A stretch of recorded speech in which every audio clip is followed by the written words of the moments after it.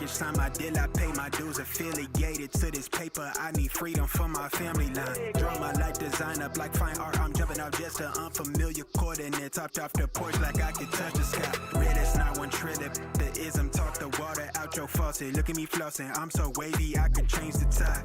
My intuition sense the hatred in your ways. You imitated, forging lines, claim meaning means that's just to justify. Yeah, right. West side, born maritime. Creole baby, my bloodline. My lungs clouded, my thoughts crowded. Say all I see is these dollar signs. Finna make a play and that sound delay. On mamas, I testify. Run for it, run for it, run. I might take paper chasing, looking for the funds. Run for it, run for it, run. I might take paper chasing, looking for the funds. Run for it, run for it, run. I might take paper chasing, looking for the funds. Run for it, run for it, run. I might take paper chasing, looking for the funds. You ain't recognized game. I'm from the Bay, okay, I'm versatile and my slang is different. I'm lane switching with the same people that I came up in this thing with. My head swivel, I'm homebound. Got a target back on my backside. The cat peeling with the cast iron. Better run for it, run before I catch you. Niggas out ball it, block it. Trying to stop my blessing. Gamble with your life. Don't bet it, don't bet it. They can't stop my blessing. You do best not to test it. Yeah, you right. Real all in my blood supply. Get ball up top, finna make a play. I cast a lob like I'm Jalen, baby. No co-signer, no co-pilot. They pen pals, my flow designer. My brain signal out of range with it. My palm mission is a dollar sign.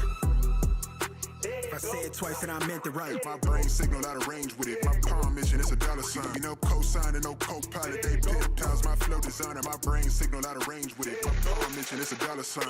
Run for it, run for it, run. I might take paper chasing, looking for the funds.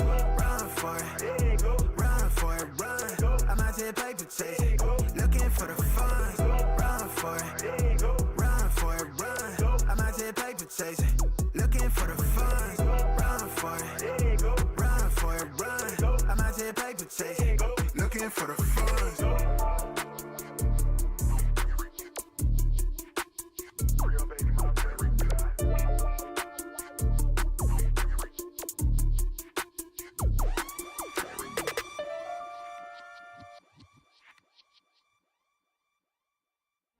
She a thirsty bitch, come and visit your dreams. You can see you here, you know that she's near when you sleep.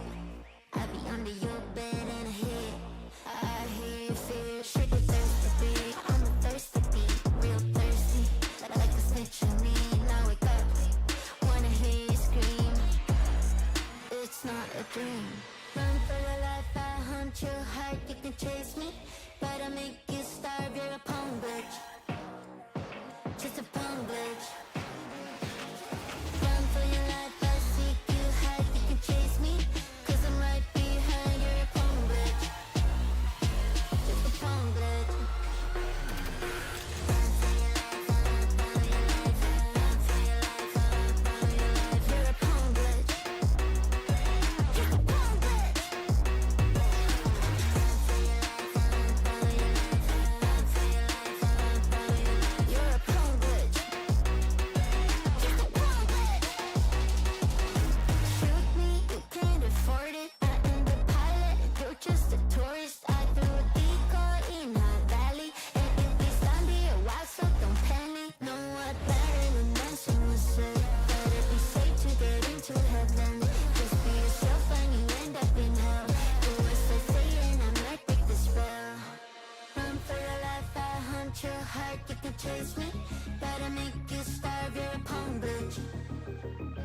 Just a punk bitch. Run for your life, I seek you hide. You can chase me, cause I'm right behind. You're a punk bitch. Just a punk bitch. Run for your life, run for your life, run for your life, run for your life. You're a punk bitch. Just a punk bitch. Run for your life, run for your life, run for your life, run for your life. You're a punk bitch.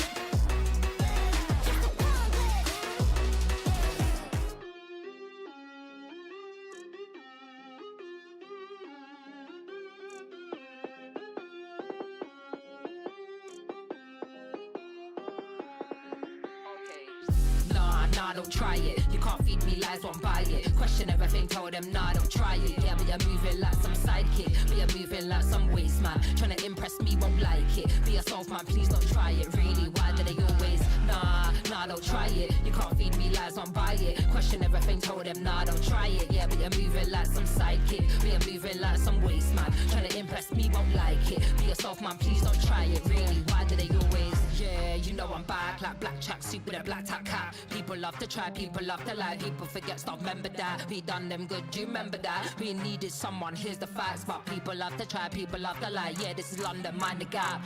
Living life just multitasking. Smile like a horror movie, I'm laughing. Motivated and focused, crafting. Dash something in a break, all your eggs in a basket. Can't handle it, why you asking? Can't handle it, why you asking? Can't handle it, why you asking? Please don't try it.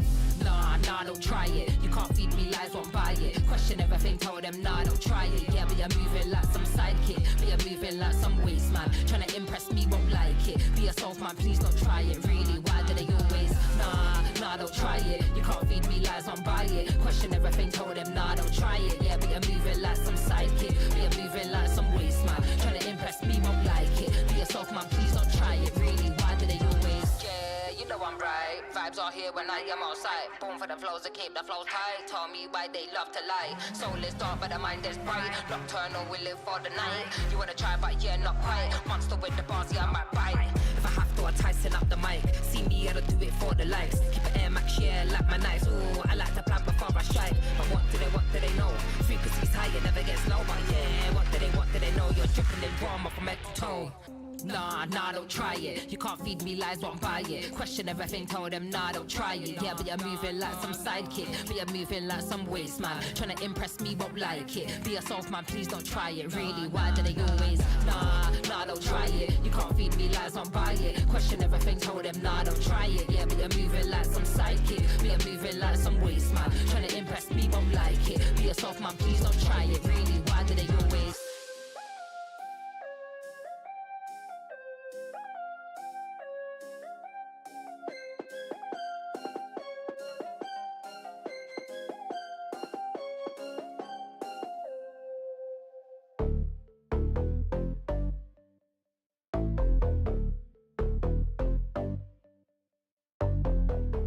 I know we only met just now, and I don't wanna freak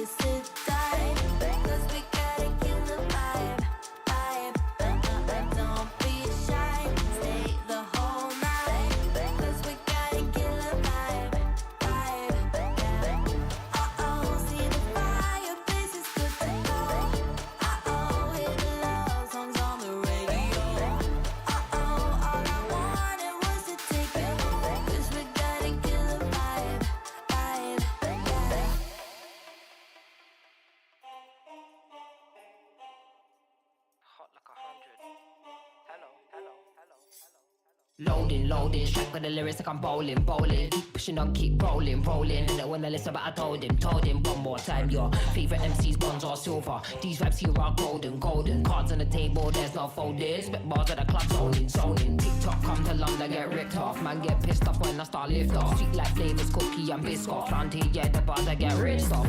Picked up my song, yo, every time I tripped up. Little petty tender, the big rock. Me and my G's do everything mix up. Full circle, now everybody linked up. That's irrelevant, memory like an elephant.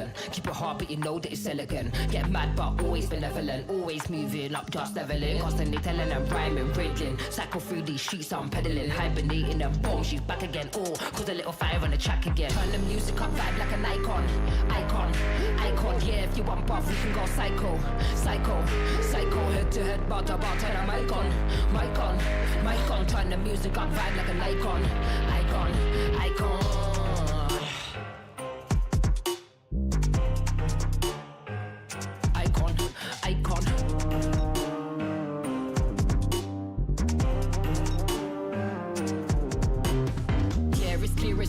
Yeah, I don't mind, I'll do it for the hell of it, yeah. Elevate bars, I regulate, yeah. UK, wheel up the tune, just meditate. If it didn't get it by 9, then it kinda late. Man thinks he's a bad man, but he's kinda bait. Live every day like it's my last celebrate. Mind on the task, we calibrate. Loaded, loaded, strike with the lyrics like I'm bowling, bowling. Keep pushing on, keep rolling, rolling. Didn't wanna listen, but I told him. One more time, your favorite MCs, bronze or silver. Too bad, these vibes here are golden. Cards on the table, there's no folding. Spit bars at the clock, zoning, zoning. That's irrelevant, memory like an elephant. Keep it hard, but you know that it's elegant. Get mad, but always benevolent. Always moving up, just leveling. Constantly telling them rhyming, riddling. Cycle through these streets, I'm pedaling. Hibernating them boom, she's back again. Oh, cause the little fire on the track again. Turn the music on, vibe like an icon. Icon, icon, yeah, if you want buff, we can go psycho. Psycho, psycho, head to head, bar to bar, turn a mic on. Mic on, mic on. Turn the music up, vibe like an icon. Icon, icon. Who's the icon? Who's the icon? Icon, icon.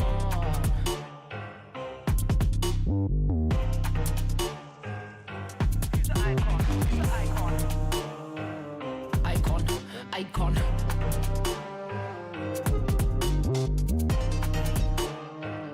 Icon, icon.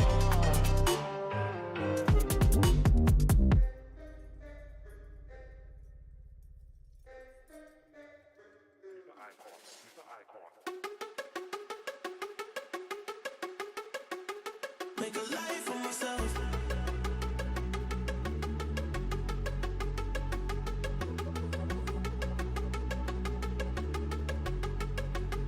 Make a life for myself.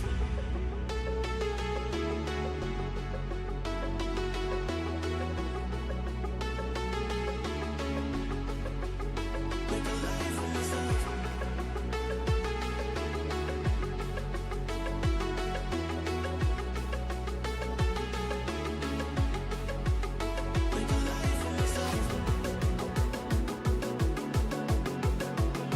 Make a life for myself.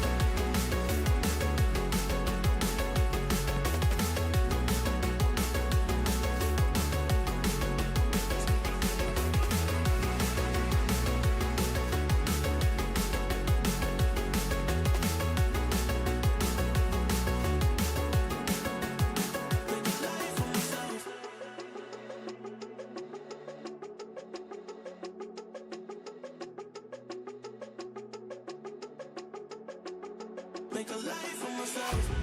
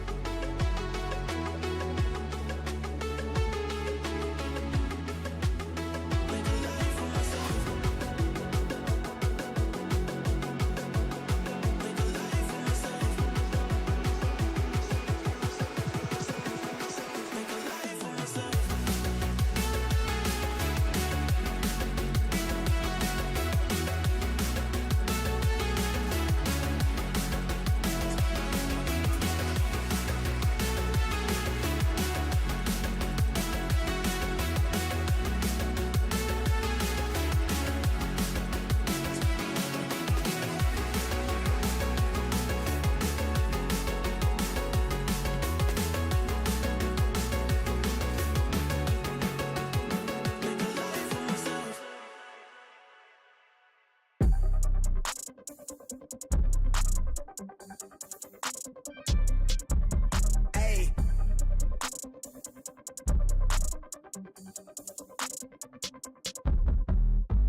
They been on it, drum on the rail. I wrap it, I bag it, I pack it for sale. Got feeling on speed out, it hit me to chill. I give it a thrill, I put it on film.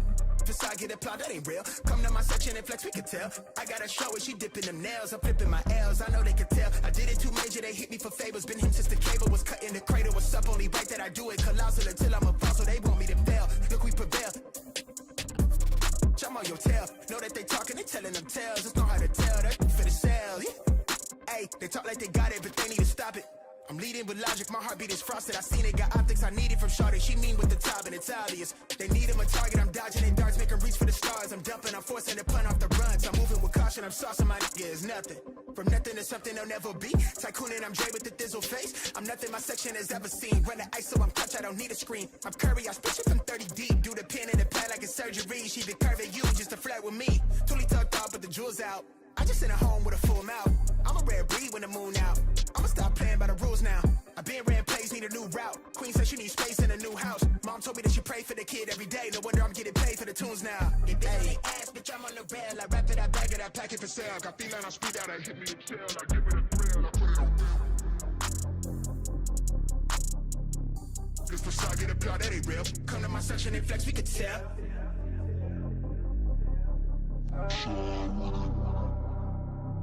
Really outside with it. Run with it. Run with it.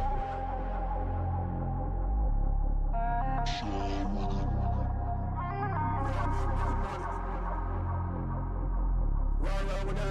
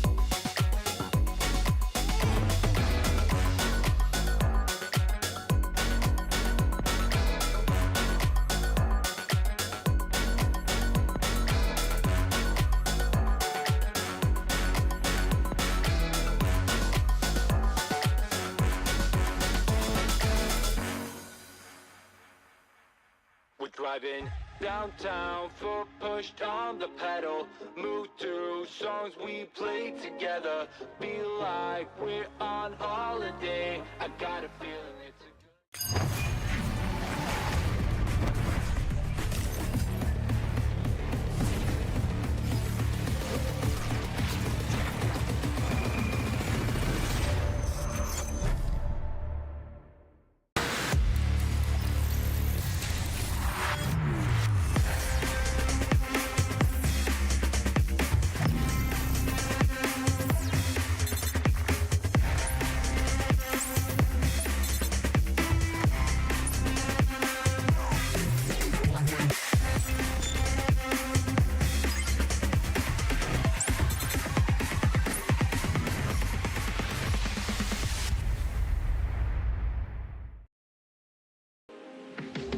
Hello everybody, welcome back to Valorant Challengers Northeast. It's day 7 of the playoffs. We've got 2 games remaining for you. One of them will be happening today, and it is the lower bracket final. It's an exciting day ahead of us, but once again, I'm Twiggy. I will be taking you through the final 2 days of the playoffs, and I'm joined once again by MP. How are you doing, brother?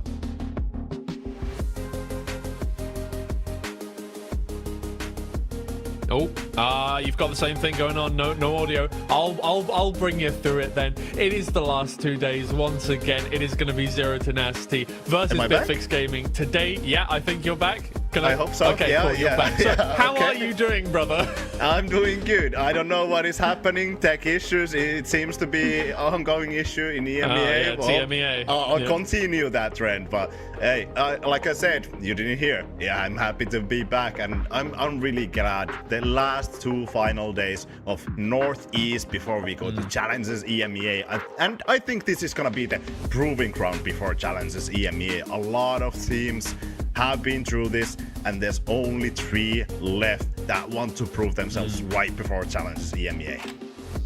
Yeah, and it's obviously incredibly important. We get 4 slots, so no matter what, you're going to be in a group with somebody difficult. There's no avoiding it, but obviously the higher seeding you are, the better things are going to be. And this game's super important because the winner gets 1 extra Ascension point moving forward in the stage.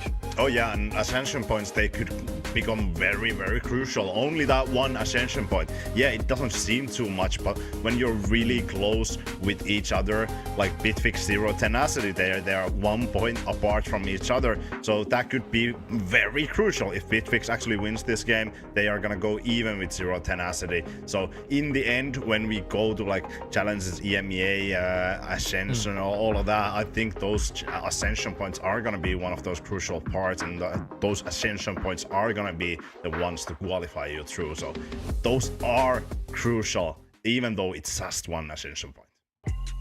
All right, well, let's take a quick look at the bracket, see what got us here. We started out with 8 teams in the playoffs. We're left with 3 currently, 2 more games to go. As you can see, Enterprise Esports got through to the grand finals through that upper bracket final, which, again, I mean, that was a series against Bitfix Gaming.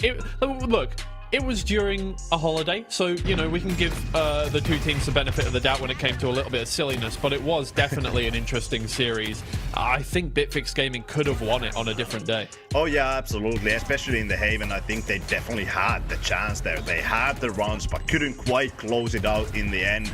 And I think when it came down to Icebox, Enterprise Esports picking up that funky composition that they cooked up like a week before, I think they said, Bitfix didn't really stand a chance. Even though they got 9 rounds, I felt like the momentum was all over from that Haven.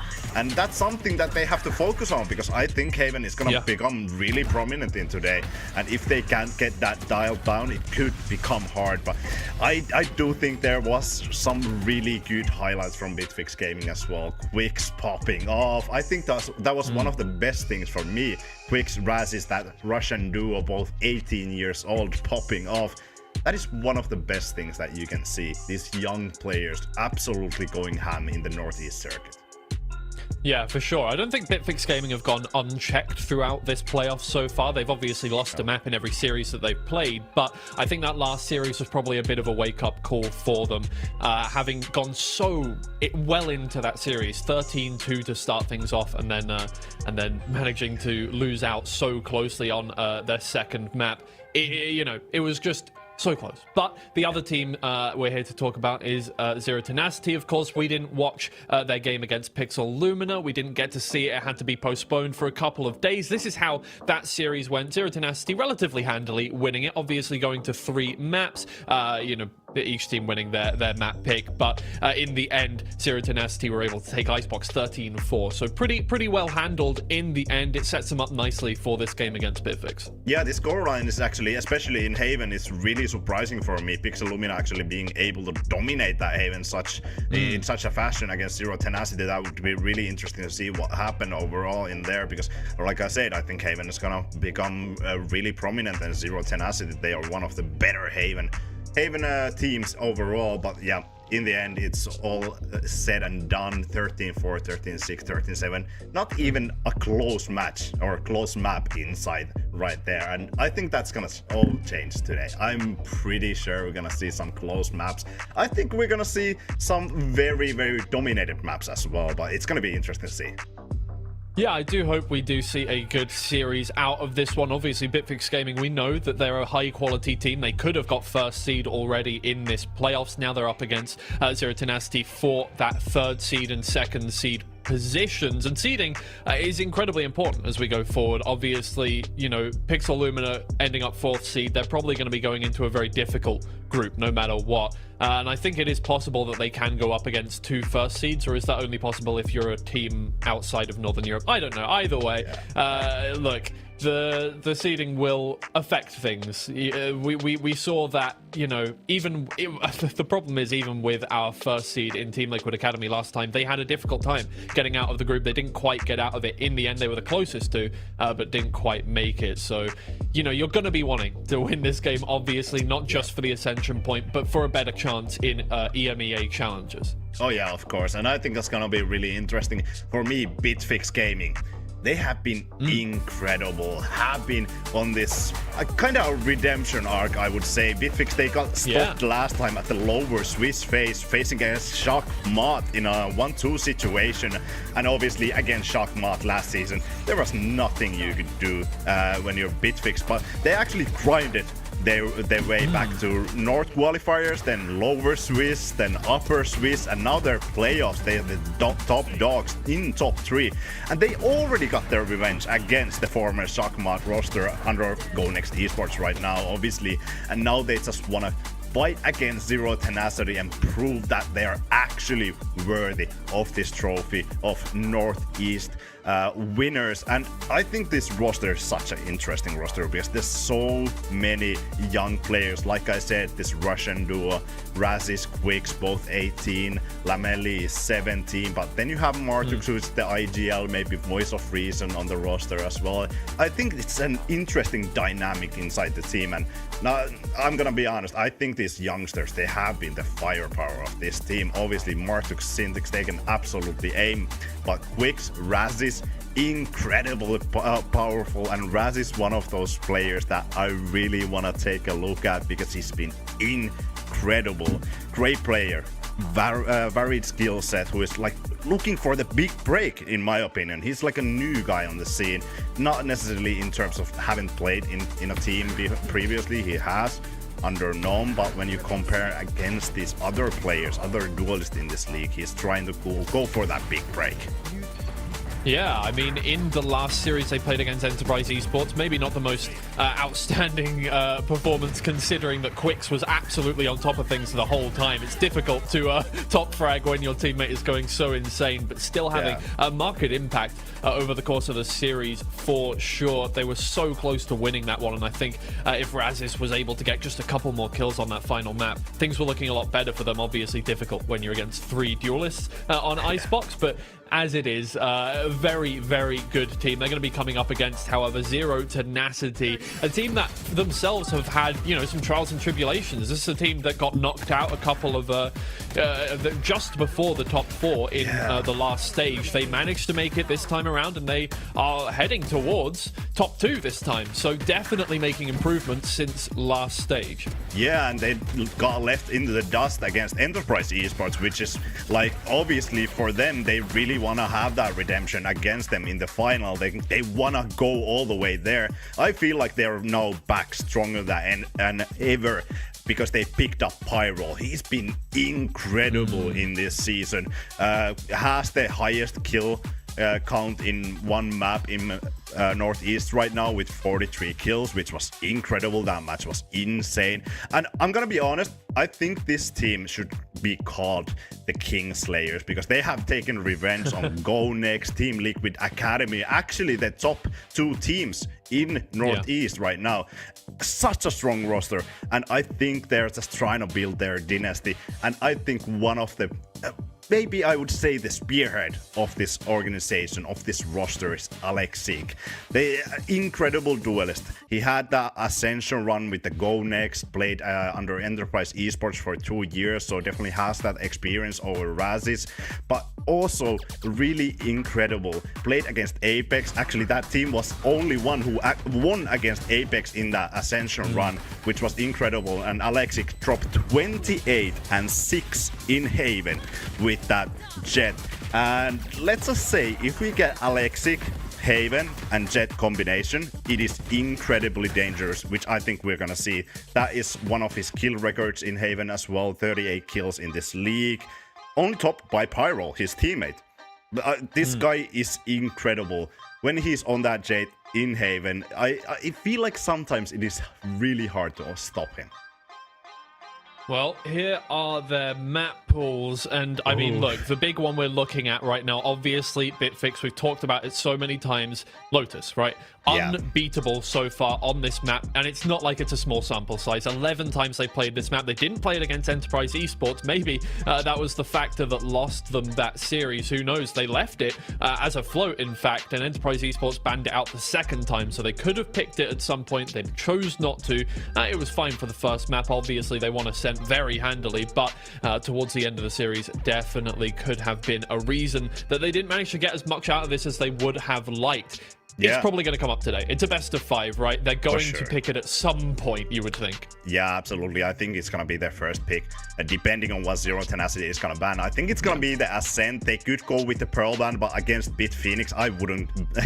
I wouldn't float Ascent, definitely. Lotus probably going to be the first pick for Bitfix Gaming. I don't see any other map that they would want to go first. And there it goes. Haven, easy pick for Zero Tenacity, unless they lost confidence against Pixel Lumina, but no. I think this is where it comes down to maybe, do you want to go Icebox first in terms of Bitfix Gaming, which I think is one of the really stronger maps for them. Pearl is a good map in terms of having Zero Tenacity on the other side, who actually has been panning Pearl here and there, who is not really strong there.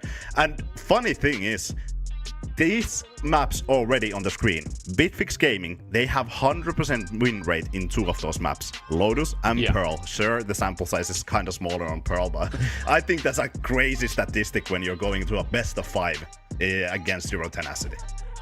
Yeah, and I think for Zero Tenacity, obviously, the conclusion you draw from that is that Haven is incredibly important. That's probably going to be stopping them from losing it out in 3 on that one, because in all likelihood, you know, Bitfix Gaming are probably going to be winning Lotus. I don't want to, you know, I don't want to jinx it, but the stats speak for themselves. It's not like they've only been playing against, you know, like Premier teams on this map. They have been playing against a wide range of skill levels on this map, and nobody is yet to beat them with this Triple Sentinel comp yet. So I've seen a lot of people singing their praises for it, and I'm hoping to see a bit more of that, you know, impressive nature out of them. It would be an amazing start to the series for them. Yeah, and look at the attack win rate that Bitfix has in this map. It's 63.0. You would imagine with Triple Sentinel, it's mostly on the defensive side, but they understand this map brilliantly. How they play those Sage Walls as well. They use it as elevation on different situations. I think they know this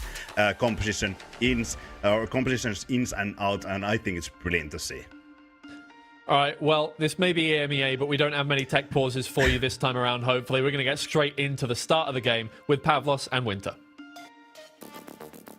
It is indeed time to get going with the lower bracket finals. We've got 2 teams which previous split we're not seen in the top 4. We're not the representatives of Challengers Northeast, but now have got a chance to be in the top 2, make it to the finals, and there is no better way to get there. Some tenured experience with some youngsters, some teenagers. This battle will be awesome.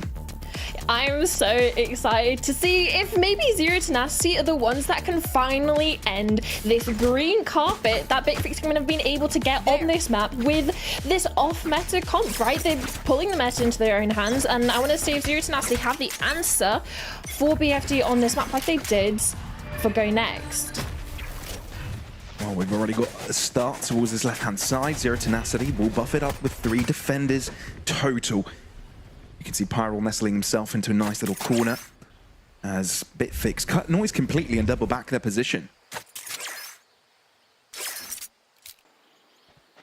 Pissed around, not really much happening, right? There's a little bit of poking and prodding. They showed some space over towards A, but with this long line, right, now over towards A, they're going to have plenty of warning signs to start to rotate over, especially now with putting that one way deep over towards long. They're going to be happy to push. There's going to be more information for them to work with. Indeed. And it's a matter of time when Syntix will know of such presence. Smoke will fade out, but it won't come down to that for the engagement. Bitfix start to make waves now towards this right-hand side. They do break Hobbit door. That's probably going to alert of a potential split towards B, keeping MSH busy in that location, while Bitfix start to walk in. First trade through, it's Bitfix with the plant, a 4v4 for the post plant. Look at this flank as well. Pyro is going to break that, so it is going to alert at least Syntix to this possibility, but they have so many things in place to make this work. He's been spotted out already early on, and he cannot connect the shots. That's opening up the flank. Indeed. So Zero Tenacity definitely have the front foot inwards here. The stun does catch Razis in his efforts to crash down onto Kramagis's position. Zero Tenacity get away with a very clean post plant and take over the site as if it was theirs from the beginning, which it was. Yeah, they reclaim it, right? They let it slip slightly. But yeah, it was talking about that retake in general, especially when you're looking at the composition Bitfix are coming in with. Raz's that stage wall is going to go so consistently over towards stairs, and the player on site can get isolated. Pretty thankfully takes one with him before he goes down. And then especially the kill onto Syntix, Pyro's already given a distraction onto the flank, lets Alexic catch Syntix a little bit off guard. Sure, we saw an opportunity to capitalize on it, but it wasn't. That opens up the double flank, and there's too many players for the rest of the Bitfix gaming players to deal with. Like, all those kills were isolated, and they still had a backup plan to go with it as well. Interestingly enough, Bitfix are actually going for a force buy here. Stingers galore. Alexic does get away. Now this game features some of the top performers from the entirety of the league in playoffs so far. Alexic just second overall, and you've got the likes of the youngster Quicks, who has taken over nearly every single rating apart from ACS. Really strong shooters all across the board.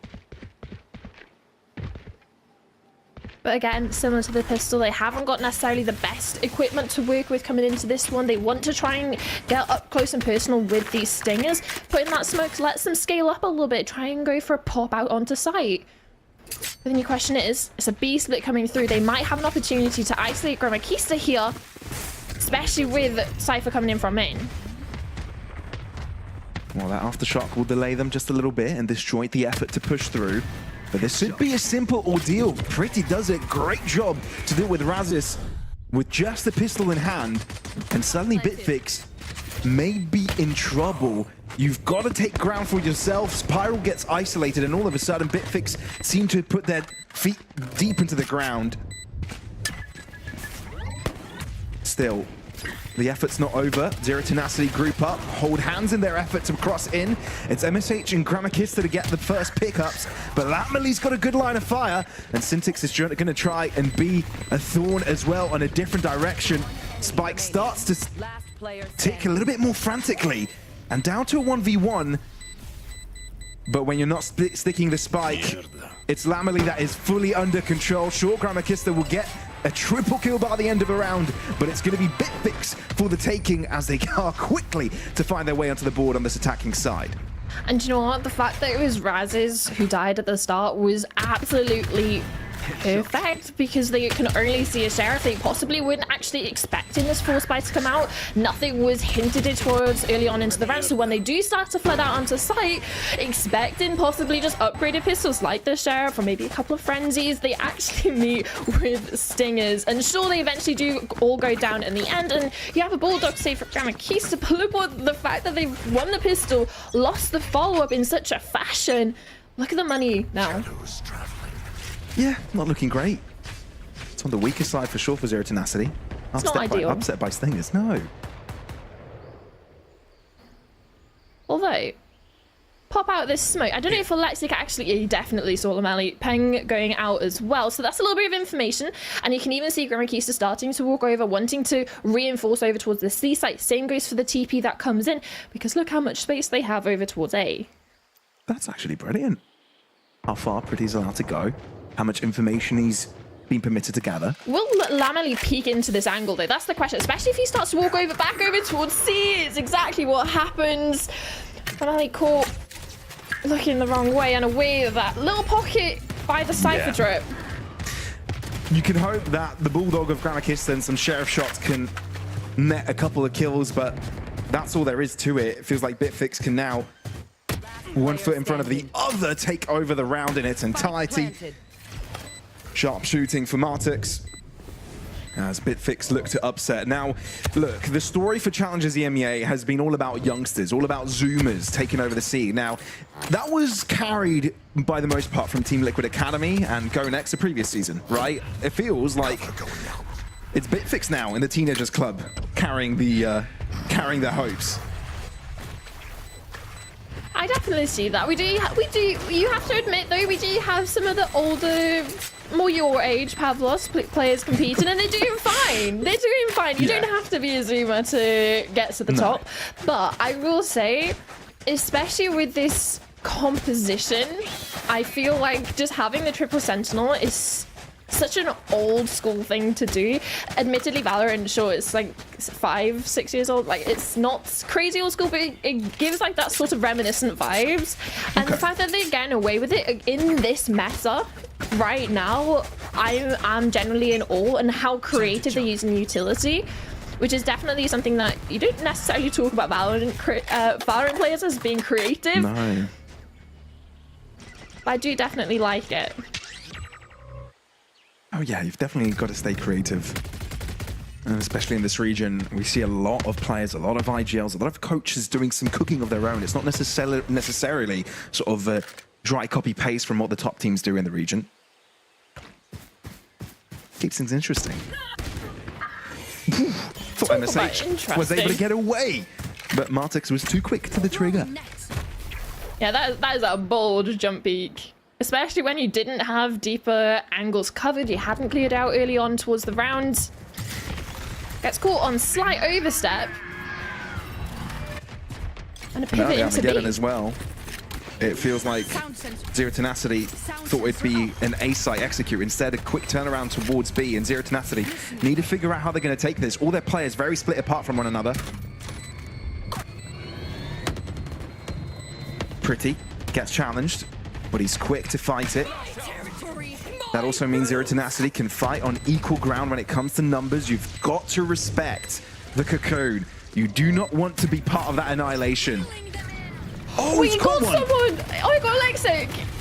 And Gramakista trying to save his life. I think he's been able to do it, but in the meantime, Martix gets the collection onto Pretty instead. Now, Bitfix have got the numbers. Razes breaks out of the smoke. Paranoia not good enough to allow Pyral. The delicacy of collecting another. Zero Tenacity's buy round completely interrupted.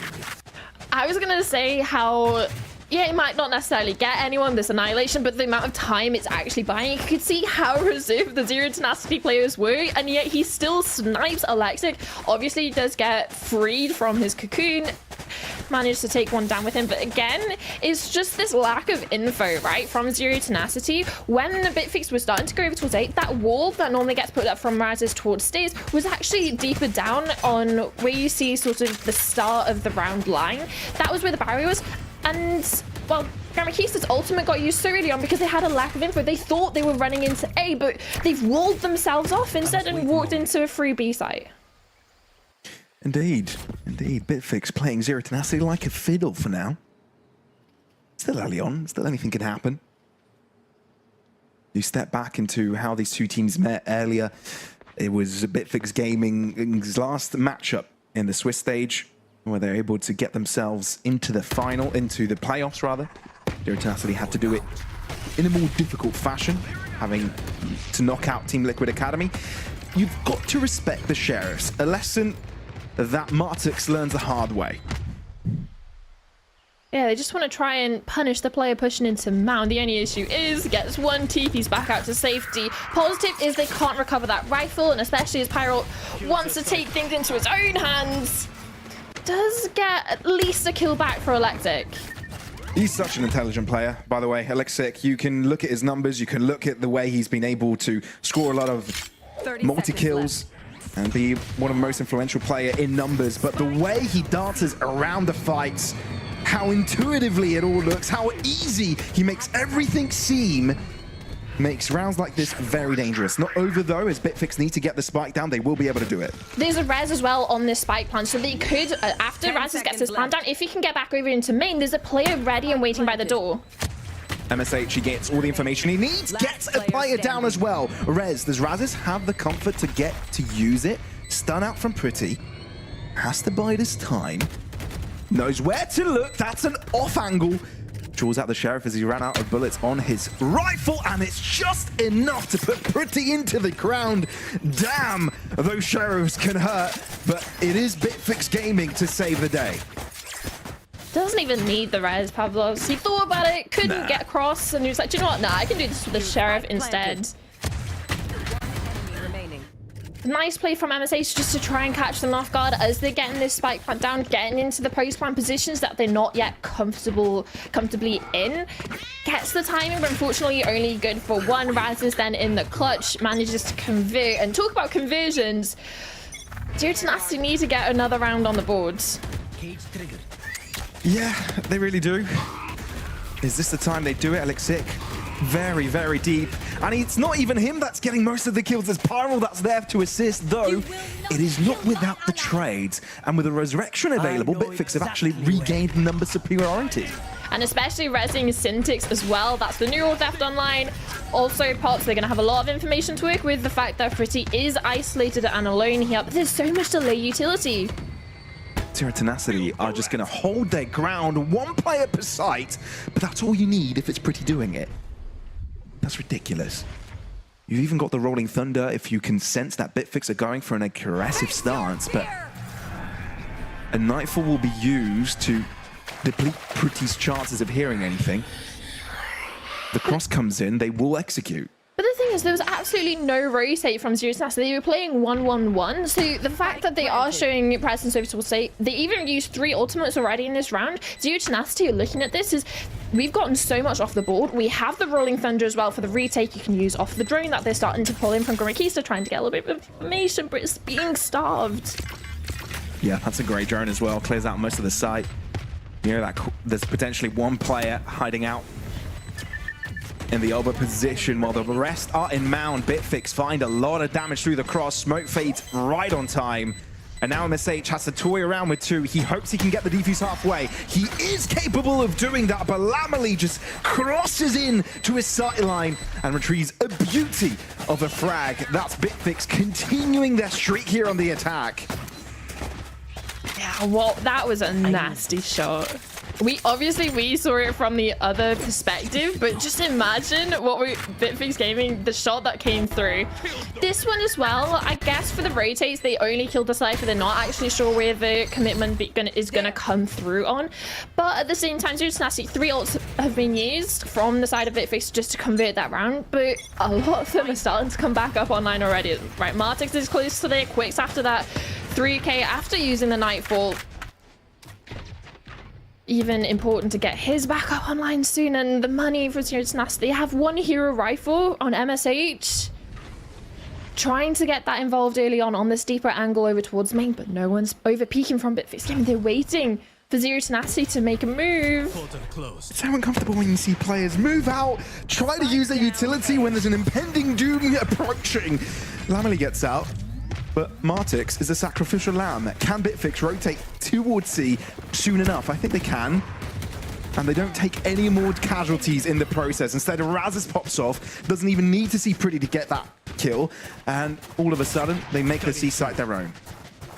I absolutely love this hit on C, by the way. They always wall up. Ameli gets the smoke onto mid-site, and Razes just walks in. Because a lot of the time, you're not going to be seeing someone play on that position on that spike, and he can just run into the site. Although, he has maybe gotten a little bit of a taste of his own medicine. Yeah, just a little bit.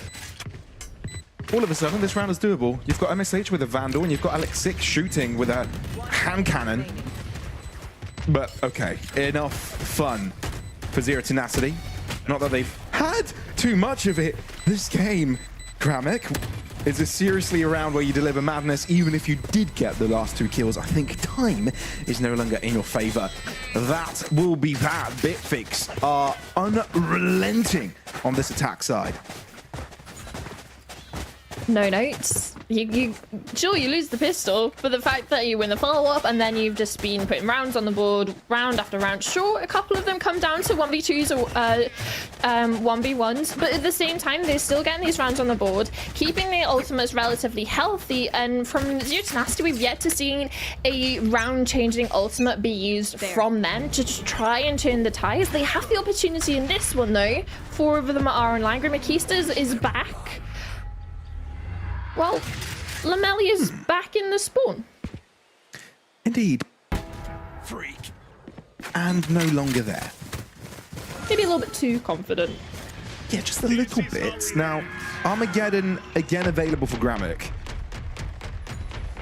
It's again the same one being used before, and it's being used so early. And it doesn't really have an effect for Bitfix. Instead, they get away with a free plant, not much 2 damage taken. Oh, that's uncomfortable. How did Pretty get away with that? How is he still around on the side? So many Bitfix players around, but Alex6 mustering a bit of a lurk. Okay, this is going to get chaotic. Hold on to your horses. Alex6 on site already. TP correctly placed. Syntix, the gatekeeper now, but cannot deal with the madness coming towards him. Razes tries to hold things down by himself, makes so many players low on health, but not enough for the secure. Zero Tenacity have broken the curse. And what a confusing way to do it. You had players in spawn, players up fighting deep into stairs through the stage, while you had players still over towards mini door, the connection from B, and Pretty was on the site this entire time.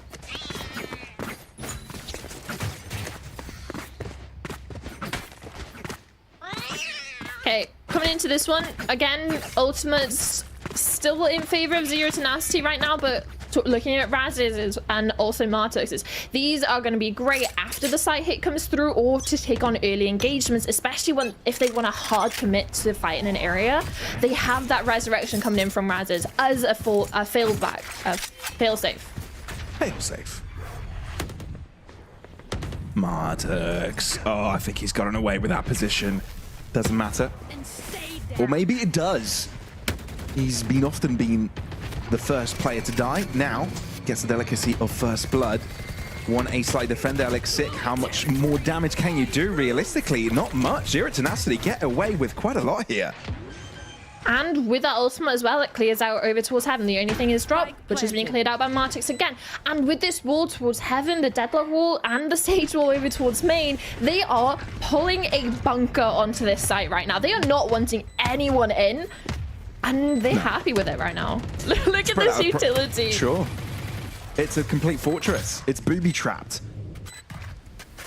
It is, quite frankly, not a safe zone for Zero Tenacity. Bitfix have learnt their lesson of spreading about and spreading all across the map.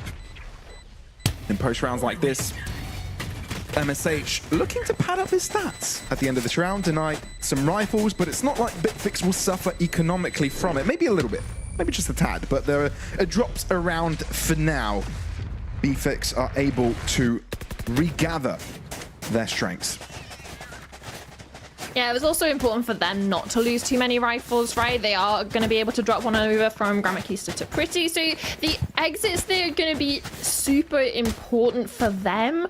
But for the side of Bitfix, right, you're looking at this composition, and again you're going to say the same thing. As soon as they get onto these sites, it's going to be utility after utility. That was like an extreme case, I think, what we just saw in A, the fact that everyone was locked in. Even the Sage will block them onto site. After the Sage will hit a Cypher Trip. After that, you hit a Deadlock stun. And there were so many different things on all 3 entrance points that you just can't let them get into that safe, comfortable post-plant position. This is a bit of a switch of the pace, though. Bitfix going hyper aggressive this time around. Is Zero Tenacity ready for it? They have also rotated 4 players to this left-hand side. Bitfix opt out of the push. And are they going to be quicker to the trigger on rotating than their opponents?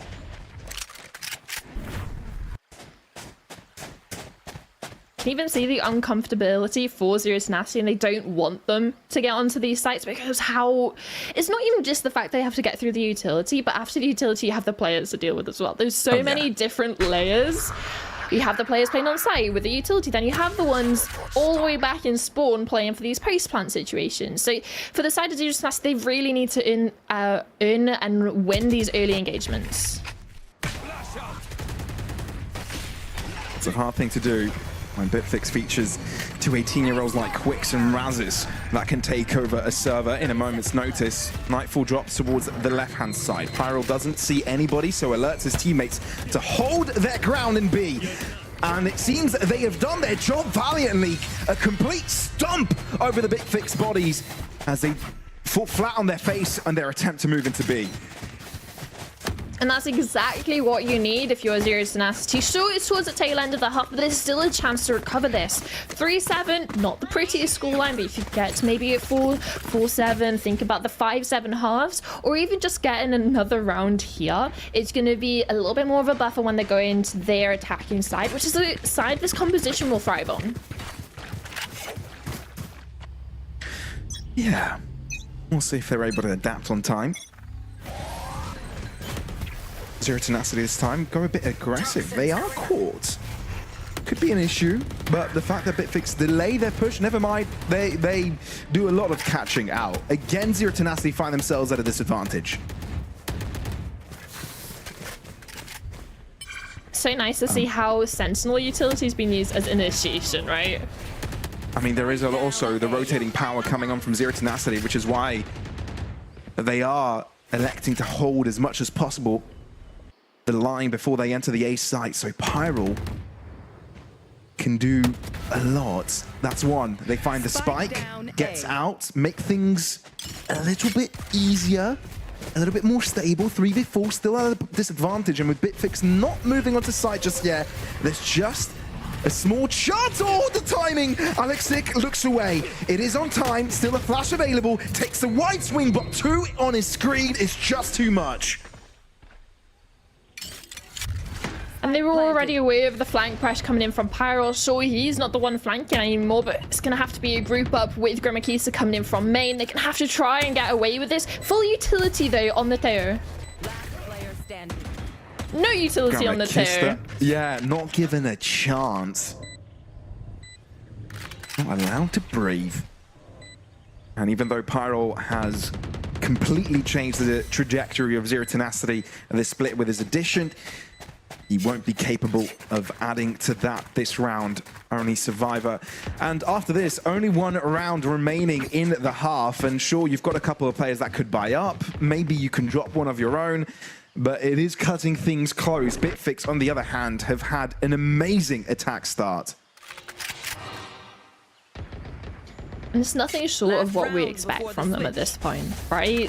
Especially in the context of both of these teams have played the map 12 and 10 times, 12 and 11, so they've got a lot of reps, but the only difference is Bitfix has won every single one of them. Zero Tenacity had a little bit of a hot streak where they were being successful on this map, but it is scattered in with a couple of losses, which is normal.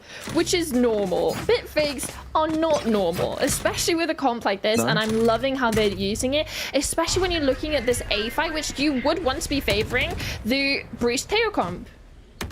Martix is the opener of so many of these situations, so many engagements he takes, but so many of them he wins. Not only does he get a pick, but he locks one in his annihilation, has to drop eventually, but he's given his team so much space. Pretty holding down the push. Gramakista assisting, finally things going in Zero Tenacity's favor, but at least Bitfix can enter the site. Yeah, they might be able to enter the spike, but they but they still have to recover the spike. Even the drone's going to be spotting it out, even spotting out Raz's positions. They have to be wary of Heaven, which you have MSH watching for. But the only thing is, they have to cross the stairs, and there's 3 players waiting. It's so smart for Syntax to take that position, but he wasn't there on time. He wanted to see if he could do something in that situation. So it is damage control from Zero Tenacity. Can they revert the status of the game in the next half? We'll find out in just a bit.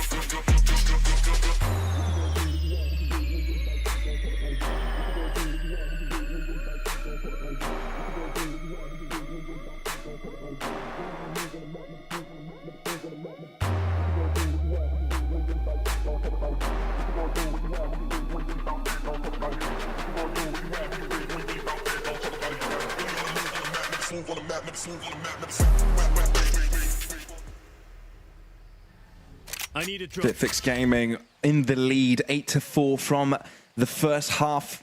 The first map of a best of 5 that potentially get them into a grand final. What a way to start your professional career as a player. Can they make that dream possible? But Zero Tenacity stand in their way, and they've been the Green Reapers on the lower bracket, and they'll want to make sure that Bitfix are also going to be finding themselves a similar fate as the ones they've taken down. Yeah, and it looks like they're just wanting to go for a straight up C here. You have MSH playing for any sort of instant aggression over towards A, but with the comp, you're not exactly going to be seeing that all too often, and instead, you're going to be reinforcing these sites. Sage wall and trips over towards A, deadlock wall over towards C.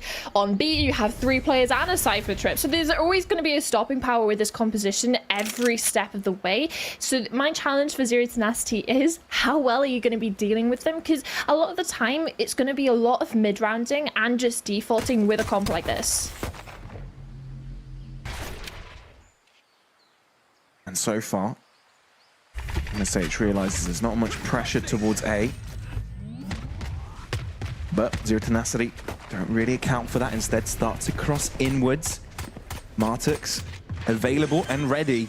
You've got 4 players to throw at this as soon as possible, and you've even got Razis looking out on a potential flank from behind, and it does work out superbly. Somehow getting things close. Bitfix win on every end. The only thing succeeded here from Zero Tenacity is those couple kills and the spike plant. Other than that, Pretty is in a really tough spot. They know where he is as well. Tapping the spike, hoping that you can connect on a random jump right click. It's not quite working out for Pretty. Instead, Syntax makes quick work of him, and a very important pistol for Bitfix to carry the momentum from the previous half. not only carrying the momentum, right, but also solidifying it back possibly in their favor. Because at the end of the half, we sort of got a little bit shaky, right, for Bitfix. Zero Tenacity started having a little bit of an answer back in the last tail of rounds. You can see they were going back and forth, but again, coming into this one now, getting the pistol, and also likely, or should be having this conversion as well up onto double digits, unless Zero Tenacity, although they haven't got a force, they do have a Bucky. They do. How much can that Bucky do? Well, Zero Tenacity have found their way in. A couple of players with a possibility to TP. Shorty will not be the shotgun that does most of the damage. Instead, it's a classic. Oh, so much damage done, actually. But no cigar. A couple of casualties for the Spitfix side, but they do secure the round.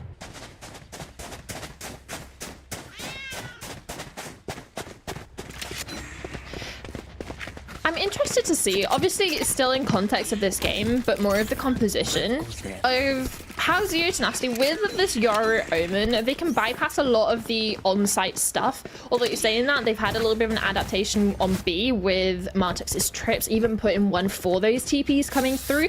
But it's more of, you're looking at Gramakisa, what can they do with his utility with the salvo to try and break some of this utility early on so they don't have to deal with it going for the site hits? Oh, I like the early wall up. Doesn't account for a kill. Instead, the aggression pays dividends. Zero Tenacity started this round with the better weaponry, with Vandals all across the board, but they will have to start things off with a deficit in numbers. Not for long. Pretty stuck. He's been caged in right now, and that's why Lamelli wants to go collect this kill. Yeah. Rough. But somehow Alexic finds himself in enemy lines. Spike left behind, so it's not like they can take C control and hold it. The three players opting to group up together, and similarly to that, Bitfix have put Quicks and Razis in a similar position. But I don't think they know that the spike is down. No, but they are holding. Never mind. Oh, that would have been great for info. But the thing is, they also don't have info where Alexic's gone. He came through B early on into this round, gets the lurk kill through B into CT, onto the player deep onto C spawn. But it's more of the fact, sure, they've been able to collect their numbers back up, but it's for Bitfix Gaming. They're re-clearing a lot of this stuff because so many question marks has been left by Alexic, which they might start to get answers as soon as this spike starts to go down onto B. You can see the instant reaction. Yep. Some utility available. Guided salvos. Stopping Zero Tenacity, or at least Bitfix. It's dropping quickly. No paranoia available. These peaks have got to be dry. And that's going to really make matters difficult for Bitfix. Quicks and Razis, the two highest performance on the squad, are looking to make it work. Razis only good for one, so it's Lamely all by himself on the clutch. Does so much to Gramakista, but no cigar by the end. Zero Tenacity able to take over. Good recovery, especially with how we saw the start of that round go. Sure, a couple of trees left, right, and center over towards A in that rebel fight, but more importantly, the fact that because Martix technically isolated Gramakista in that angle. Sorry, not Gramakista, Pretty in the angle, they were able to capitalize on it, get the trades in their favor, but the mid-rounding, the loot from Alexic through B, the question marks Bitfix weren't able to find the answers to put them in a situation where they're finally up onto 5. Yikes. Yikes. Oh, indeed. What does Zero Tenacity make of this, though? They do get the early pick towards the right-hand side, but the decision is to spread out, not really make any rash decisions.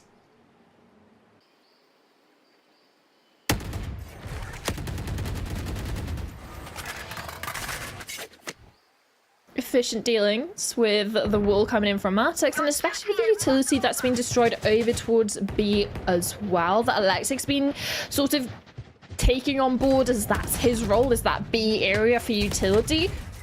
Only issue is Razis has brought his friend back to life, so it's still into a 5v5 situation. Indeed. Look at Alexic, though. This is very, very sneaky.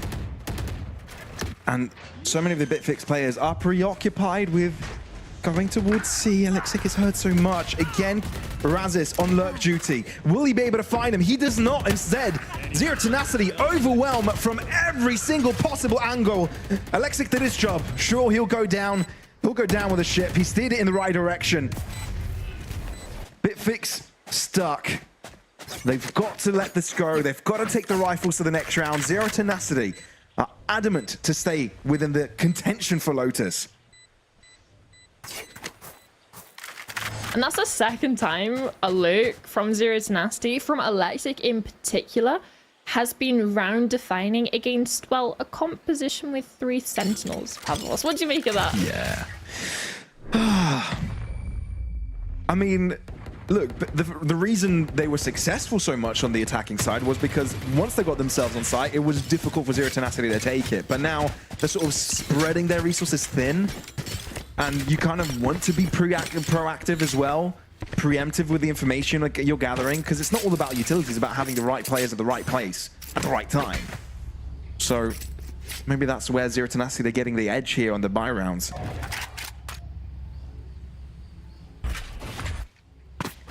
Another little bit of a switch up in the setter. They're now starting to double up the Sage and the Deadlock over towards A. Usually they like to have the Cypher and the Sage utility over towards A, so that might be a little bit of a difference, even though we're on a part of a bye where, well, Maltix has barely anything to work with, similar to Raz's. Does have the wall, but it's mainly about the weaponry that they're actually putting over towards the site in general. Zero Tenacity want to make sure this is as clean as possible. No, some of these players are going to have weapons, but it's still a lesser buy that they can't falter to. It's scary, isn't it? Oh, and I think Bitfix are considering to push this. Oh, this is going to be very scary. Alexic is holding down the line. How many can he get? Oh, nearly everyone. Clean stuff. It could have gotten out of control, but it isn't. Dealt nicely, smoothly. And yeah, that should be the round as well, as Lamelli will be holding on to the Vandal he's had for the past couple of rounds. Yeah, Pyrol even picking up the flank, aware of the timing possibility that MSH is just going to be walked past him, spotted out now. It's just a formality of how many is he going to get on the exit. Or if he just leaves as the smoke settles as well. That's exactly what he'll try and do, at least. Does the right choice, makes the right choice to not go towards C. Traverse all across spawn, given that that's where MSH has gone for the lookout. But yeah, this is Zero Tenacity definitely showing they've got what it takes on this attacking side, have shown that this is where they've got a lot of comfort. They are brute forcing a lot of these situations, right? You've got 3 initiators that are doing a lot of work. Well, it's 2, but I count Omen and Teo. Well, basically, and Yoru, sorry, as another one. You know. Okay. I was like, am I counting wrong? Is there a 6th player on this that I don't know? It's 2 and 2 halves, so 3. You know. Sure. I'll give you the benefit of the doubt on that one. Similar to how you call MSH a sentinel, but like, really though? Sure. Yeah, you know, you play that type of role. It's not the agent you play; it's how you play. You know. Yeah. No. Okay. I'll give you that one. And Okay. it's a similar to thing of like we're looking at Razes. He's on stage, but he's still in his duelist mentality, right? When we're seeing those walls up. Another interesting wall that they like to do. Oh, there you go. They've just done it over towards Waterfall, getting up over onto this angle and peeking over into sight. Not gonna net a kill though. Ooh, really good Armageddon. It's gonna catch 3 players. Can you follow it up? They're Oh, the right dead. into the corner. They can't go anywhere. Locked in, Zero Tenacity. Barely need to take a fight. All they had to do is correctly place their ultimates and take over the round in matter of seconds. That is an uncomfortable way to go down if you're Bitfix. And it's a wall that they love to do. I was literally saying it as they did it, but Zero Tenacity have been looking at the tapes, right? They know how they like to retake C, especially when they have the resources to do like a triple player over towards Waterfall with the wall up, pop the Armageddon in. You either force the fights in front of the wall, or they just get trapped behind it. And especially noting the direction the Armageddon came from, it was top to bottom, right? Doesn't give them a chance to escape, forces the fight, and realistically, Raz has walled the rest of his teammates in. There was not enough of a gap or enough time to get through it to even have a fighting chance. Nope, not at all. And things getting out of hand. And that's why we see a bit of a timeout as well. Perfect's trying to get a grasp of the situation, read what is going on, how they can improve, because Zero Tenacity, everything they've wanted, they've been able to get.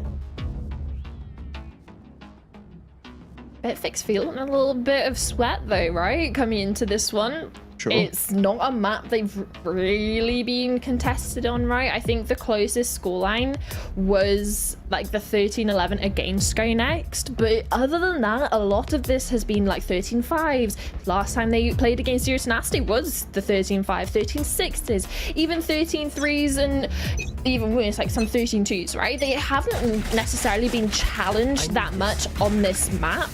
And it's nice to see Zero Tenacity are having a little bit of fight back. They have improved since the last time we've seen them come up against come up against Bitfix Gaming, because when they were on the when they were on the attack, they were only able to get 5 rounds. They're almost matching that and have an opportunity to beat it against, again, a bad buy from Bitfix. Yeah, it's rough. But again, they do group up their players together. Lamely's giving off his position. That is rough. Cannot get the better of that situation. Annihilation, does it connect? I'm not sure. But it doesn't even matter. It doesn't come down to that. Razis just pops off. He's done so much and he can do so much more. Both players from Zero Tenacity, limited amount of health. Gramakista has to run away from that. He's not going to get that spike back. Oh, I feel like that was a flash from Pretty. Possibly onto Pyro. I don't want to say it was, but there was something that flashed that poor man when he TP'd up, trying to get the kill onto Martix, trying to get the trade. Thing is, there's plenty of players, Sage Wall up to get on top of Rebel to have that elevation. Plenty of util to drop. What a round to win, right? If you're Bitfix. What a way to get back into the game. You were struggling on the buy rounds, opt for something different, a bit aggressive, take space, and Razis pops off. I think you can definitely attribute a big part to this round to him.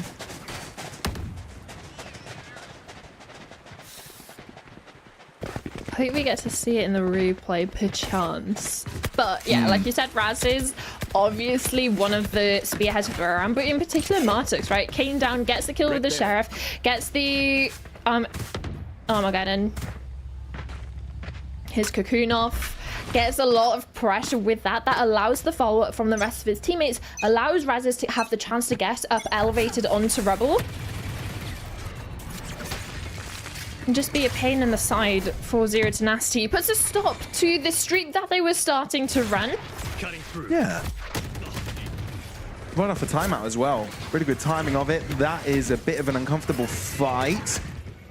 But I think Bitfix's push here might have a chance to catch the mount aggression. Instead, Zero Tenacity opt out of it. C2 players playing aggressive and do not want anything to do with it. Alex Sick, he's been great with openers, but he hasn't survived after that. And Razis brings back the numbers advantage for his team.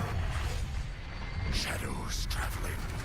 How annoying must it be to play against a Sage who is at the top of the board, constantly getting this resurrection online and using it so liberally that they are constantly, oh great, we've got the advantage, fine, it's 4v4. Oh guys, Razis has his ultimate again. And it's just constantly another thing for Zero Tenacity to deal with. I like the fact that Pretty, you know, try to spearhead that play, not getting the spike down first, trying to get a pick, but it doesn't quite work out. Oh, what's the play here, though? It seems like they really want to put focus towards A. It's a wise decision as well. Potential to pin to the players in MSH, trying to go for the one. Razis had that information available to him, and he goes in for the re-swing. The timing on main as well. Yeah. He's solo in that endeavor. Rolling Thunder comes out, not towards Lamely though. Instead, Pretty wins that fight. Pyro can take over in the different front. Quick has to regress, but he'll take so much damage from the guided salvos. Razes has to opt out of the round. Zero Tenacity somehow able to thread the needle and run away with the steal of a round. Yeah, big shout to Pretty in that round. Sure, only gets 2, even one being an exit, but that one kill onto main, onto Lamelli, after using the Rolling Thunder as well to delay everything else onto site to support his teammates in their endeavor of holding down the other entrances. But it is such a crucial kill onto Lamelli in the fact that it allows them to hold on to main control, and it also gives them obviously the advantage back in their favor, having lost MSH over towards Rebel. And it sort of snowballed out of control for Bitfix Gaming after they lost that flank presence. Oof. Oh, Okay. that's nasty. That's an understatement. No trades. Healed back up. Not too shabby for a start if you're Bitfix. The thing is, you want to stick the landing. These buy rounds, even at a numbers disadvantage, have been Zero Tenacity's strong suit.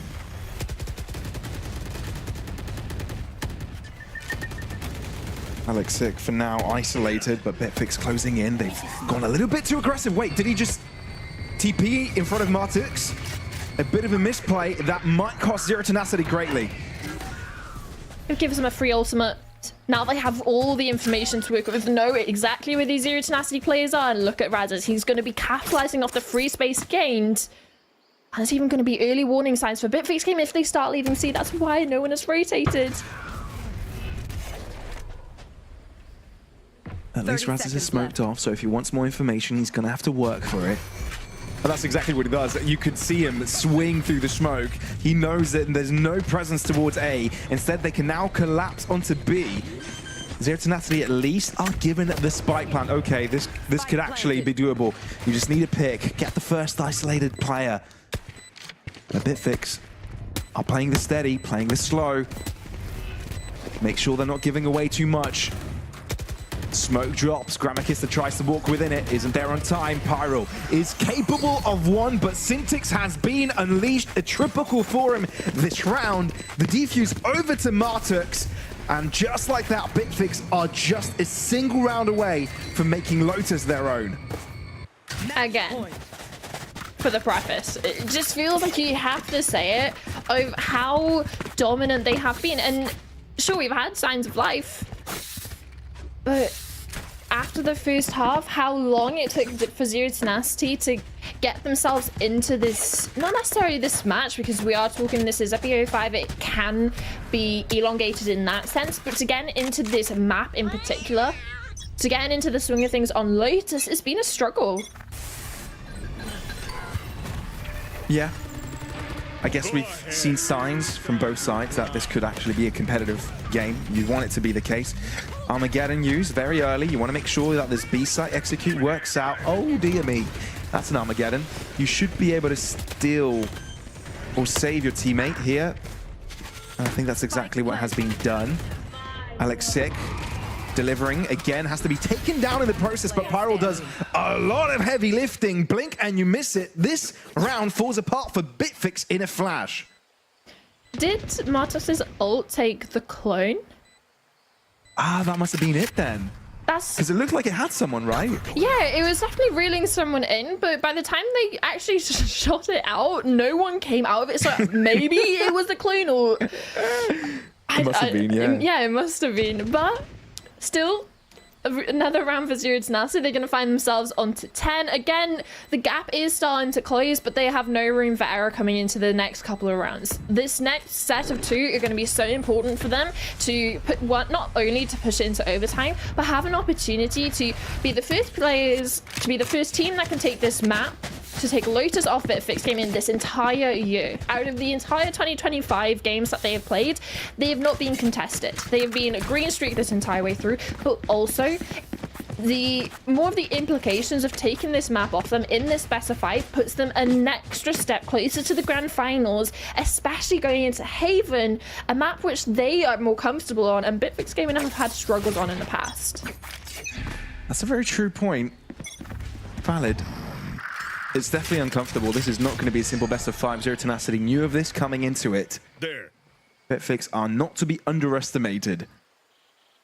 They're here for a good reason. Another switch up from utility. Bitfix Gaming is starting to shuffle around the deck. They have the deadlock back over towards C, but this time Sage is on B, Cypher's over towards A. Couple of kill trips playing towards heaven, even with camera to protect the stairs. So when the players start rotating over, that's fine. So it's a full setup to hold down towards the CB position with fast rotates. Sage all over towards B main now as well. They have to contest this. There's too much information for free that Razes is going to get. Oh! He looked for a second that Razes was going to get away with his life. Alexic does not let that happen. 4v5, where Zero Tenacity have the numbers. 45 seconds remaining, by the way. Yet to make a choice of where they want to go. Dimensional Drift available. Alexic can gain a lot here. But does this change the call for Zero Tenacity? Instead, he's going to be going through B into C to get a lot more information, but there's still going to be troops on site, especially towards Miss, like getting stunned up. Now that's the Yoru clone and the Yoru ultimate doing the best work. Lamely trying to get there on time, only good for one in the process. Quicks does get just an inch closer and gets away with his life. Spike punched into the ground. Martic struggle, but Syntix is there to help out. Oh, this is going to be close. Pyro drops. Gets the superhero landing collection in the end. Zero Tenacity are fighting for overtime. No replay, but it's fine. No replay. Yeah, it's okay.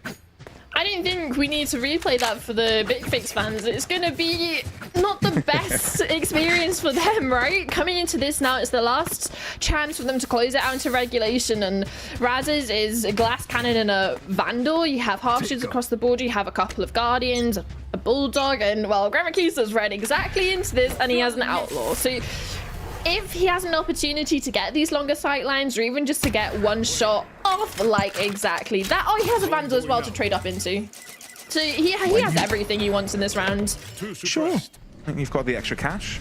Oh, and that spotted Quicks out over towards the end. I thought he was only going to spot Syntix and they could be lured into a false sense of security going back over towards C.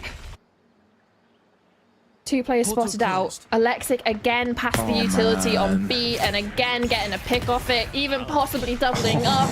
Confirmed. I mean, Alexic has already done all the damage he needed to do, right? Even though Bitfix have found something of their own, Syntix is all to himself on this endeavor. And overtime feels like an inevitability. Yes. An inevitability. So true. I said it right. Damn. Yeah, you did. Nice. It felt wrong.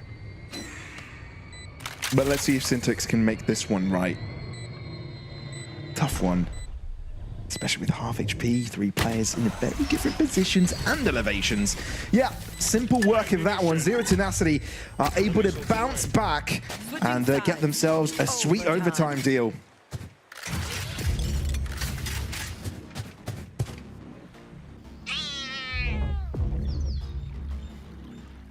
And it's not if you're Bitfix, this is a little bit concerning, isn't it? Because this was your best map and the one which the last time you met Zero Tenacity in were able to inflict most damage.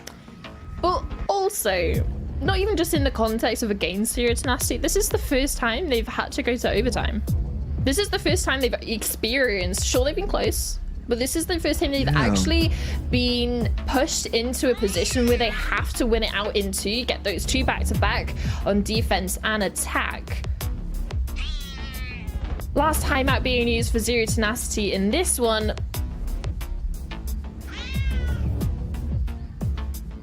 And it's just talking about how they can continue with the streak that they've been able to put together, but in the sense of they're now on that defensive side, something that they were the ones struggling with, and you can hear the meows in the back. Yeah. I love that spray. I want to be part of this. Yeah, I love it so much. Like, I wanted to see how much we could ignore it for about a while. To be fair, I know spamming it. I know our admin team hate it, but I have to be the one that I have that spray on, and I will use it similar to these guys before every round. It has to be done. It's a good luck meow. And let's see if it is good luck for Zero Tenacity, right? This is one of the more important rounds for them to win, the one on the defense. It's the one they've struggled with the most, because we've seen how dominant they can be on the attack. This is the real test. Indeed it is. Let's see if they can make it work on the defensive side. They only need 1 round per side. So not too much is asked of them. But it's BitFix this time around as the aggressors to sort this one out. Toxic screen stopping them from making any further moves, but Zero Tenacity have found out a lot of information towards that left-hand side that C or B are not being toyed with. A-Site is very much the target. You've got Alex Sick joining in here. It's smoked off for now, but look, you haven't entered the spike down just yet. There might be a real chance Zero Tenacity could be quick to pounce on this. Spike planted. It's not going to be unheard of, right? They have the walls, both the stage and the deadlock. There's going to be sound calls, sound cues to where that's going to be coming from, and especially spotting out the players towards Cubby. Oh, BitFix is going to close the distance. Really close by with the shorty flashed. Not hindered at all. 2 shots, 2 kills. That's a game changer. Around Disruptor.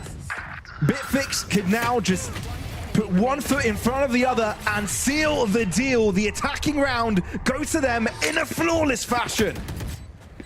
Switching sides.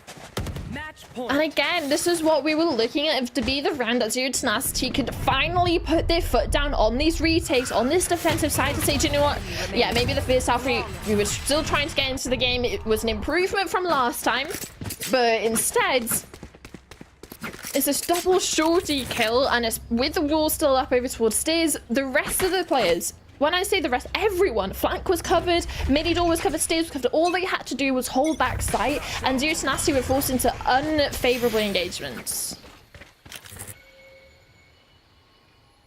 I guess we could also now start having the conversation where we had the previous half, the previous round from Zero Tenacity towards BitFix, because their defensive wasn't the brightest. My main thing is the fact that the look from B, especially with Alexic destroying a lot of the utility early on with his clone, is how they're going to adapt to keep B under lock. And, well, it helps when there's one last player coming in. Razes brings out the glass cannon operator, gets an early pick down and deep over towards A, but there's a follow-up from Pyro. Oh, it gets away. Never mind. I mean, it does get ever so difficult with Zero Tenacity when Razes is performing like he is today. And he gets a chance to chime in against Alex Sick as well. Wants to post up ever more aggressive. MSH, you don't want to be in this crosshair. Backs out just on time.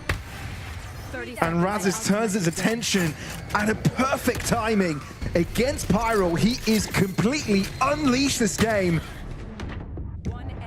And the worst is to come. Paranoid and 2 back-to-back flawless round for BitFix on overtime to get them across the line in the first map of the best of 5. Yeah, they realized who they were, right? They realized that this map is theirs, and they really stepped it up into that overtime, especially bringing the operator out, which we hadn't actually seen. So it's something that caught Zero Tenacity by surprise and was really the final nail in the coffin. And just how aware that player is, even on an agent where you have absolutely zero mobility to help with this operator, was taking deep fights into A, was staying in that hobbit position for so long, and then when he wants to retreat, aware of main as that opportunity, gets onto the angle, clears it out, and just secures the overtime round and the map win for his team. Sure. Well, already from the first map, a lot of rounds to break down, and there's no one better equipped to do this than MP and Twiggy. Throwing this over to the desk. Enjoy, guys. Thank you. Nobody better equipped. That's so kind of you. But yeah, no, that was absolutely, I think, a case of BitFix Gaming just having their backs up against the wall and just being like, okay, we need to actually do something here, because the amount of gunfights they lost in regulation there was worrying for a team that is so good on that map.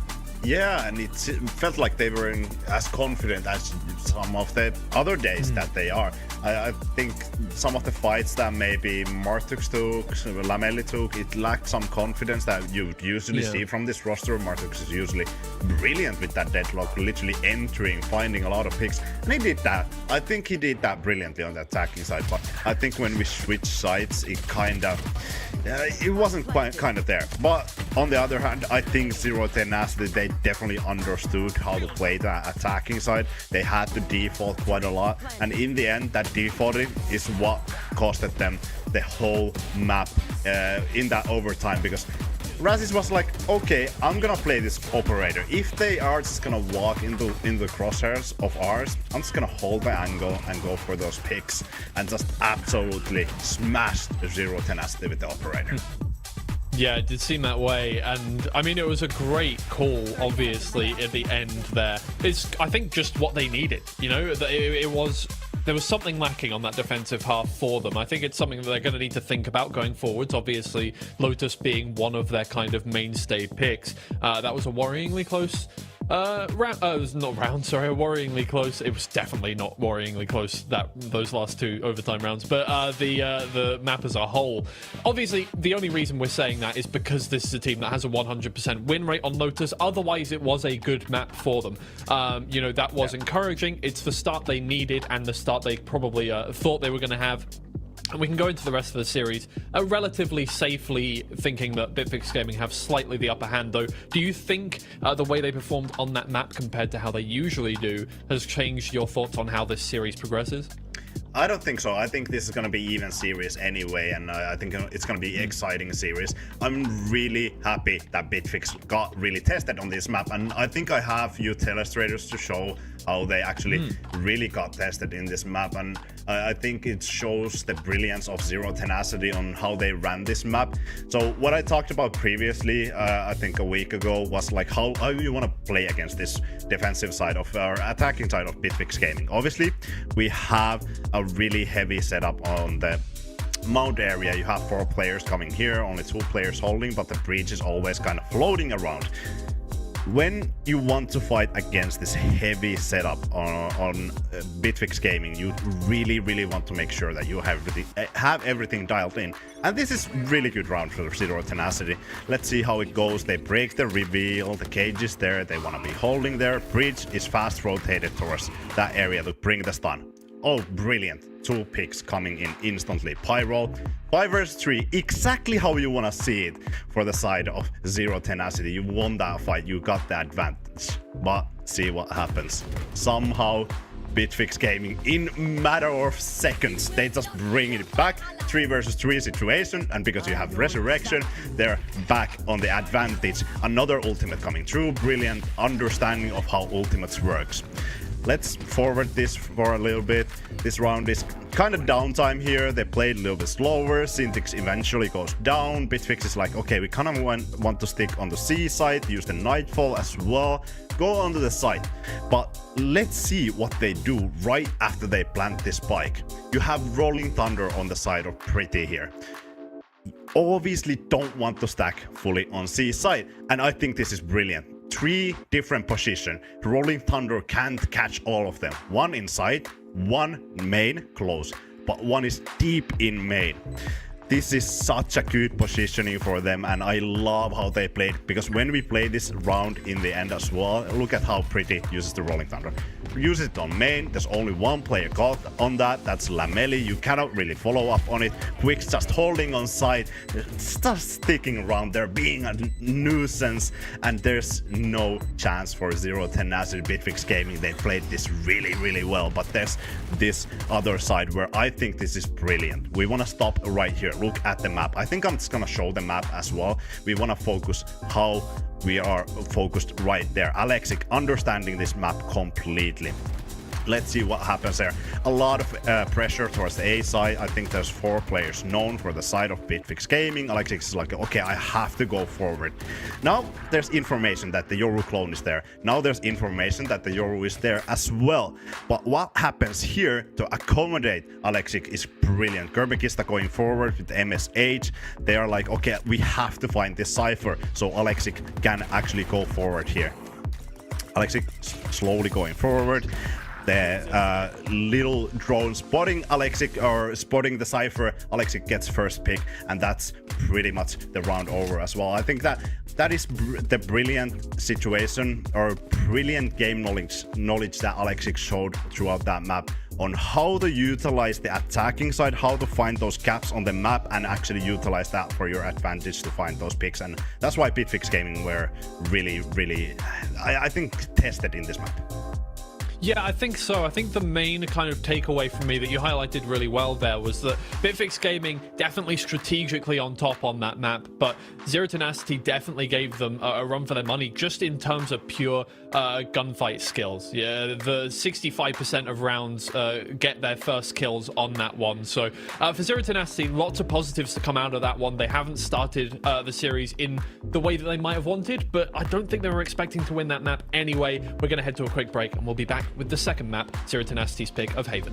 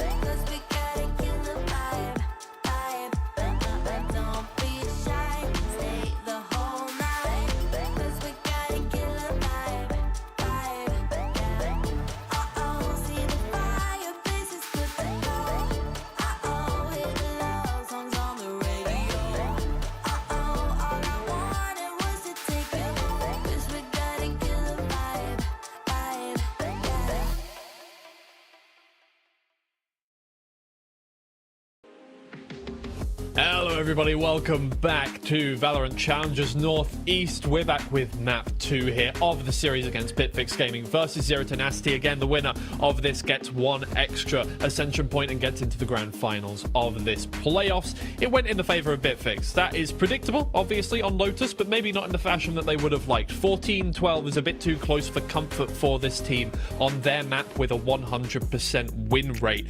So we're heading now to Haven. And look, Bitfix Gaming looked good on this map before when they were against Enterprise Esports, but I think Zero Tenacity definitely has the upper hand here. They know it, they picked it. Yeah, absolutely. And these teams are no strangers in facing each other against each other in Haven. They obviously played it 2 weeks ago against each other, and that was a really close feat. That was 14-12 for the side of Zero Tenacity.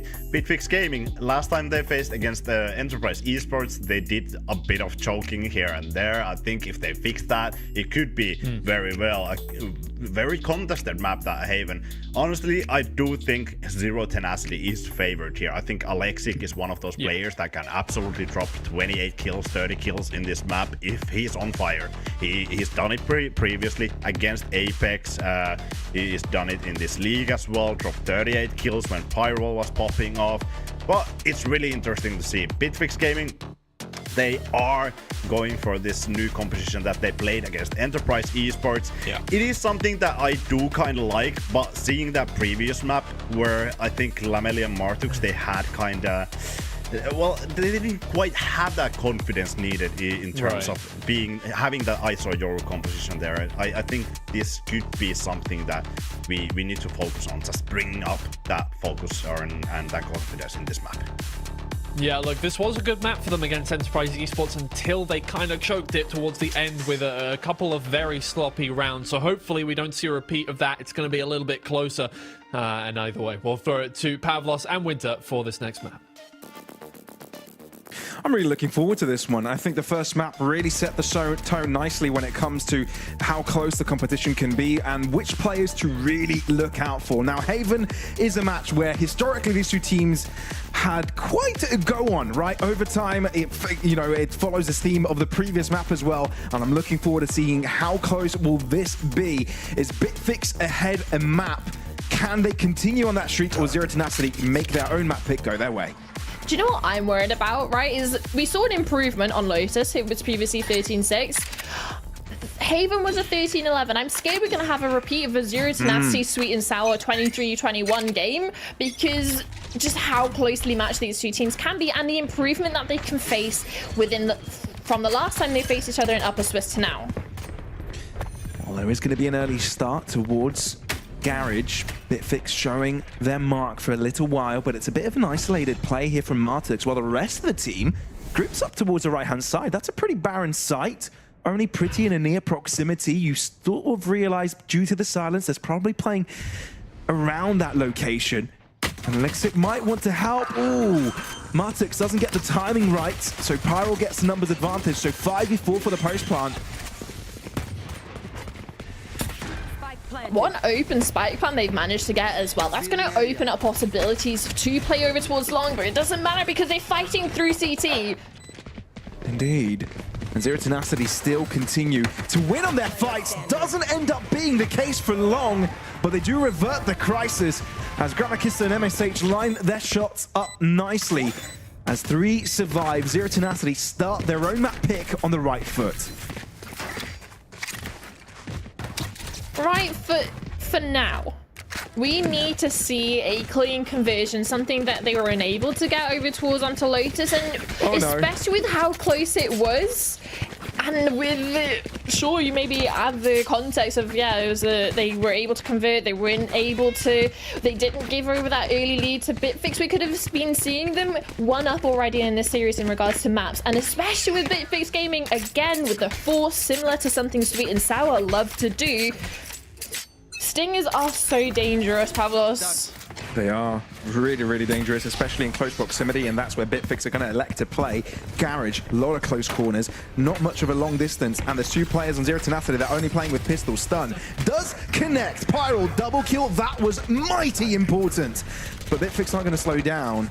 They're going to amp up the pressure just a little bit. MSH joins in on the fray in superb timing. The only one to get any damage is Lamely, doubles down, but it does seem his days and moments in the round are numbered as Alexic joins in with the backstab. Zero Tenacity don't fall prey to the Sting of Force this time around. Super, super important for them, especially with Alexic not necessarily buying up into that round. He's going to start to build a good, decent amount of economy, even forcing and buying into that Outlaw, into this one, away because of the force from Bitfix Gaming. This is the one that's realistically going to be that anti-eco, or the main anti-eco that you're looking at here with just the Sheriffs. Sure, you have a Bucky, but Bucky on the attack side, it's a little bit harder to activate in the right situations.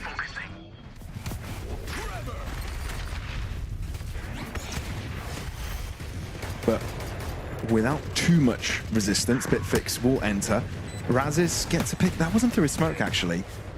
Gramakista, though, does grab one through the dark cover. Look, some damage has been inflicted, especially towards the Bitfix players, makes them a lot more malleable. This should be a simple deal for Zero Tenacity, unless something goes awry. Never mind. Alexic is under control. MSH as well. The 2 last players barely holding on to life, and 1 bullet does it for both. Zero Tenacity continue their streak as they should. A great start to the game with 3 rounds to nothing.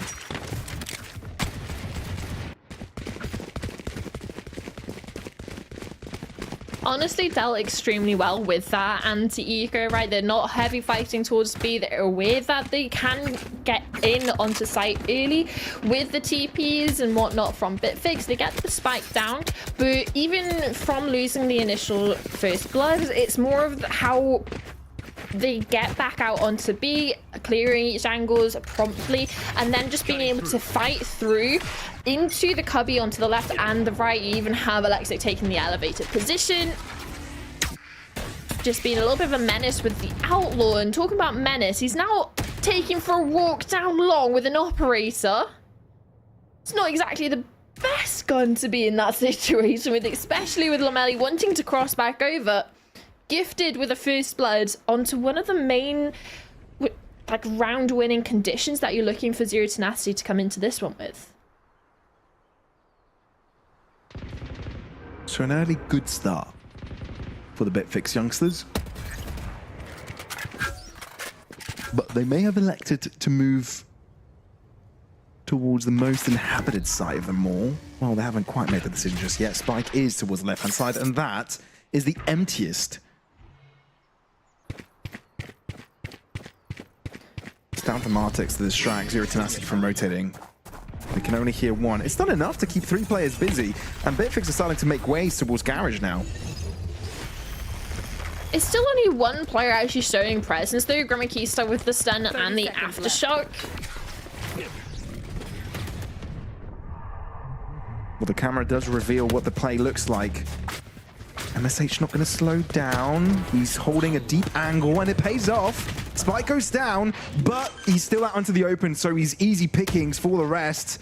Pyral and Pretty want to join in. Martix denied the rotate.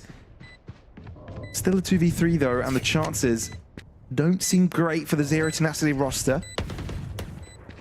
Pyral and Pretty holding hands. Quicks, that is not going to be an angle you're going to expect. It is one they are able to deal with eventually, but not without the casualty. Still some time available. Spray is rough. You ran out of bullets, therefore Razis does end up on top in that engagement. Bitfix get themselves the first round of the game.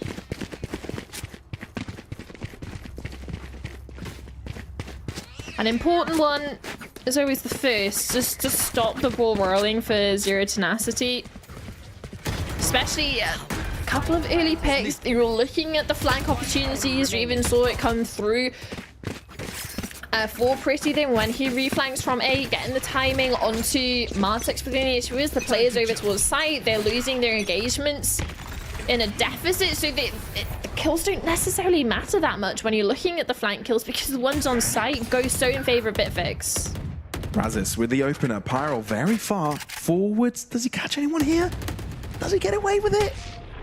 Oh, so close, but yet so far still. That's useful information. Not only does he get a pickup, a dink onto another, he knows where the spike is. Zero Tenacity with 2 towards this upcoming attack. Can they get this done? Pretty holds on. Martix is low, has got the shield. It's not enough to keep him alive. And now even though Razis has cleared the way towards C, the spike is left behind, and he's going to have to do a lot of heavy lifting in regards to the fragging. Lamely able to use it from the shadows to retrieve the spike, but now it's allowed Zero Tenacity to cross inwards. Razis with a triple kill is just not enough, as Pyro will match it, and Zero Tenacity put their foot down on the C side. You question where the smokes were actually used, right? Because you have Razis coming in through garage to get the information of close, but there's no smoke from Lamely over towards window, and there's none towards CT either. Not from, yeah, from Lamely, sorry. Coming up, scaling up towards long, hasn't had the opportunity to give the support immunity over towards garage. A little bit of mixed timing coming in from the Bitfix squad. It's something that you wouldn't necessarily look to them having. They're normally the ones that are very good with their spacing, but a misstep possibly costing them a round. Certainly cost 2 players at least on the garage push. Yeah, Bitfix haven't really been able to find stability. Although they've had a couple of upset rounds like this in the previous map. Can they hold on? Stun? Oh, that's going to do so much damage. Oh, again, the double spray. Martix opts to go in aggressive. Needed to go for a Hail Mary approach. Does not pay off. And Quix's life is short-lived. Family tiptoeing his way into the fight. Anxious about what awaits. But his end does come soon. A very decisive round for Zero Tenacity, building up the confidence, building up the economy. They're starting to create quite the streak now on the defensive side. And Alexa keeping confidence to keep this outlaw in play, knowing of the dire situation that Bitfix are going to be on those half shields. Sure, Lamely's got 4, but that puts him down onto 0 credits, similar to Raz's. It's not much reserve in the cash for Bitfix, and it's starting to be a massive snowball building now for Zero Tenacity. Already 5-1 up.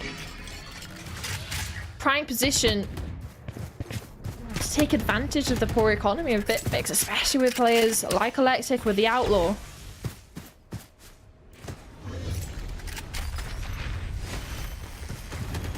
Alexic is always going to be a looming danger. And him being postured to the back of C is going to be a threat that Bitfix will unlikely away. That is going to be a big blow for Bitfix. Already losing out on Raz's potential to play aggressive on a site. You're going to have to do it a different way. Only the paranoia available in regards to flashing capabilities. And they're walking into the Cypher site. And the kill contract doesn't find anyone, therefore still 2 defenders available to this A site. Breaking through Util, MSH, unbothered, but eventually dealt with. Pretty tries to follow up on the stun, but unable to do so. Rolling Thunder will delay. Bitfix have got to cross onto the site, they're lacking the numbers. And Zero Tenacity had enough time to rotate over. Elixir with a higher ground. Lamely is looking at it, but he's just acting as a distraction for the rest of the players to move in from main.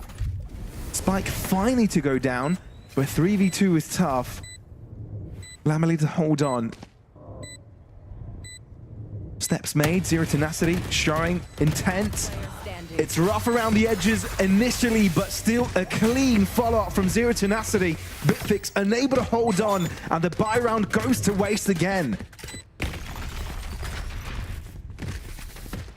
And especially Zero Tenacity on that retake, right? All 3 players coming in from that CT position. You have Alexic holding the left side swing. You have Pyro wanting to fight towards Graffiti, and then another player holding the default swing. So no matter where any of the Bitfix players were, they were going to get cleared out towards Graffiti. They had to win their one, and then the supporting sort of peek off me setup that you have was already played for with the extra 2 players, one holding left, one holding right, and Bitfix just played directly into their hands. And again, low money Stingers and the Sheriff coming out for Bitfix players. Money building up for Zero Tenacity. Yeah, it's going great for them, isn't it? But when Ras is around, you've always got to be careful. Thing is it enough? Oh, man. Can't catch a break. But that's the low HP player, right? So you're realistically like, yeah, I was already dead. I was 10 HP anyway, that's fine. If I'm the one that gets sacrificed for the rest of the players to recover the rifle and also get out of that position unscathed, that's absolutely fine. And especially when they're looking over into C to get that C split, they do have the smoke finally over towards Garage Window.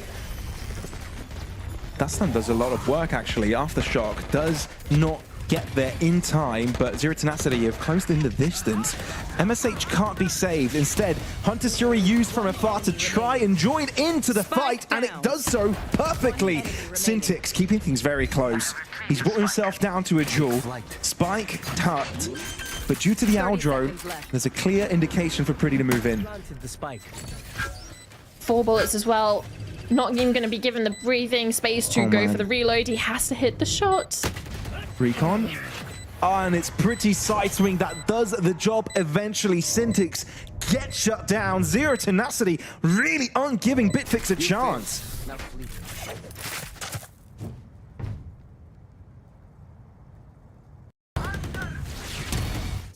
Down. This was probably, I want to say, one of the closer rounds that they got. It does come down to the 1v1, but it's mainly like with the utility that they actually had and the weaponry. Even with Sting as a recovered rifle, they were still able to deal with MSH on towards backside C, which is one of the first times they've actually been able to do that cleanly. So it is some positive signs for them going into the tail end of this half, but the only issue is it's the tail end of the half and we're at a 7-1 scoreline. Who's next? Yeah, it's getting a bit out of hand, isn't it? Bitfix, on the other hand, are going to have to do a lot of work here. Hunter's Fury used from the attacker's side of things this time around, and it does pay off. That is going to be one player down, but the C site open. Can they hold on to it this time around? Spike planted. Oh. Jumping over the trip, but he's making a lot of noise in the process. Damn, Alexic is going to be so dangerous here. Doesn't quite connect on the quicks. Instead, Zero Tenacity lacking the numbers to take this on. You start to wonder, is it worth to go for this? Portal closed. Honestly, if I was Zero Tenacity, I'm playing for exits. The money for Bitfix isn't great. If you can get so many of these rifles off the board going into the next door, you lose a round, but you're already 7-1 up. But the only issue is they're just going to be giving over the gunfights. And it's just clean-up crew for Bitfix into that one, and a relatively clean round for them, right? You lose one player, keep 4 alive, but it's still only your second on the board. Big change of pace, though, for Bitfix. They've kind of struggled. It's been a drought for them. And now have had a drop of water. They need a little bit more than that, don't they? At least they now have the guns to keep something like that going. They got some extra kills getting close to ultimates. This should start to look a little bit more competitive.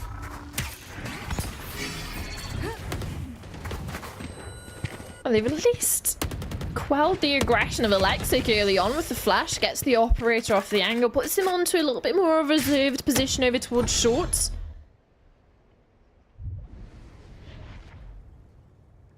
Quite spread out.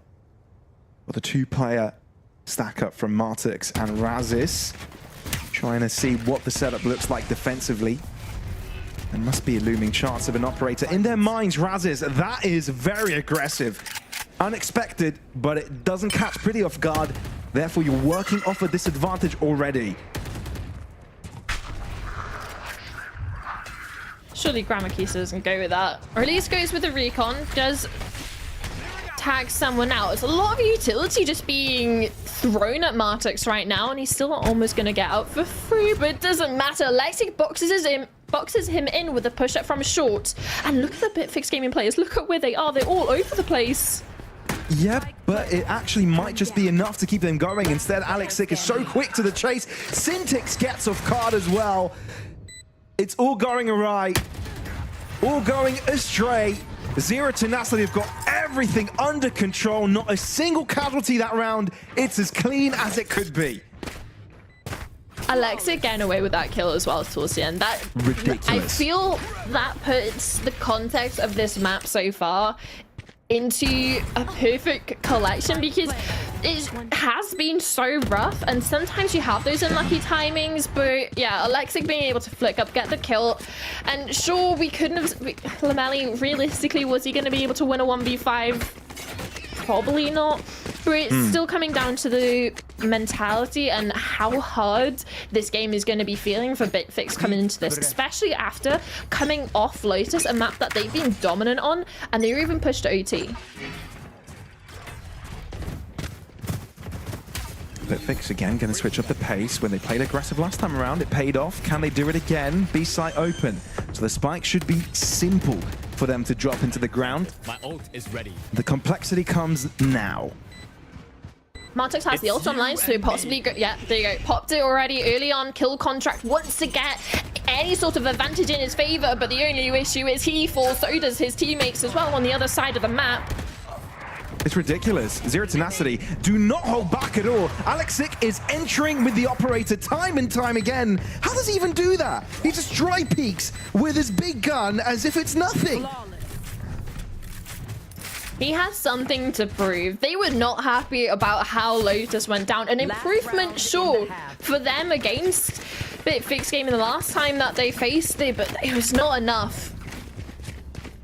A map down in this series. Want to at least even the playing fields, and you have to say this is in a much more dominating fashion than what we saw Lotus. Oh yeah. This does not even feel like Bitfix have had a chance. Sure, we've had a couple of rounds here and there, but that is it. It has been a drought for Bitfix so far on this attacking half, and especially with double duelist. It's not what you're expecting. A double kill, triple kill in the space of like 2 seconds, Pavlos. There's no chance for them. It's insult to injury, isn't it? It just, you know, hit them where it hurts. Keep rubbing on their open wounds. It is not fun to be in Bitfix's camp right now after winning a map, after thinking you've got a good chance, a solid opportunity to make it to the grand final. Zero Tenacity say, this is not happening on our watch, at least not yet, at least not on Haven. Double digits by the end of the first half, and it looks like they look poised to guarantee the map win as a whole.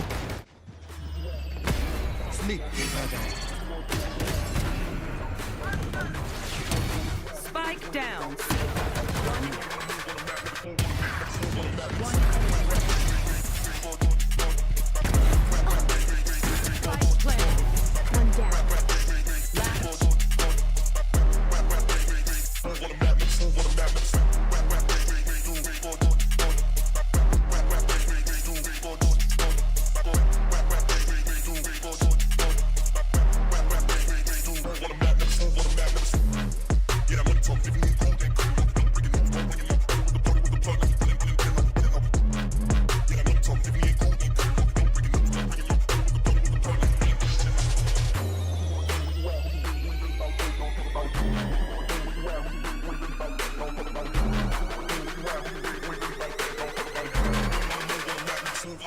Move on the map,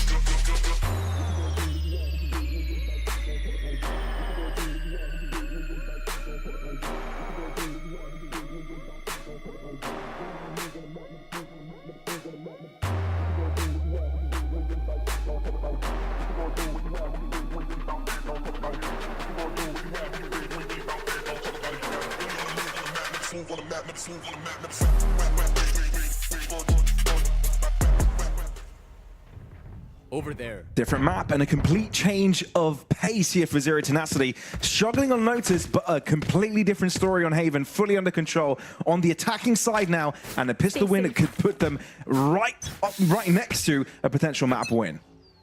And look at the aggression ready to come out from Bitfix off some sort of play, off some sort of thing. You have a walk down from mid and you have players ready to support from Garage, and that's it. That's the first pick. Something good for Bitfix, and they even double up.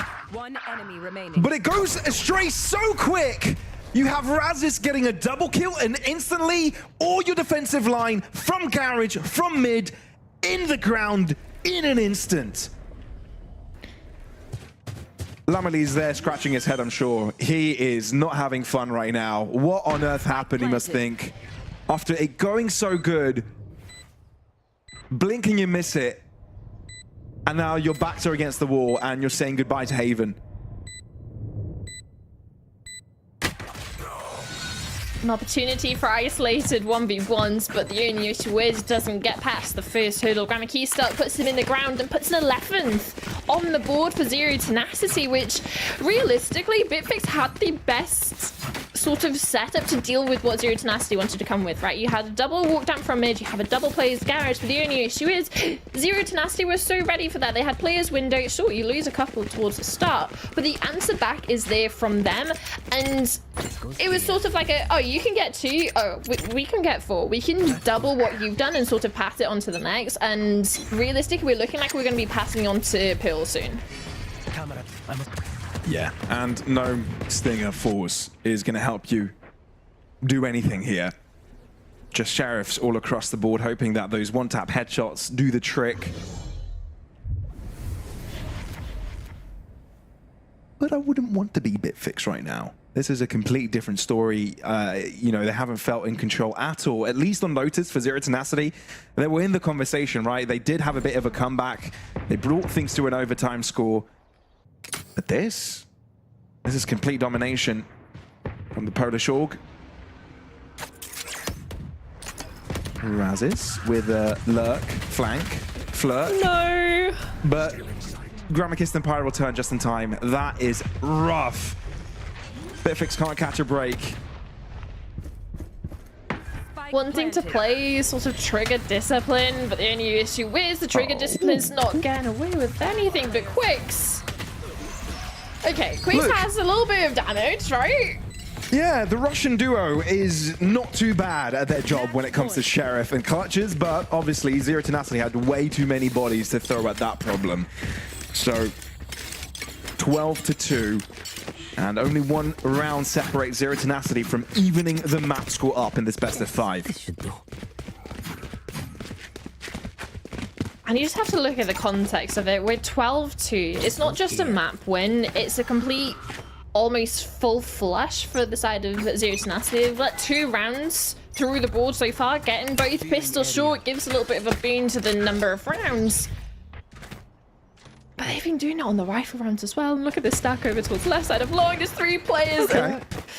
Yeah, you can't outlaw all 3. No, you cannot, especially at that distance as well. You don't really have the margin for error. Quicks let's get one down before he drops, but Zero Tenacity spotted the 3 towards the left-hand side. They know where they need to go, where the map probably looks weakest, but it won't be weak for long. Look how quickly Bitfix have joined into the fray. MSH not giving Razis a chance to breathe. That's ridiculous. MSH keeps it going. Confidence exuberating from them. Complete showdown. A complete shutdown of Bitfix. MSH showing up at the final hurdle, 13-2, as Zero Tenacity with a statement win on their own map pick.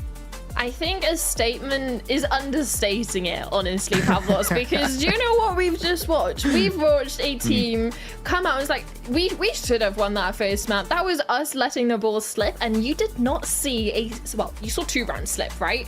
And out of this entire game, out of 15 rounds, they lost 2. They came at this with complete domination. They had something to prove, and what's to prove is to get into the grand finals by just breezing through the rest of these maps. Yeah, no, it's been nuts. It's been bonkers. And look, MP and Twiggy are here to try and break this one down. And let's see how that one goes, given that there's still everything to play for in the following maps. Yeah, I'm going to be real with you. There's not much to break down there. I think my final words at the end of that game while we were off mic was skill difference. Because I don't think it matters what map they're on there. Bitfix were just not hitting shots, and Zero Tenacity were hitting shots towards the end of the game. It felt like the momentum just absolutely steamrolled them towards the end there. Look, MP, what are your thoughts on this one? Because you're going to have a little... I think you have something to take a look at, but either way, it just was not... It was not a great map. No, I mean, I think this map was summarized on my concerns right before the map. Was like, okay, you play ISO, you play Yoru, the double duelist composition. Martux didn't seem too confident in that Lodux. I think there were some few peaks where I was like, that is not quite the Martux I'm used to seeing. And I think the concerns, they were really answered here. If the ISO wasn't impressive, kill contracts when he got in that ultimate, he didn't look confident. The crouch sprays came through, and I'm gonna be honest, I think this looked like when I was playing football, this was like the dads versus sons game, and I think, like you said, I think it was a skill difference. Nothing to take away from Zero Tenacity. They were incredible. Yeah, no. And that is what made the skill difference even bigger. Gurmekista amazing with his utility, but just shooting heads as well. I think there was brilliant usage of the utility as well.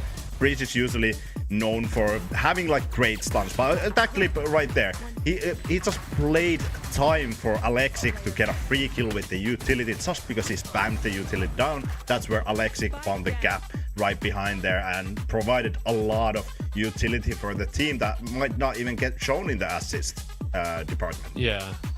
I think a lot of these players are not going to want to look at this screenshot right here, especially Martux. It's just not something that you want to see from your players. And look, maybe at this point you just forget it. You're onto your next map pick, and at the very least here for Bitfix Gaming, Zero Tenacity haven't played Pearl since last playoffs. So I mean, they did win that against Enterprise Esports, but at the same time, it's been a long time. There might be, you know, a little bit of rustiness going on there. As I said earlier, though, I feel like that could have been any map and still Zero Tenacity. They were just hitting shots. It doesn't matter what the background or the backdrop is for how they're doing that. If they're doing it, they're doing it. You know, if they're winning the 1v1s, they're going to win the game in the end. So for Zero Tenacity, all they have to do is stay confident, in my opinion. Yeah, absolutely. And I think you hit the nail in the head. Like the Bitfix Gaming, they just have to forget about the Haven, forget every bit of the confidence that they don't have, and bring the A game that they absolutely have, because I know all of these players, they can absolutely perform and they know it themselves, but once you go down to that rabbit hole, it can become really dangerous. And now you just have to reset. You have to calm down and be like, okay, Pearl is a new map, we have 100% win rate here, let's just go play our game. Well, Bitfix Gaming are going to have a little bit to decompress after that one. Think about what went wrong and reevaluate here for our next map. We're going to Pearl next, and we'll be back after a short break.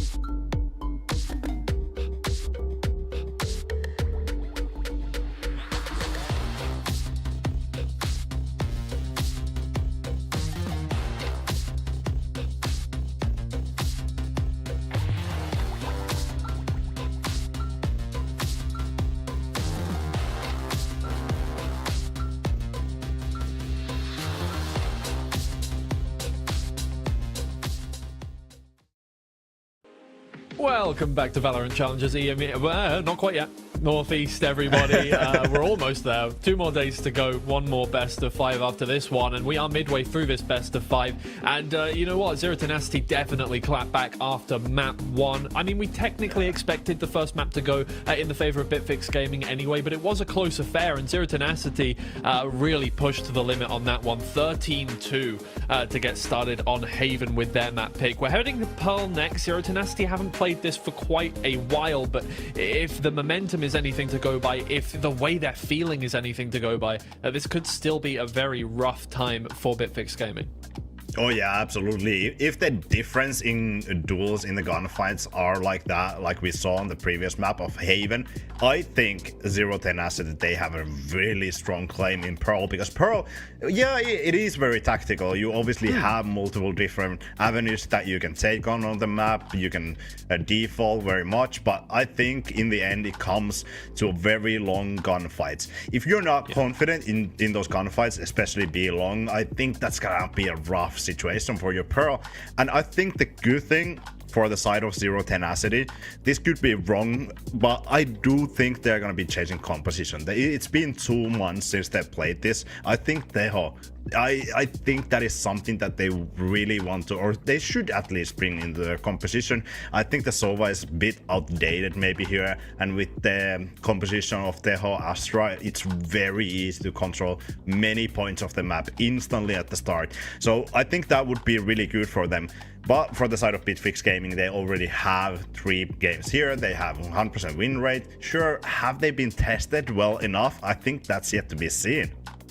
Yeah, exactly. This is definitely going to be a test for them no matter what. So we're going to see now if that can really hold up to Zero Tenacity, because I think they're at the top of their game at the moment. The Zero Tenacity I just saw, despite the fact that Bitfix Gaming, you know, were having a difficult time hitting shots, part of that was just because Zero Tenacity were so quick and so accurate. Like, the gunfights were devastating for Bitfix Gaming. So this is going to be tough no matter what. If Zero Tenacity come into this with 0 stratbook, I think it would still be a difficult game for Bitfix Gaming. They need to bring something quite special and definitely get their heads back in the game, because I think towards the end of that map they were starting to kind of lose it a little bit. You know, there were fights that they really should have been winning that they were losing out on. So I think the mental game does come into this one quite heavily now. Bitfix Gaming really need to reset. Oh yeah, absolutely. And when it's such a long series, that's where the mental game even comes stronger. And I was right, Zero Tenacity, they are gonna go for the Teho composition. And I actually love this introduction of Alexic Yoru in this map, because we saw Alexic play Operator a little bit on that map, on Haven already. So when you have Yoru Operator on the defensive side, that is one of the strongest agents, strongest combination that you can have on B long. You can just have that Yoru solo B long and focus your efforts on the other side of the map. And I love this comp switch. I think their old composition was outdated, and I think this is brilliant. Yeah, they go for the Cypher for a bit of more information wise. Maybe could have had more delay, but I do still like this. It just shows what comfortability you have in terms of agents. Well, let's see. Zero Tenacity definitely have the momentum in their favor. Can they keep it up and take this 2-1 advantage ahead of Bitfix Gaming? We're going to find out right now with Pavlos and Winter. Indeed, we shall. It's an interesting endeavor. Both teams are map apiece, and now it's time to see which one will grab the early lead. But look, I think MP raised some really good points when it comes to the new cup adaptations, right? They're going into something more streamlined with the current meta, if you will. Yeah, and I don't think you can understate it either, especially when you're looking at how well we see some of the T1 teams, whether it's in EMEA or over in Americas, how well the comps like this actually do work for them in context of Pearl in particular. And I really do like to see that Bitfix Gaming aren't necessarily straying away too much from their identity that they've been running on this one. They've played her a couple of times in like March or something, so it's a comp that they have reps on. So it's more of looking at Zero Tenacity with this new comp, a new look that Bitfix Gaming shouldn't have been expecting. If they can use that surprise, use the benefit of information and of preparation to help them, like you said, get another map up in the series and put themselves in the lead. Well, the first round, it is Bitfix being the aggressors, already making a lot of space into this A site. MSH being chased after. Razes eventually gets the job done. Early collection, Spike planted in a safe location as A10 look to group up together. I don't think they'll have actually time to settle down because Bitfix take the fight to them. Right there. And even knowing and noting Pyro's position coming in from that CT position with the drones, they're going to be at least aware of other possibilities, but it doesn't matter. He's still able to net a kill and wanting to go for more. If he gets another, this is actually a double here for Zero Tenacity, especially with the two players already entering the site. Pyro, he knows his job. It's a low presence towards him.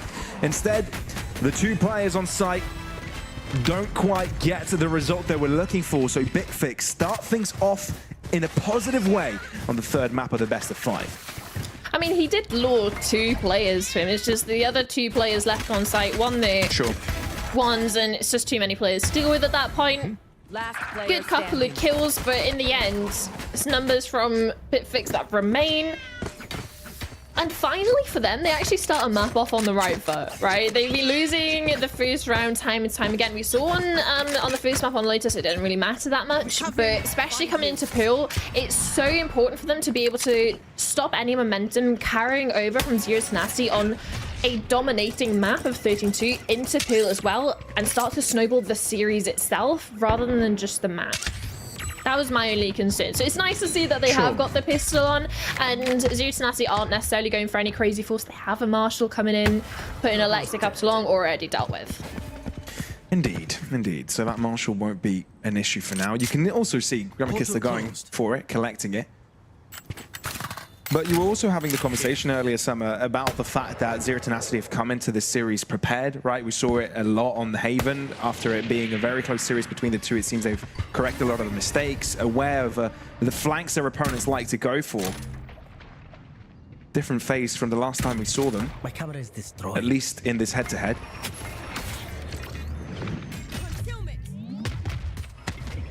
Thing is, gets a little bit scary for Bitfix. All the pieces for Zero Tenacity are in the right place. Thankfully, it doesn't really matter too much. They're able to deal with the classics relatively well. There's only 2 players remaining. Plenty of time to work with as well. Yeah, should be smooth sailing here on out. Last player standing. A pure downwind sail on calm seas. Bitfix gain a flawless round. No casualties inflicted. And there you go. A good start after, you know, the terrible situation they were in on Haven. And terrible situation might be incoming for Zero Tenacity. They were feeding, obviously, the ending kill, but also the spike plan over onto Razes, who's 1 away from getting this ultimate online. That could be a massive win condition here, especially coming into this 3rd round. They haven't got the worst buy. You have rifles across the pool, sure, not necessarily all the premium ones. You have one on Lamelli, but this is still a dangerous buy for Bitfix coming into this round, and 1 away from the Yoru ultimate as well. It could be a massive tide turner, so keep your eyes on that. Well, Grammakista is alerted of potential presence. Bitfix start to move into lane, and now have got the B site in their eyes. We've got Martix also joining in from long. Can he inflict damage? He's smoked off for now, so not able to take Alexic out of his corner. Clone sent forwards. Quick shutdown early. Cross in, and Alexic finds the perfect moment to swing. Bitfix denied entry on all posts. And Lamelis instantly finds himself in a 1v4. Less than a minute remaining. Spike far away. Will be taking a lot of damage from the salvos. And it feels this round's already over. Yeah, and you're looking at Zero Tenacity's setup over towards B. You have 2 players towards backside. You have 1 over towards Heaven. Like you said, every single front Bitfix Gaming tried to aggress on, whether it was out through long, through the smoke, or coming in from connector. Everything got shut down because it was just a complete crossfire of every single position. Any information, there was a player to swing off. Even if they didn't necessarily win their one switch, shot caller they did, there was someone else to back it up should they have lost it, but it wasn't even needed. They lose 1 player, you lose MSH towards backside. 10 seconds left. But for a dangerous round for Bitfix coming into this one with the investment that they had, the weapons saved over from the previous, it is important that Zero Tenacity were able to walk away relatively cleanly. Yeah, pretty smooth. Not too shabby, and that's what you want, really. Build up that economy quickly. And not suffer, especially when Bitfix are going to bring up a buy of their own now. And now, I think, summer is when we'll get to see the dimensional drift. I think Razis didn't get a chance to collect an orb or a kill, yet alone use that ultimate. I mean, he collected the ultimate in death, so he's Sure, able to have her yeah. into this round. But yeah, possibly not the best situation for them at the start. But now, this is the more important one. It's rifle v rifle. Sure, a little bit of shields missing here and there, but it shouldn't matter. It's 10 Vandals on the boards. Instantly using the dimensional drift. You figure out where two players are. How do you react off the back of it? He's trying to clear out the rest of the site. Alexic gets the pick up onto Martix, but he was the isolated player. The rest of the party moving into B, and they should be able to find it Baron. That's such a lovely reaction from Alexic coming out of Art as well, because you have Raz's information coming in from Double Door only, the push from Art, unexpected for the player walking in, but what's unexpected is this push into CT. Raz's picks up 2, Ramakis has a trade, but there's an opportunity for another, denied. Zero Tenacity are losing a lot of players in the process. You've got a player now posted up on Heaven. You've got Pretty trying to turn around on time, but you're unable to do it. Razis catches the setup of guard completely. Discombobulates Zero Tenacity's efforts, and that's going to be a third in Bitfix pockets.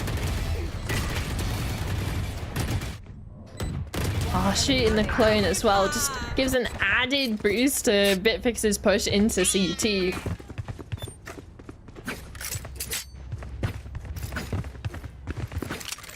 Still rifles out for Zero Tenacity coming into this one. Sure, Pretty's down onto the Sheriff, but he's not going to be the spearhead into this round, more of a supporting piece. Taking that back. Information and a deep camera denied over towards A. Reaction out through mid. Ooh. Damn. Sure. Yeah. Nice from Alexic. Camera taken out. Quick reactions. There's a sort of smiler on camera moment over towards main that spots out 3 players, if not all 4. So that's a lot of information for Zero Tenacity to react off, and especially with the drone up through mid. And Pretty's position was able to recover that rifle. O'Malley dropped, so he's no longer on that Sheriff. Could be an interesting position. He spotted out some movement and he's reacted by dropping back. You've got Pretty, like he said, in an interesting position. He could do a lot. But when does he start to play? That's the question. Is it after his teammates falls? Is it when they start to go into connected? Because at what point is it too late? At what point is it expected? At what point does he miss his timing? Razis moving through double 30 doors. seconds left. But most players heading into Art. Pulling them in. Pretty, can he isolate Alexic? Razis, rather, doesn't actually find the timing. Instead, rotates and wraps around to try and assist this A-site takeover. You've got a simple trade from the start. 12 seconds. The time is actually an issue. The spike will be going down, though. And we're looking at Razis completely disjointing this play. Oh, dear me. They're not looking, are they? But he needs to join in quick because the rest of his teammates have fallen rapidly. That's one pick going his way, but a spike isn't planted for him. Pyral, that is disgusting. And even though Bitfix had great chances taking over the site and a lurk, just the brunt force of their efforts gets destroyed too quick.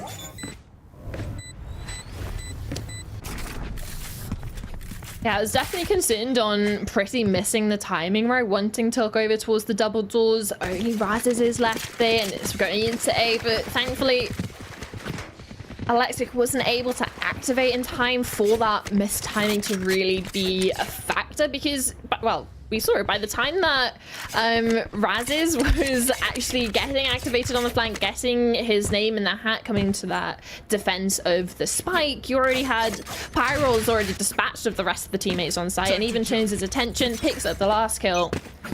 And an answer back from Zero Tenacity, putting this back into a one-round game, and it's nicer to see a little bit more of a fight back from both of these teams.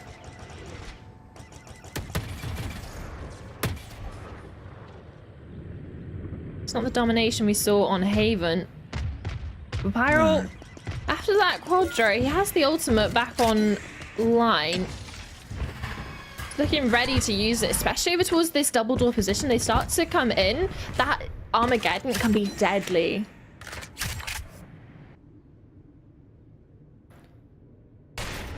It's all down to the timing and the fact that you've got Alex Sick playing aggressive again, very deep into that B extremity. He's allowed the rest of the team focus elsewhere, and he's still rapping. He's still going. Look at him go. They don't know because the wall hasn't tripped. I'm sure Razes is also being a menace, baiting out the Armageddon. That's not too bad of a use of that ultimate, but the TP drops out, and now he is... Never mind, I thought it was going to be the lurk on the lurk. Instead, he's going to be joining the rest of the team to take over this A site. Razes succeeds with a turnaround onto Alexic and denies the prospect of his opponent getting one on him. Suddenly, Bitfix have got solid control over the site. You've got Razes continuing to be a thorn, and he just doesn't lose his fights.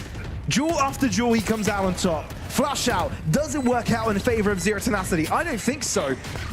Instead, Bitfix can play the numbers game all day. 2v3, Pretty struggling to try and get something to go in his team's favor. Instead, Bitfix, a full takeover. Gramic, he can't hide anywhere. And the spy being right in the middle of the site makes the matters worse as Bitfix look to increase their lead and create a buffer of 2 with their opponents.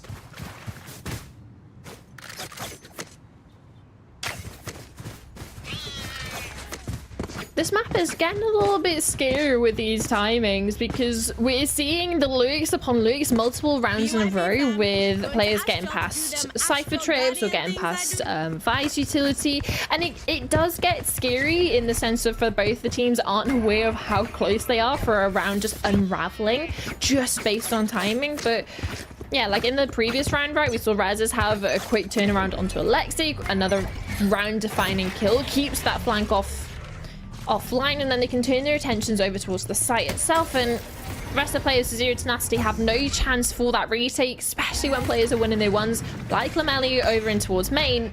There's too many angles, too many post-plant positions to deal with, and not enough time or players. Great flash from Pretty. Actually catches everyone there by surprise, but just one pick going his way. Alexic again, look at this. And look at the rotate that's come in. Look at all these blue players. They know they can stack up here.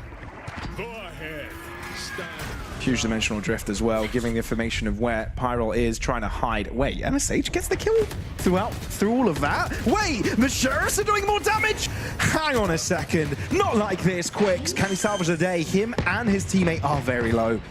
And Alexic hasn't even come into the fight yet. He hasn't even made it himself present. Both players are low, 1 bullet away from Sheriff shots. He didn't stick the plan. Oh my word, MSH just joins the fight, gets 3 for himself, and honestly, Zero Tenacity give Bitfix a taste of their own medicine. You feel like the only way to win that is to get into a post-plant position, right? Force the engagements from those Sheriffs to come through. Thanks. Yeah, props. And hats off to MSH, doing a lot of work with the Sheriff, right? Sure, you have a couple of supporting cast members over towards A, but you're definitely looking towards the Cypher. And 2 key kills to close out that round. 1 on the planter, 1 on the player main. And it does, it flips the script. Puts Bitfix down onto the Sheriffs. Yeah. You have a Guardian, sure, but like... Yeah, what can it do? I'd laugh if Quick just gets an ace. Alexic instead just gets 1 pick.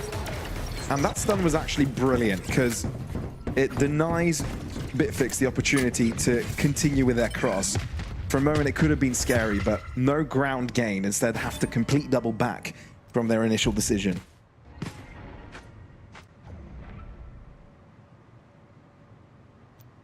See what you can do with this Guardian. Quick sticking around.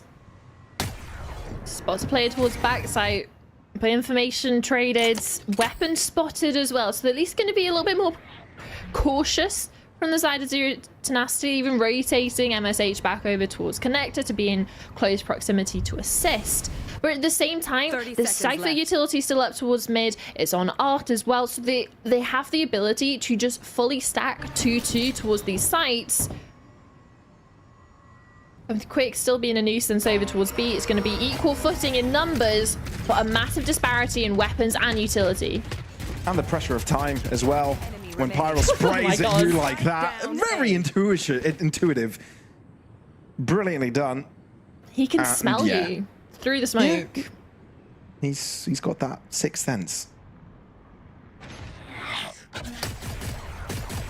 And the equalization, like we were talking about, Zero Tenacity flipping the script the previous round and now threatening to have the lead. One enemy remaining. Spike. It is a nice play from the utility from Pyro though, right? He uses those salvos to make sure they can't plant on default. It minimizes the options left for Bitfix Gaming, and he can just spam through the last remaining ones, and we saw how fruitful that was for him in the situation.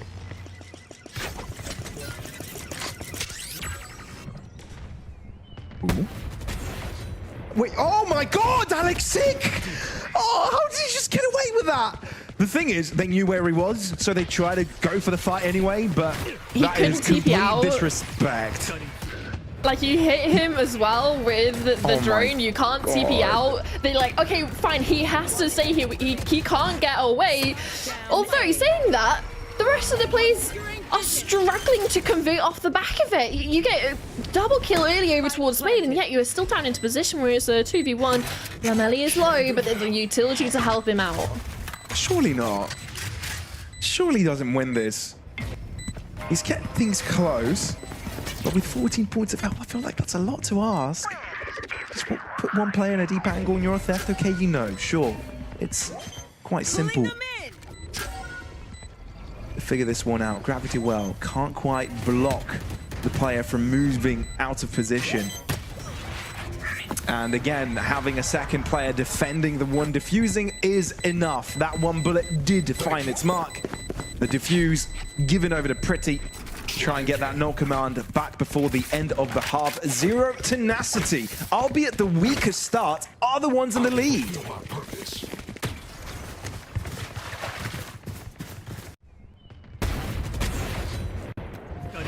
Lovely double kill over towards Maid, and even a third towards Art, but it's the trade-ups after that that got so precarious. The fact that it did end up coming into a 2v1 just based on how well Alexic did at the beginning of that round. Gets 3 kills, puts his team in the prime position to convert. Eventually they did. But it is getting scary, and Lamelli not happy he wasn't able to clutch the blast, not enough HP, and in this one, deals with Pyro early on. Oh, come on. There are so many engagements, so many little jewels, bits and pieces here and there. But it's Grammarkist's day this time around. His time to shine, but it's only good for the 2 initially, and we're down to a 2 versus 2. Okay, this game has gotten to a very brawly point. Alex Sick shows up with a Sheriff. Quick starts to clutch. Spike touched. Not stuck with. And the dimensional drift gonna make Quicks shake where he stands, tries to find the right position. Oh, it's a bit disjointed, gets the chance. MSH closes the gap in time, but blimey did that get scary. Goodness me, Zero Tenacity get the win. I don't think there's any other way than how you described it, of it just being brawly, in the sense of you having gunfights and aggression left, right, and center. You have peaks over towards mid, then you have the follow-up. The hunger for the trade puts them into another engagement, and it's just multi-kills going left, right, and center. And it's just the rounds that we've seen in the last couple in context, it hasn't necessarily been all one team, like you can see on the scoreboard, like 4 rounds in a row for Zero Tenacity. But you have to give credit for Bitfix in the sense of they are putting their best foot forward into these, and it's getting super competitive, but they aren't able to tow it over the line. crazy how close these fights have been. How many little brawls we've seen as well. Armageddon, oh my God. thrown. Oh, still Garden. You can't avoid anything. But well, what? Huh? A Pyro 6 around gets 2 kills without even able to see the second one.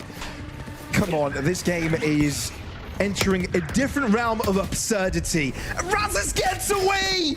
This is ridiculous. You can't make this up. But there's a player in mid.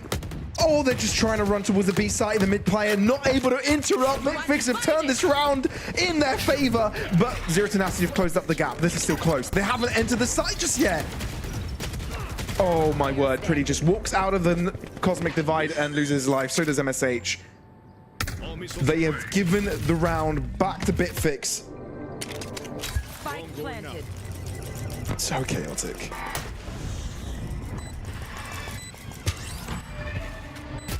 Surely you don't win this, right? They know where he is, has to hide away. 1v3.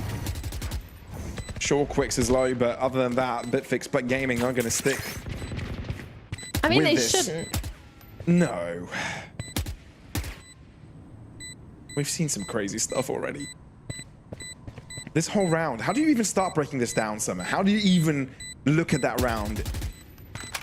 It's I messy. feel like there were so many little fights. Yeah, but it's in the context of you're looking at over towards A main itself. You use a lot of utility. You use the Armageddon, you use the salvos to try and get some sort of damage. You do, but not much. But then you have a player sat in the smoke. There's no one swinging off the utility, by the way, as well. Like, no one's fighting through with the player abilities. It's more of after the fact. They just sit in the smoke. But they are still able to net 2 kills. And then you look at the fact that, oh, great, cool, Zero Tenacity, sure, they use a lot of utility, but they're able to get the advantage. A 5v3. And then you look at how well Bitfix were able to just navigate that mid round, running around, aware of a player that could have pushed mid, walk through our interconnector. Talk about walking. Alexic. Goes for a stroll. Here.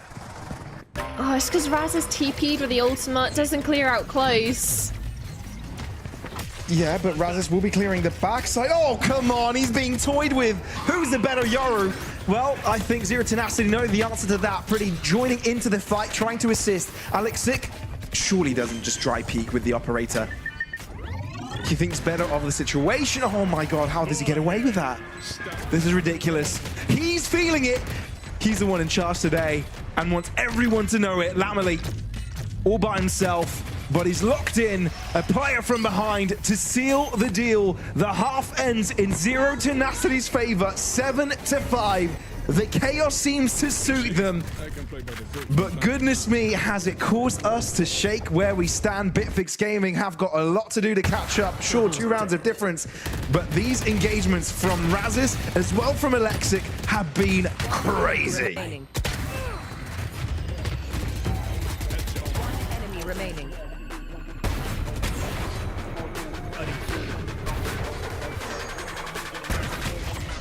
Time to jump.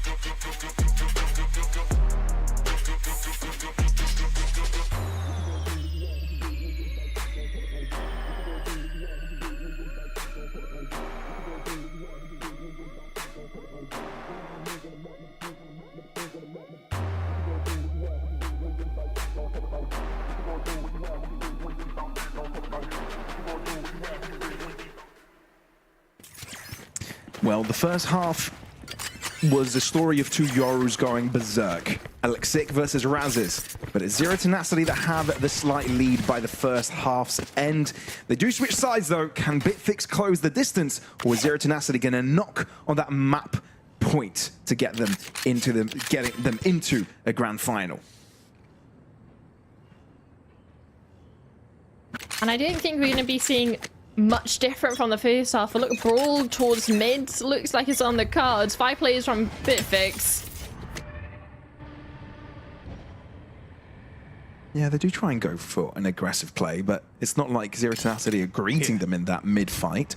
Instead, they bunched up together and going towards the A site instead. Now, Pyral, though, will be there to potentially say hello. Can he get himself in that little nook, that distance, the off angle? I think he might. Yeah, avoids the engagement altogether as Zero Tenacity look to break into A. And off the back of that trip being broken away, there's no flank at all. He's going to be the flank to the flank, and is even calling for his teammates to go through and fight into up, but they fall, they falter.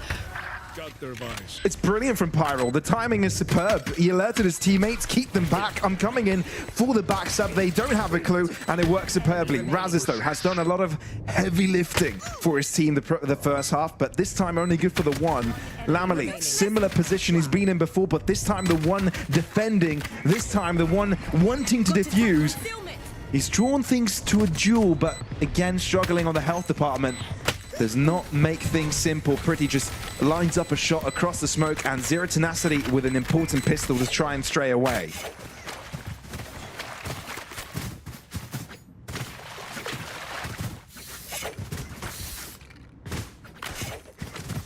Similar situation as we were seeing on the first map of split pistols.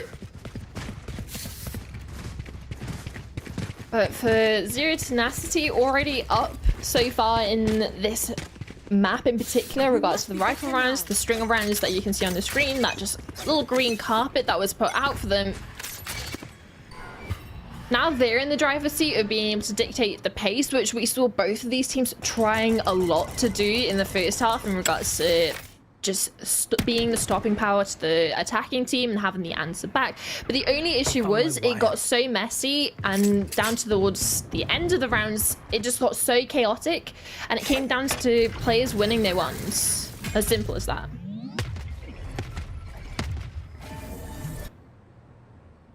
I mean, looks like Bitfix had the initial good read, stacking all their players toward the B side, but Zero Tenacity have switched up their position for now. Okay, they have a player on both extremities. They also send sort of the main pack towards B long at the start to bait out Syntix's wall, which means it's going to be a little bit of a distraction for them to keep players towards B. But the issue is, the players fallen on A. Yeah, they have. And all 5 of Bitfix players are on B now. Yep. 30 seconds. Oh dear And me, Razes again. 5-3. That's a free rifle, by the way, is it? Yeah, Guardian. I think it is. Yeah, Guardian to be picked up. Oh, damn. Look, you can see Alexic. He's done so much for his team already the first half. Can he shut down everyone from crossing? This is a bit unprecedented, given that when you lack the numbers, you often don't go for something like this. Quicks is superb on the read, and he ever quicker on the collection. Gramic needs a multi-kill, he knows it.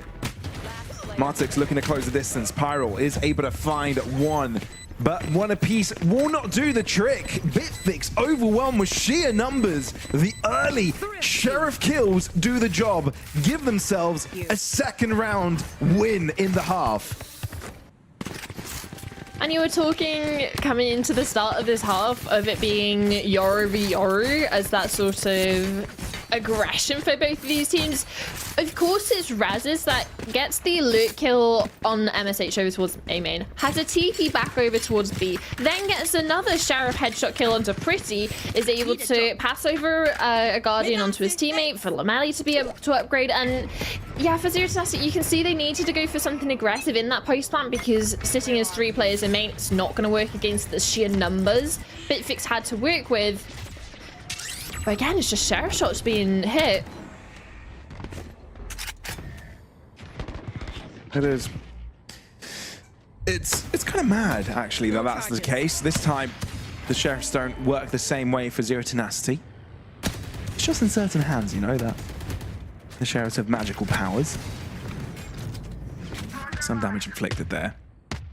But overall, things should fall simply. Ramik's angle has been notified, alerted of. And as they try to close in on Alexic's position, things start to move in the right direction for Bitfix. They've got this A site under lock and key, really.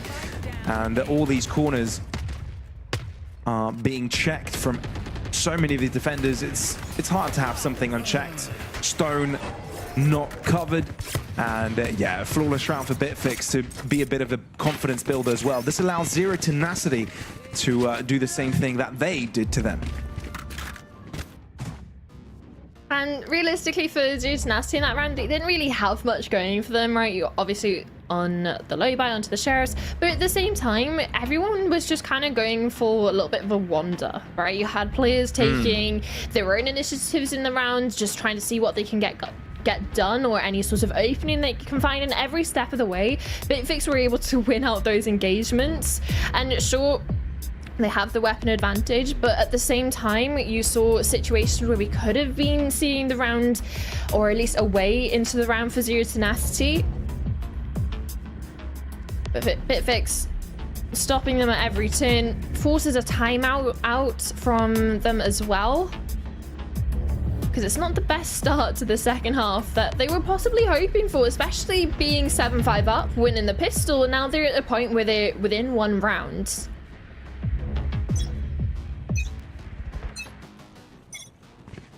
Yeah, things are definitely starting to get uncomfortable. And if you're Zero Tenacity, you definitely want this win. Don't want to allow your opponents to run away with things. Let them feel the comfort that Razes has been feeling. You know, if that energy sort of gets carried over to the rest of the players, you know this is going to be a dangerous force. None of these fights are a guarantee. Early collection of players towards this left-hand side. Bit of a poke and prod to begin with.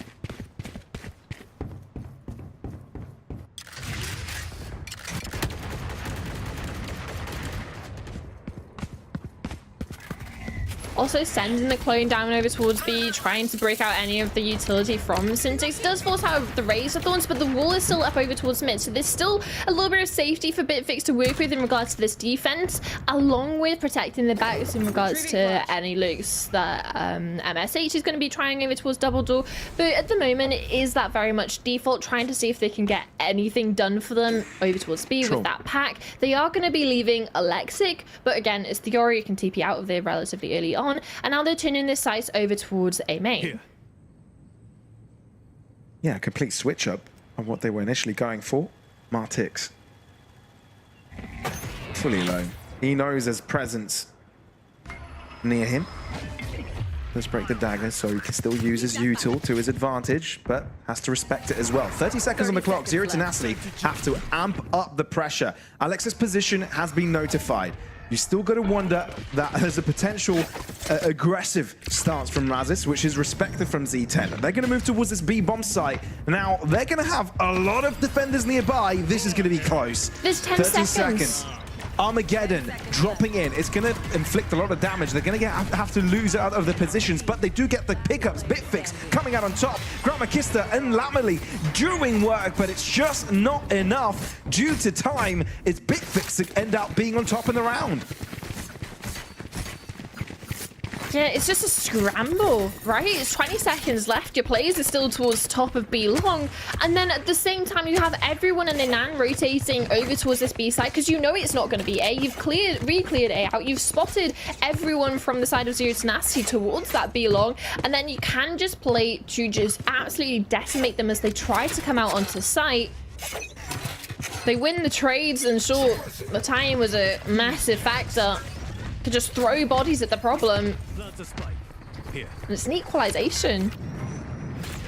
It is indeed anyone's game, but still broken economy for the Zero Tenacity side, which Bitfix could take advantage of and reclaim the lead. Bucky in the hands of Alexic, so damn dangerous. Can't quite use it on time, gets bested by Shorty. Yeah, this is looking a lot cleaner from the young squad.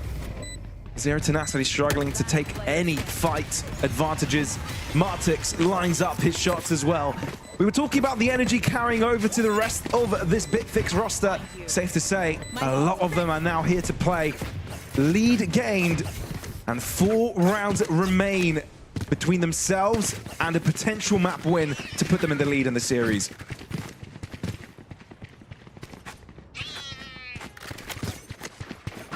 I should play some Astral Stars in this reality. And off the back of a Zero Tenacity timeout, About there. a lack of conversion for them, and just comfortability for BitFix, right? They're coming into this now. Bring glory. It is their map pick, but they were down for the count. They started to gain back the lead. They also, on the defense, have managed to get this operator out for Razes, who wants to get active over towards B. And we could see on the first off how important the information towards B long is to stack up towards mid or stack up over towards A when the site hits do come through, to have enough players in the place and especially getting that kill. Yeah, it's a big pickup. Does hinder the chances. Zero Tenacity holding down a site once they've gathered it. Missing out on the cam trips and all that. They were 1 away from a neural theft, so it is a big casualty. Alexic able to square things up a little bit. Armageddon onto the site. Can you escape it? Some Razor Vines are dropped as well. Can they stop them from moving out of the Armageddon? Not enough for Pyro to escape. At least the site is split into 2 Cosmoses. Martix is able to be in command of 1, and as the rest of the team joins in, it's BitFix that ends out on top. Double digits now collected, and it looks like this BitFix on the defense is starting to walk over their opponents.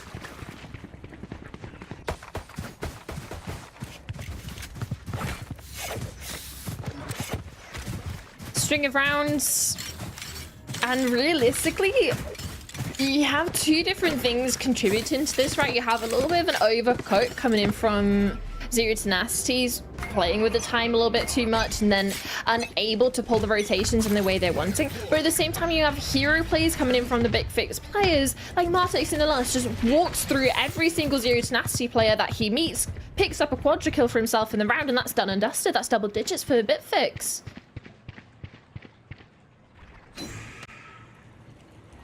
And again, Zero Tenacity wanting to go for this extremity sort of placement of players. You have MSH over towards B, Gramakista towards A, and the pack is walking down close to B, although there's an opportunity to isolate and recover a rifle here. Yeah, if you're able to shut down Amelie, it's not too bad of an ordeal, and the 1-3-1 would pay dividends, oh dear me. Still, there is a trade, that's not too bad, and like you said, a rifle potentially collected. Spike down. Hang on a second. I think there's a real chance Zero Tenacity win this. We're checking the back line. You've got also Gramakista joining in. Yeah, and it's so far away as well, so you know that that's not going to be a problem. You're looking towards CT, but that's the rifle down. Indeed. Unrecoverable. Well, Pretty at least has 1 more rifle remaining. How much damage can he find? Only finds the clone early. Doesn't quite collect. The rest of them trying to make room into backside. The gravity well will get quicks off the spike for a little while, but I think there's plenty of time to defuse it. It actually got close, down to 4 seconds, but no cigar. 11-8. BitFix are on a streak of form on this defensive side. This is something similar. If you take out the context of the first half and you're just looking at this one in isolation, this is what we were seeing on Haven, right? A pistol 1 conversion not hit, and it's just domination after that. And some of these rounds, like you said, like close in regards to 4 seconds, sure, but there's still 4 players alive and well in a 1v4. That, like, there's no way that they shouldn't be getting a defuse in that situation. Razes with the operator back out, wanting to peek and prod over towards mid, gets shut down early with a drone, and even off the angle and TP back over towards B with a flash. So mid is under their control, but that's about it. Indeed. What's the target? Again, where Zero Tenacity start the round doesn't end up being the end destination. But with MSH leaving B, you should be safe to assume that this is going to be walking into an A hit. It's not a complete certainty. Zero Tenacity start to walk in. Bitfix don't really want to reveal themselves. Martix considering to drop out of the smoke, and as soon as Synthix gets the pick, that's exactly what he does. Spike drops into the ground, and Bitfix look poised to shut things down right here, right now. Good amalgamation of utility. Really putting Zero Tenacity in the ground.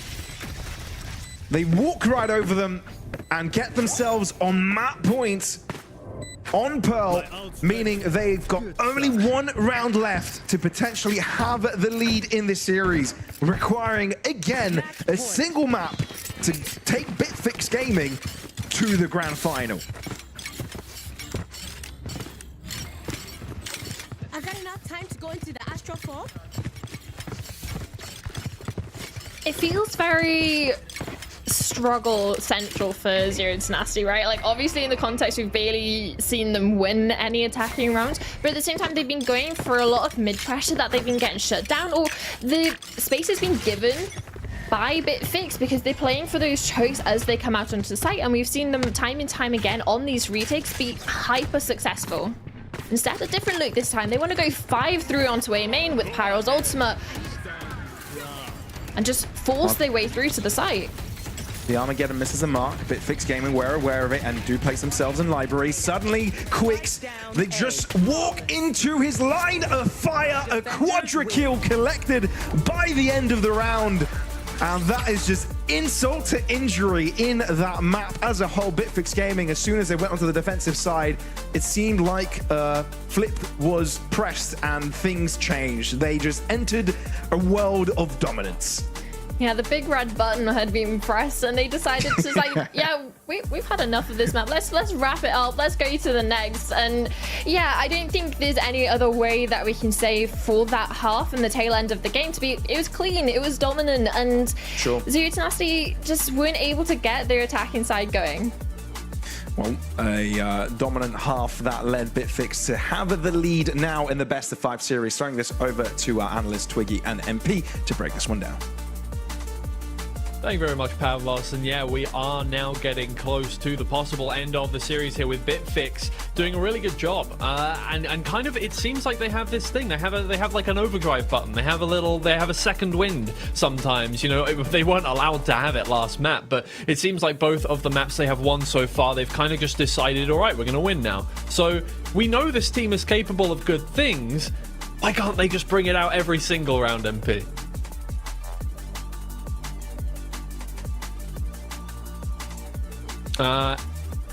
You're not making noise again. You're gonna have to come back in a second. Either way, yeah, no, I think kind of that is the point he was making. Consistency is so important for them, and he's back. There you go. You can carry on with what you were saying now. Yeah, I mean, yeah, consistency is really hard to keep on. Like, it is something that all of these players strive for, and that's something that is sometimes missing from the tier 1 scene as well. But in the end, I'm really happy that we saw the last round as well. Like, once you get the ball rolling, everything seems to work on your favor, and that is exactly what happened there. Just literally getting every kill through the smoke. That is sometimes how the rounds work when you actually get the momentum on your side. And I'm really happy because we saw many multiple good moments from a lot of these players that maybe brought the confidence back in terms of having that split and icebox coming up.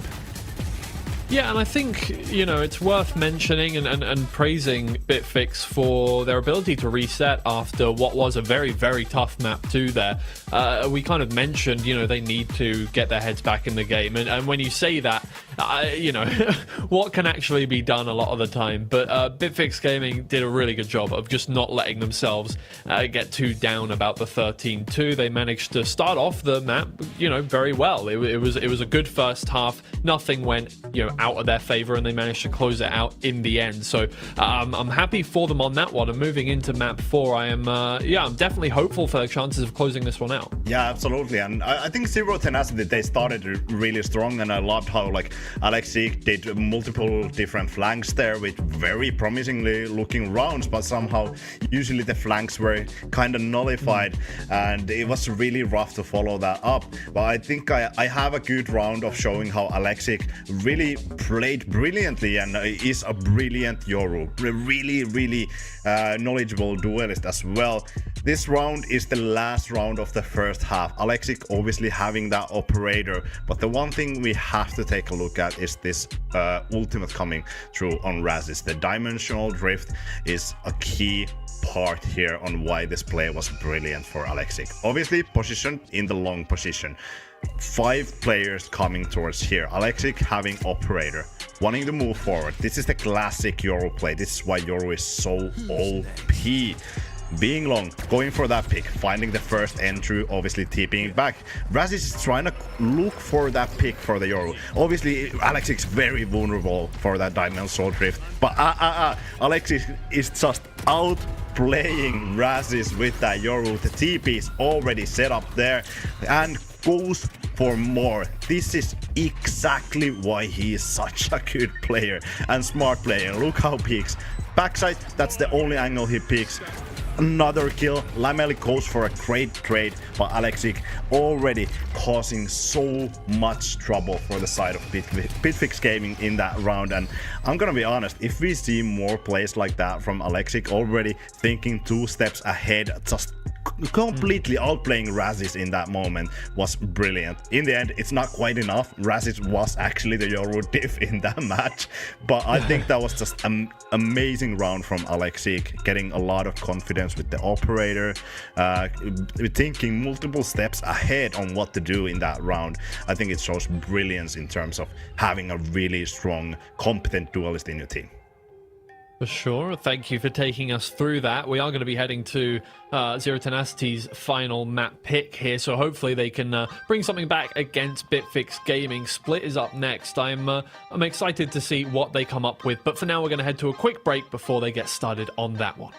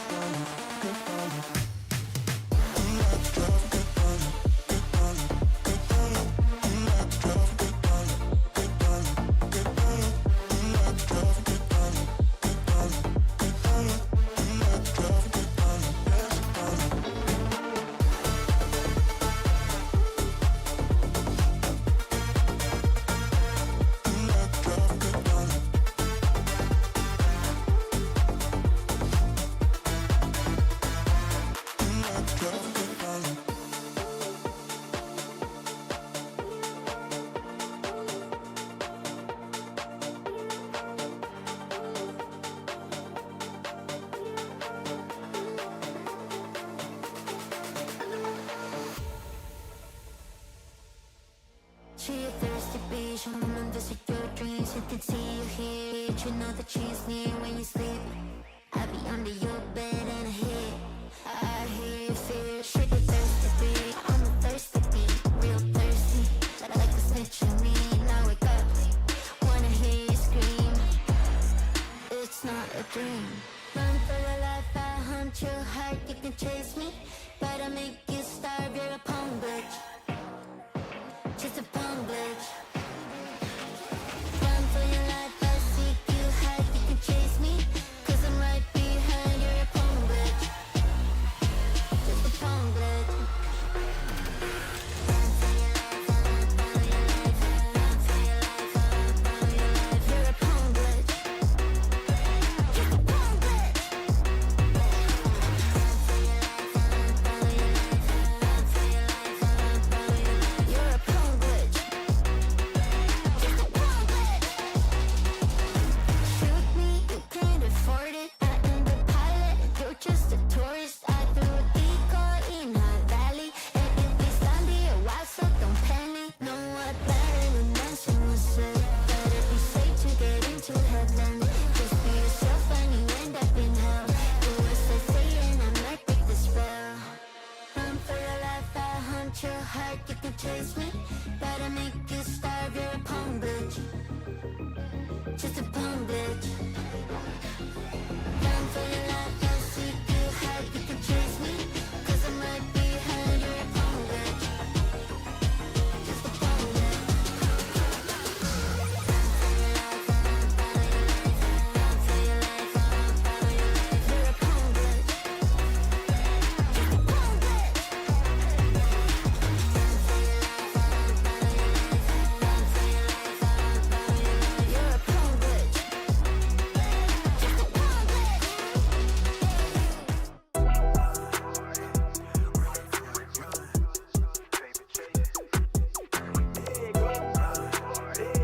Run for it, run. Yeah, hey, okay, I'm fresh up out the package. Sign my deal, I pay my dues. Affiliated to this paper, I need freedom for my family line. Draw my life design up like fine art. I'm jumping off just an unfamiliar coordinates. Hopped off the porch like I could touch the sky. Red is not one trillion. The ism talk the water out your faucet. Look at me flossing, I'm so wavy, I could change the tide. My intuition sense the hatred in your ways. You imitated, forging lines, claim meaning means that's just to justify. Yeah, right. West side, born maritime. Creole baby, my bloodline. My lungs clouded, my thoughts crowded. Say all I see is these dollar signs. Finna make a play and that sound delay. On mamas, I testify. Run for it, run for it, run. I'm out here paper chasing, looking for the funds. Run for it, run for it, run. I'm out here paper chasing, looking for the funds. Run for it, run for it, run. I'm out here paper chasing, looking for the funds. Run for it, run for it, run. I'm out here paper chasing, looking for the funds. Game recognized game. I'm from the Bay, okay, I'm versatile and my slang was different. I'm lane switching with the same people that I came up in this thing with. My head swivel, I'm homebound. Got a target back on my backside. The cat peeling with the cast iron. Better run for it, run before I catch you. Pick it out, ball it, block it. Trying to stop my blessing. Gamble with your life. Don't bet it, don't bet it. They can't stop my blessing. You do best not to test it.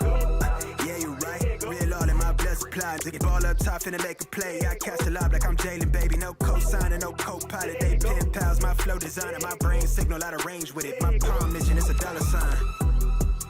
If I say it twice, then I meant it right. My brain signal out of range with it. My palm mission is a dollar sign. You know, co-signer, no co-pilot. They pen pals, my flow designer. My brain signal out of range with it. My palm mission is a dollar sign. Run for it, run for it, run. I'm out here paper chasing, looking for the funds. Run for it, run for it, run. I'm out here paper chasing, looking for the funds. Run for it, run for it, run. I'm out here paper chasing, looking for the funds. Run for it, run for it, run. I'm out here paper chasing, looking for the funds.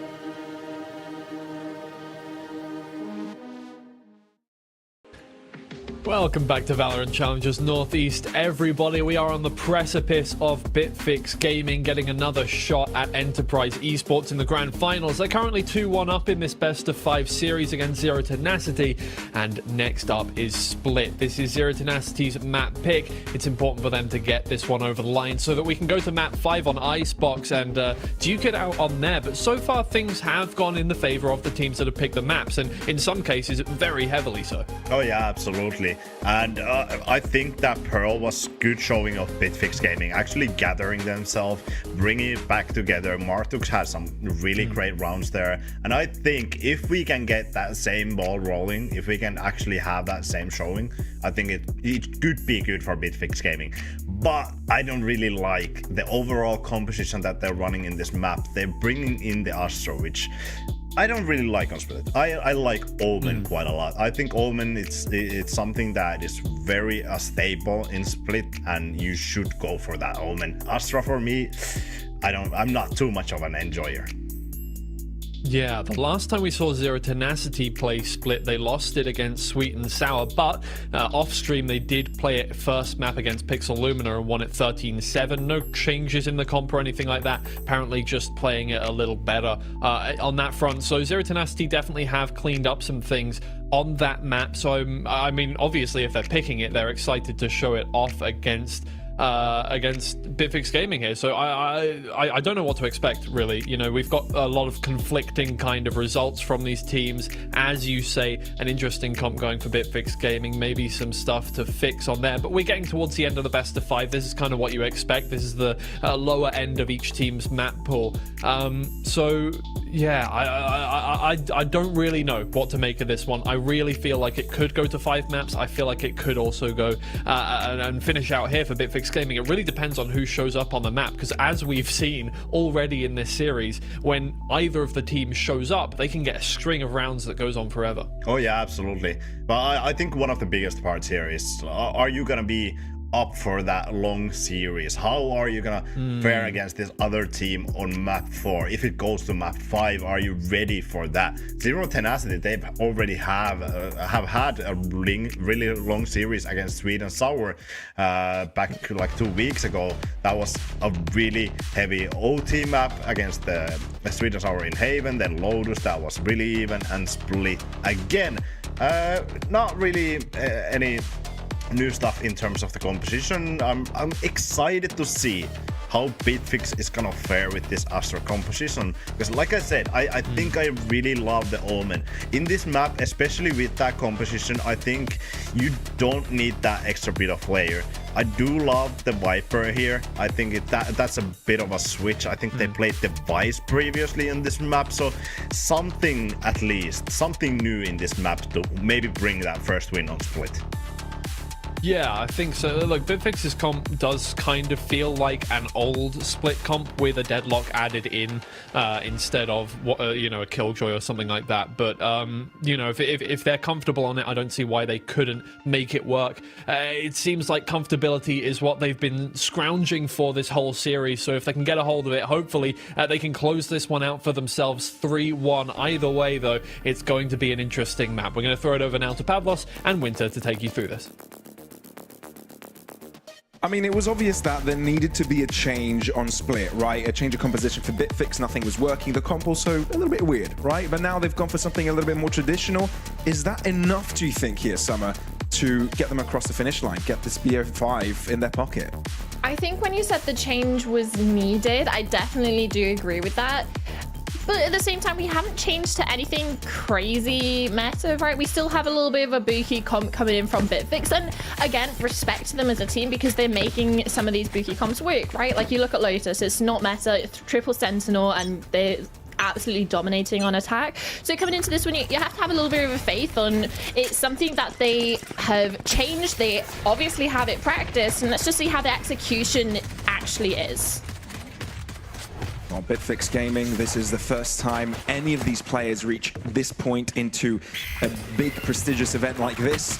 And they are one map away from getting into the grand finals of it as well. Looking to start things off on the right foot. as they eliminate every single player they see out in mid, and Pretty, who was on his own towards that B site, gets dealt with quickly as well. Another good start for them coming into this map. It's been something that we've been seeing. The pistols are relatively equal between both teams, but for the side of Bitfix Gaming in particular, if the pattern continues of what we've seen so far, of like whoever's map pick is ends up converting, they really do need to get a good start to this map, especially on this defensive side against Zero Tenacity and their composition, and into their map pick as well. So there's a lot of things working against them, and the pistol is definitely going to be a good bonus for them to start working with. Yeah, Zero Tenacity, although, are going to walk their way into B, a bit of a contact approach. But if you look at the mini-map, Bitfix Gaming have attributed a lot to this left-hand side defense. Smoke fades, a bit of a rough timing for the spray down on the Bulldog, but there are reinforcements around. Plenty of players to throw at this, plenty of bodies to use, and Bitfix Gaming, a quick second round to be collected. Yeah, absolutely nothing lost as well. The player who only came in with the Sheriff ends up picking up the Stinger, dropping that over, and buying up into this one. So this one is a little bit more of an array of weapons, I think you can say. Sure. We have from the extent of a Stinger to a Bulldog, Spectre. No one player on Bitfix has the same gun, right? And there's a lot of variability on where these weapons actually thrive, right? And especially when you look with 3 players over towards mid, you have the Outlaw supporting, and you have a lot of players that want to get up close and personal with their weapons. Yeah, that's exactly what we see from the get-go in mid. Pretty doesn't give Syntix a chance. Beautifully done. Now can Zero Tenacity keep it on? Bitfix don't back out for the mid fight though. Razes posts up closely. Alexic with his own little lurk towards his right-hand side. Hang on a moment. These fights could unravel out of control quickly. Martix does overstay his welcome and get shut down because of it. Pretty down to 10 points of health. Ooh, the classic doesn't do the cleaning up. So Zero Tenacity with a 2-player advantage. And look at the control that they actually have across the whole map. Again, obviously it's supported with the fact that they have a lot of players alive, and somebody who doesn't have a lot of players is Grix. He's on his own. I feel like, okay, so bear with me with this thought, right? Alexic, he's been a solid player for Zero. Yeah, thank you. Let me hear it. Has been solid for Zero Tenacity for a very long time. This is one of the reasons why he's done well. Sure, Pyro has been a great addition, but it's Alexic that has been a monstrous performer for Zero Tenacity. Though it does feel sometimes, if it's not for Alexic, no one else steps up to the plate, right? It feels like he has to step up, he has to pop off, he has to come out with, you know, out of this world appearances to give Zero Tenacity a chance. You say that, I'm looking at Grammakista, especially in this series, has been super clean on, like, I think he's like +10. It's not crazy, especially when you look at Razes, it's +22, but like, in this series, like, they have other players stepping up, it's just not all stepping up at the same time, but Alexic off the board, one of your spearheads that you're talking about, is not gonna have a say in this round. So looking at the players left onto site with the utility that they have, Rolling Thunder online. Okay. Yeah, maybe that is what you need.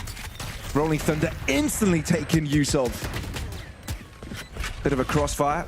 That Pretty has to respect, but I think all he's trying to do is delay, try to be a menace, disallow Bitfix to cross into sight. They're running out of time, and I think Grammakista has got himself enough guided salvos to do damage on the player trying to defuse, gets the pickup. Sure, it is defused halfway, but I don't think there's time to get it in your control. Therefore, the explosion will come in and Zero Tenacity will grab the dub. It wasn't halved, and Grammakista manages to get 2 with the salvos. I'm believing he put them both on the same spot, so it is a little bit more of a, like, you count the normal number of salvos, forgetting the second ones there, run it in, trying to get on it early on, and instead, Grammakista from the grave is able to clutch out for Zero Tenacity, and honestly by the skin of their teeth, right? Like, you're looking at how convenient it was that Pretty's ultimate came online just in time, gets the massive time delay over towards spawn, and Short isn't able to capitalize on kills, and even falls in the process efforts trying to do so.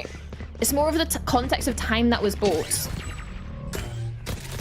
Well, Martix seems to be very aware of what is going on, although he does touch the cage and notifies opponents of its presence. Therefore, Zero Tenacity getting themselves clean access to the site. Not too much issue to it. And should be able to find a lead as well. Unless things go out of control. But they are respecting their opponents. Playing a calm game. A chilled game. Razis posting up the operator nicely. Syntix does get a sheriff shot, but again, running out of time. And time will be an issue. Hang on a bit. This has actually become a very dangerous endeavor. An expensive one, at least. Family's chances are diminished due to time, but 3 casualties for Zero Tenacity, that's not too bad of an ordeal considering Bitfix came into this with pistols. I think the only thing that they're going to be lacking... Oh, no, correct. I'm corrected. Razis does have enough money for the operator. I think that was the only concern for me is how... Sure, it was the operators that saved gun surrounded by pistols. Everyone goes down, but they are able to reinvest into that operator, into this one. And we've seen how clean Razis can be. If you remember all the way back onto the first map on the Sage, an operating Sage player, and was able to get like some round defining and map winning kills. So it's nice to see that he's able to get this out onto the Jet early on as well. And the issue is they're not even going to his site. He's going to have to retake again with an operator. Ooh, he actually is able to catch Martix out with a showstopper. Is it enough to lure attention for MSH to do hard work? No, it isn't. Pyro on site does get overwhelmed. Bitfix explode to the defense of the site. And there's not much left for Zero Tenacity to do. They're stuck with 2 players, and they're just holding their ground. And the utility as well coming in from Martix completely splits up the players that were able to get out onto site and coming through mail, and those who were left in main. So that meant when we saw the flood in from CT, sure, Razis goes down, he has an operator. You won't really favor him in that fight. But the traders there, then the rest of the players who are stuck in main have nothing but to sit and wait or to shoot out that wall. Fortunately, they do have time on their side and also the spike. And especially looking at who's carrying the spike, looking at Grimakista, he's one away from the Armageddon, has all the utility as well. Same goes for Pretty. You can see maybe the Aftershock come into effect. So there's a lot of utility that Bitfix Gaming, when they eventually do go for this retake, are going to have to work through.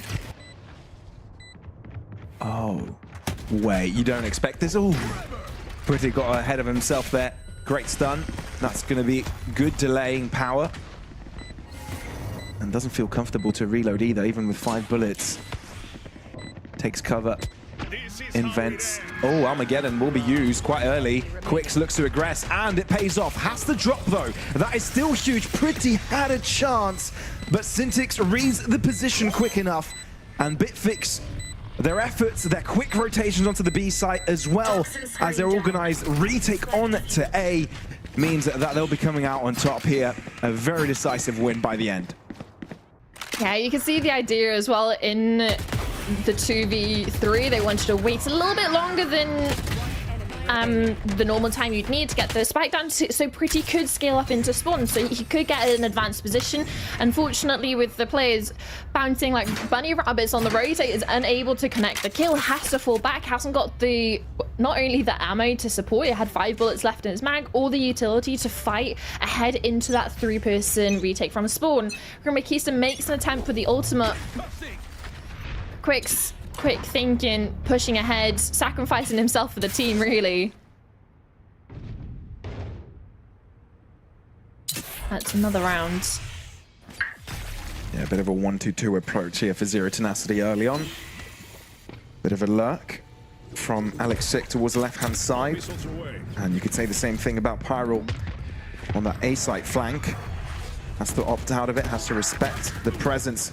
But it looks like Bitfix wanted to lurk out in mid themselves. It is a 1-for-1 eventually, and on that 1-minute mark, Zero Tenacity yet to show intent. Oh, Alexic is walking out. Is Lapelli aware of this? Oh no. That is ridiculous. How does he even get away with that? Paint shells do some damage. Mantix tries to close the distance. You've got the rest of Zero Tenacity trying to join in. Wait, he's satcheled into it. And yeah, and the Annihilation eventually connects. Now Zero Tenacity have got the superior numbers, but with Bitfix rotating so quickly, they've got 3 defenders dedicated to the B-side defense. And there's nowhere for them to run. No cover from Raz's operator.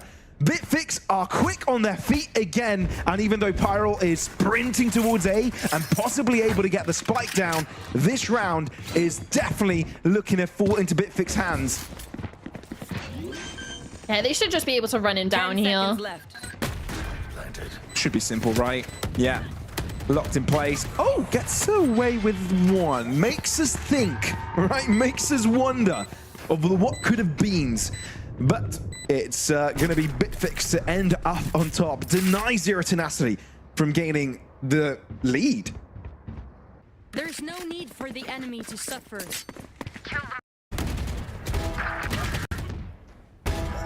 And it comes down to this sort of lurk kill that they were able to get, and somehow ends up satcheling back into the annihilation like we saw Martik send out. And it was more of the fact, like he's talking about in the round, is the quick rotations of getting Razes onto the site itself. They've already cleared out the player that's come out from main, so they can put their attentions over towards heaven, and it's a long distance fight. You're going to be favoring the operator there. Yeah, Razes is going to be tested yet again. We've got Quicks hiding out on site. The first shot doesn't connect, and you can see how quick Pyral was with his approach. Bitfix Gaming lose both defenders already. It feels like Zero Tenacity have put an end to this round with their initial engagements. They still don't necessarily have the best weaponry for this, right? But it doesn't even look like Bitfix want to go for it. They want to keep the weapons that they have. Quicks and Razes are down for the count in regards to money, but keeping this operator online as well, which is something that realistically they wouldn't have been able to reinvest for another couple of rounds. So it's super important that they stay alive, Syntax at least. And also you're looking at the money in the sense of Syntax and Lamelli should be able to drop over some sort of weapon over onto Quicks and buy up one for themselves as they drop the operator to Razes. But my thing is how quickly they were able to dismantle this A defense. Time and time again, we're seeing Razes, when playing over towards A, wanting to take that peek out from heaven towards main, but no, he's not even going to get a chance in any sort of comfort to be on that line, because Gramakista's salvos are, well, taking him off it initially, along with a smoke from Pyral, and then also the TP into heaven. So there's so much pressure on Razes in that one position that as soon as he backs off, it's full sprint into sight and an isolated Quicks in a 1v5 situation. And the best you can really ask for is one, and sometimes you'll go down without even that. Yeah, decisive Zero Tenacity here. Pacey. And haven't allowed Bitfix to react because they have been great with the reads. It's just that if you don't give them the time, they won't be there. But again, with a 2-1-2, but Razes with a quick opener. He's taken his fight, he's got his pick, he's vacating the premises. Yeah, and it's the difference in where he's playing, right? You can see the same exact utility being put over towards heaven, now plays elbow, and it's easy pickings for that kill. Oh, wait, the stun connects, but Alexic still wins the trade? That's ridiculous. Now he's given the B site completely to his team. 3v4, sure, Bitfix have the numbers, but Zero Tenacity very dangerous in situations like this. Waiting for Quicks to rotate over as well with that initiator capability and the Trailblazer, which is going to be important to clear out over towards CT. It should spot out the trip, so that should get dealt with. But the issue is Alexic towards hell is going to be scary if they don't clear it properly. Oh, man. You can only imagine how scary this could be. Oh, they lazy peek it, and that means Alexic gets away with one. Quicks is able to trade it back, but Raz is left all to himself. He is running in with the operator. That is crazy. 10 points of health. He needs to find the headshot. Gramakis has gone all the way around. Oh, he's gone for the smart approach. Knows that his opponent is no longer on the spike, so doesn't really take the peek. Instead, collects his opponent on his retreat. That got chaotic. Zero Tenacity come out on top.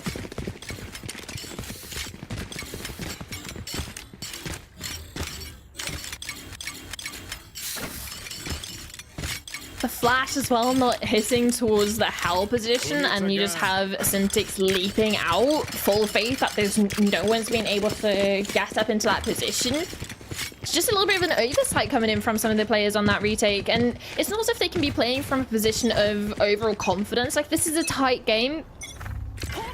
A small mistake puts Zero Tenacity into the lead, although Razes, sure, he wasn't able to save the operator, but put a sheriff in this man's hands. And it's an entry kill confirmed, but no weapon to be recovered. Pretty even just throws it all the way into vents, and Pyral's just managed to get into the spawn. Sure. I don't think anyone's aware of it. Oh, Raz's might be. I mean, he's looking towards yeah. CT. He's checking. But they're not going A. No. They're out B. And that's where Lamely is. Oh, no! Timing. Wait, he look at didn't each look! other. There is no way. This is the freest kill of Lamely's life. He's got the information. He's given his team some time to move in. Martix get the collection onto Pretty, and all of a sudden, Bitfix has turned this round on its head. Can Pyro save the day? Because with that pickup, they made it into a doable situation. A 2v3 now as they settle down in B. Oh, Martix. Oh, the timing. Drops his net. Pyro.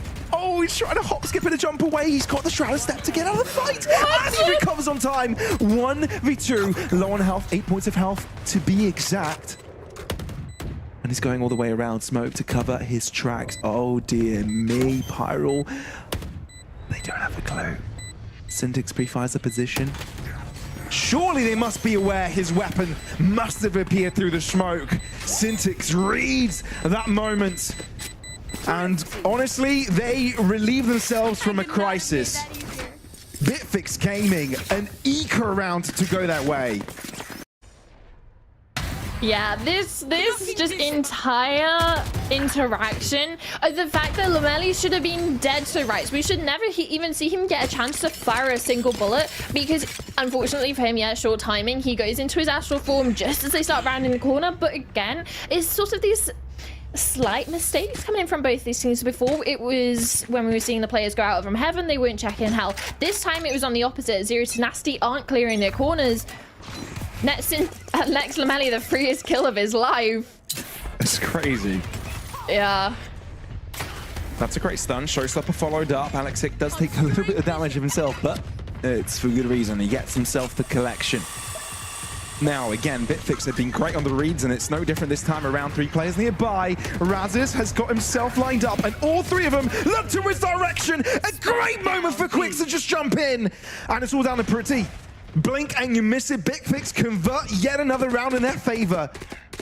But you've got to look at the positives if you're Pretty here, because you've got a Rolling Thunder available, and you've got time on your side. 1 minute. Spike nearby. Martix, he's got his crosshair ready, knows exactly where Pretty is. Now calls Quicks to join him. Pretty's got the information available to him. He's slowed. He's stuck in place. Gets the net off of him. Can he isolate the fight? Flashed towards the one side. 40 seconds. Spike to be collected. Can't quite win the 1v1. Not that Bitfix allowed him to take a 1v1. 6-5 is the round score, as Bitfix have got themselves in the lead, at least guarantee they're equal at halftime, and are potentially fighting for a 7th one as well. Yeah, and you just have to be looking at Quicks in that round, right? The perfect timing coming out that smoke. Nets just 3 of, like you said, like the easiest kills to get in the back. Nobody's looking. He gets lovely spray down onto the 3rd. 2v1 for the last, picks it up himself, and again, that's the Seeker still online. There's a lot of ultimates for Bitfix Gaming to work with coming to the last round of the half, and Razid just runs out of a smoke and connects the kill onto Alexic. That's one of the adaptations they made with his switch of comp, right? Get him onto the jet, get him onto his comfort zone, and it's showing the rest of the team following suit. Razes just jumping in his opponent's face. That is a confident statement. A flawless round to close out the half. 7-5. Bitfix are showing us that this game is going to go in one way and one way only. And that's going to be with them, with their names on the screen by the end.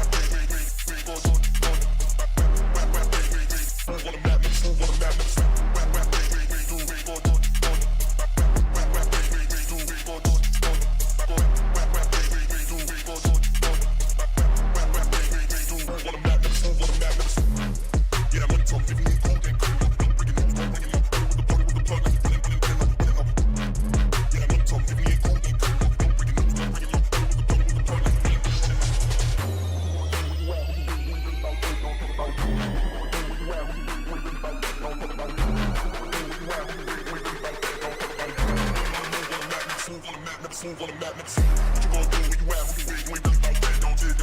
Really on the move on the map, never slip. Put your hands to your lips, don't you? You ain't really about that, don't you?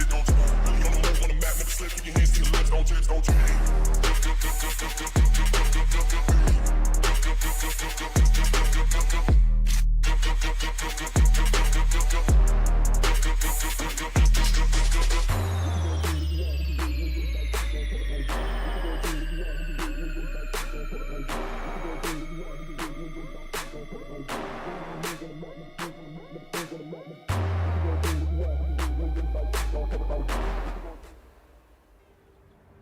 Small lead for the youngsters of Bitfix Gaming as Zero Tenacity look to play catch-up.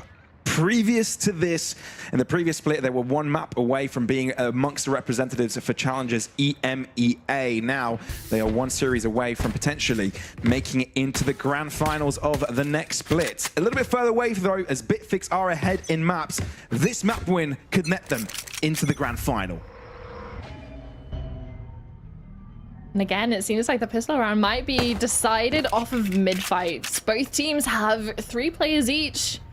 Could turn into a brawl, especially with a trap setup Zero Tenacity can work with the sense of grammar. Keystart and Pretty on their agents. Razis very pacey with his approach. Cloudburst to conceal his position, but it's some pot shots as well as the guided salvo to put him to rest. Early disadvantage here for the Bitfix roster. Zero Tenacity having a lot of the defensives dedicated towards his left-hand side. Martix looking to aggress. A couple of pot shots in of his own, but none of them connect. Zero Tenacity look confident to hold here, and Cintiq Slurk hasn't bared many fruit. No, none exact. He gets shut down. The only player that Bitfix are able to put to good use is Quicks. And now they're trying to switch up their pace to break into this B site, take a potential 2 versus 2. They do collect Elixir, but the stun is good. And Pyro jumps in, leaping at the opportunity. Lameli looking to see if he can isolate the fights, but Pretty spray across the smoke is pretty trivial at that point, allowing them an early pistol to close the gap as soon as possible.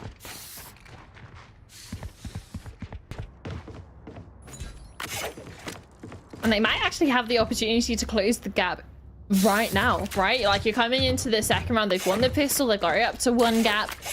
And with Bitfix not going for any sort of force, they weren't able to get the spike down or anything, so they haven't got any sort of added credits in their bank. Follow protocol.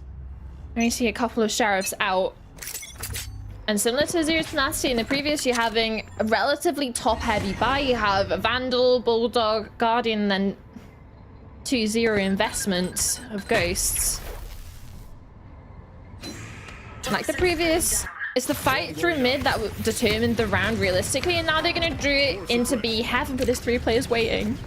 Oh man, this is such a brilliant hold from Zero Tenacity, and it doesn't even come down to the initial engagements. It's all down to utility power. Alexic now finds the confidence. Wait a minute, he was out into the open for a little bit too long. Pyro's got things under control though. Everyone can relax, everyone can chill. Nothing to see here. Nothing's gone wrong. Well, it kind of did for a second, but recovered. And Zero Tenacity look to be having a simple collection of Razis's body as well. 7-7, as even as it could be. Even Stevens, but with how much damage had been done, not all of the weapons were able to get recovered, so they do still have the Guardian and the Vandal, but a lot of the other weapons are going to have to get reinvested into. You can see Pretty and MSH buying up into the Vandal and the Phantom, and even for Raz's, his investment into the Sheriff in the previous round has pushed him down to considering between half armor and a Vandal, or even going for that Guardian. Opts for the half armor, and it might be his undoing with all the damage that's going to be done by Alexic. You got a bit jealous of Razis being able to pop off on his own defensive side and wanted a bit of that action himself. Showing up early. Numbers advantage, Martix. The timing! What? The 180 degree! A classic for Martix. He just does that in his sleep. Should be able to regain his HP with the regrowth coming in from Quicks. Has already put Syntax back onto 100. Can't do too much for Martix. But at least puts him in the realm of being a 2-body shot, right? At least getting him over that 40 HP mark gives him an opportunity to survive a gunfight if it's just a body shot that gets hit. Has to be clean with the headshots, especially on this site hit when there's 3 players waiting. There's a lot of utility between the tail and the breach. Yeah, and for a bonus, not too shabby when it comes to the firepower either. Artix isolated from the rest of the squad, which is why Pretty makes quick work of them. And again, Zero Tenacity, 3 defenders is a mighty difficult situation for Bitfix to uncover. Quicks gives them a fighting chance, especially when Pyro is low. Spike will be going down. A 1v2 required from Lamely to put Bitfix on winning ways here on their attack. Well, Pyro rejoins with his teammate MSH. He now drops down onto the side, but there's a smoke for Lamely to play with. He has to try and isolate these 1v1s. Can he do it, though? Because Zero Tenacity are bunched up together. Hip to hip, really. Oh, did they actually spot out Lamely here, or was that just a pot shot through the smoke? That's the lower health player. Now Lamely can play the timing game, knows that MSH has to get onto the spike, and doesn't stick with it the first time around. Here's a second collect of it. Does hear him go on it again. MSH off of it on time, reads it to perfection. Zero Tenacity have created themselves a bit of a streak. Oh, that is just not what you want to be seeing if you're Bitfix. Sure, you lose the pistol, that's fine. You do decent damage in the second round, but it's the bonus that you falter at. The reinvestments coming in from Zero Tenacity of Grimmakista and MSH buying up into those premium rifles. And obviously the heroics in the clutch have to be looking. The step up from MSH in that one. Okay, what did Bitfix achieve with this low buy? This half buy, if you will. It's a bit shaky. Oh, that's actually a brilliant patch-up in the net. 2 kills and actually making things into a 3v3. Isn't that disabling for you? But you haven't really figured out Pyro's position. Now the spike was on a higher level with both remaining attackers on the lower end. Stingers are punchy today. Quicks has found himself an upgrade. Spike found from the shadows, stopped from Pyro. Spike planted. Spike tapped in. Oh, that's the headshot. Looking for the second. Quicks save today. The clutch that puts Bitfix right into the fight. Oh, it's so clean. On such low HP, finds the upgrade, gets the spike down. He's stuck in that corner. MSH had him locked in. Even Pyro coming in to rejoin for the double peek. Quicks easily deals with the first. Here. And transfers. Small adjustment onto the second. And similar to round 15, it shouldn't have been a round Zero Tenacity win. Bitfix shouldn't have been the ones walking away with that. And then in this one, Zero Tenacity want to shake up the pace a little bit. Full send it 3 down mid, but nobody's home. No. Nobody's home. No one's responded to that. It's crazy how things change. Yeah, only benefit for this, for the side of Zero Tenacity, is that they do force out that Trailblazer coming in from Quicks on this guy. That's going to be another bit of less utility that they're going to have to clear out angles that they've been struggling to clear out, right? Especially when you're looking towards Raptor positions on B or over towards backside on A. They haven't necessarily got the best initiator utility to deal with those positions. And taking that Skydog off the board early, or at least forcing it out, is going to pay dividends to them when the site hits actually come through.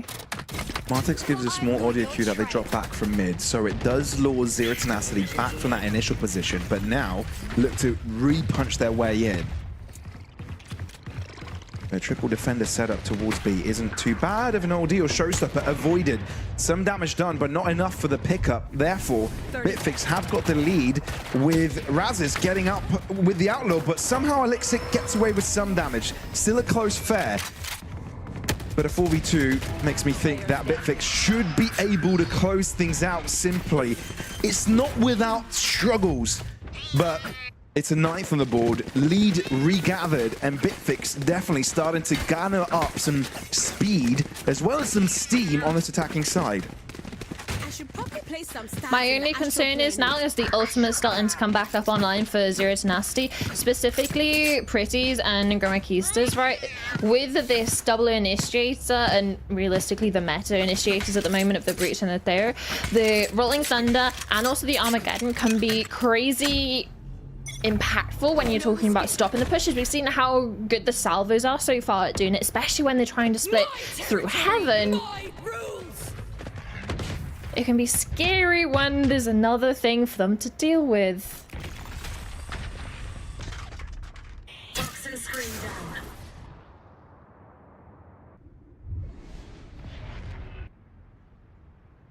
Going through mid for Bitfix has been a little bit scary, hasn't it? Drone eventually broken. Especially being spotted out, right? Sure, it gets destroyed, but you have no information that Alexic is also playing over towards this cubby position. Doesn't look like it's really going to net too much as they are leaning over towards this A, especially with Syntix look up towards heaven. But this trip is going to need to be broken. Spike is starting to find its way over. Same goes for Lamelli. Yeah, this seems like Bitfix have figured out the answer. The gap in Zero Tenacity's armor.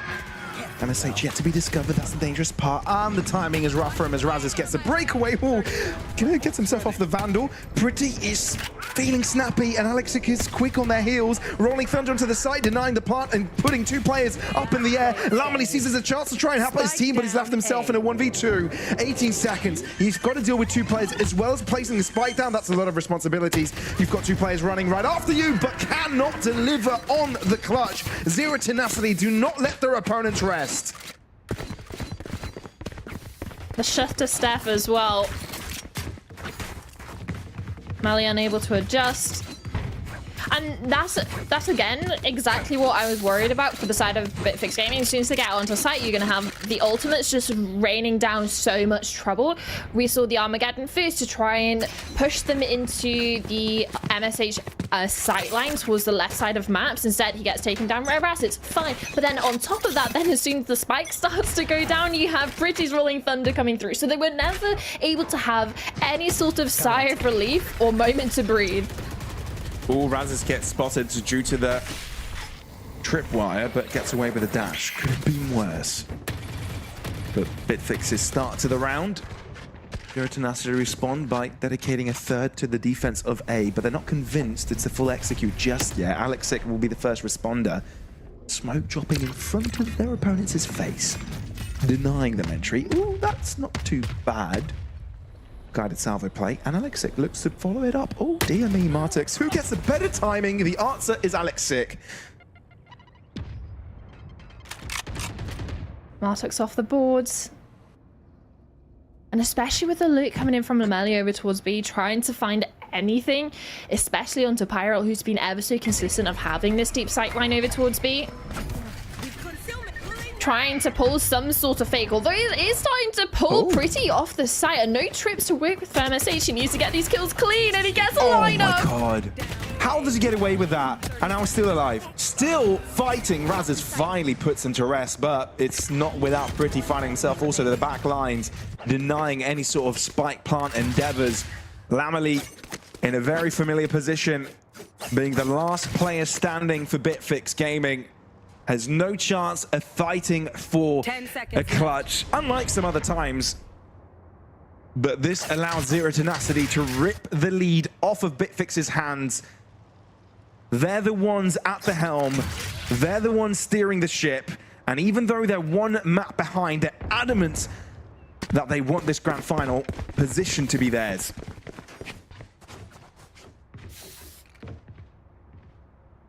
They want to push it to a fifth map. They want to push it to the decider of Icebox.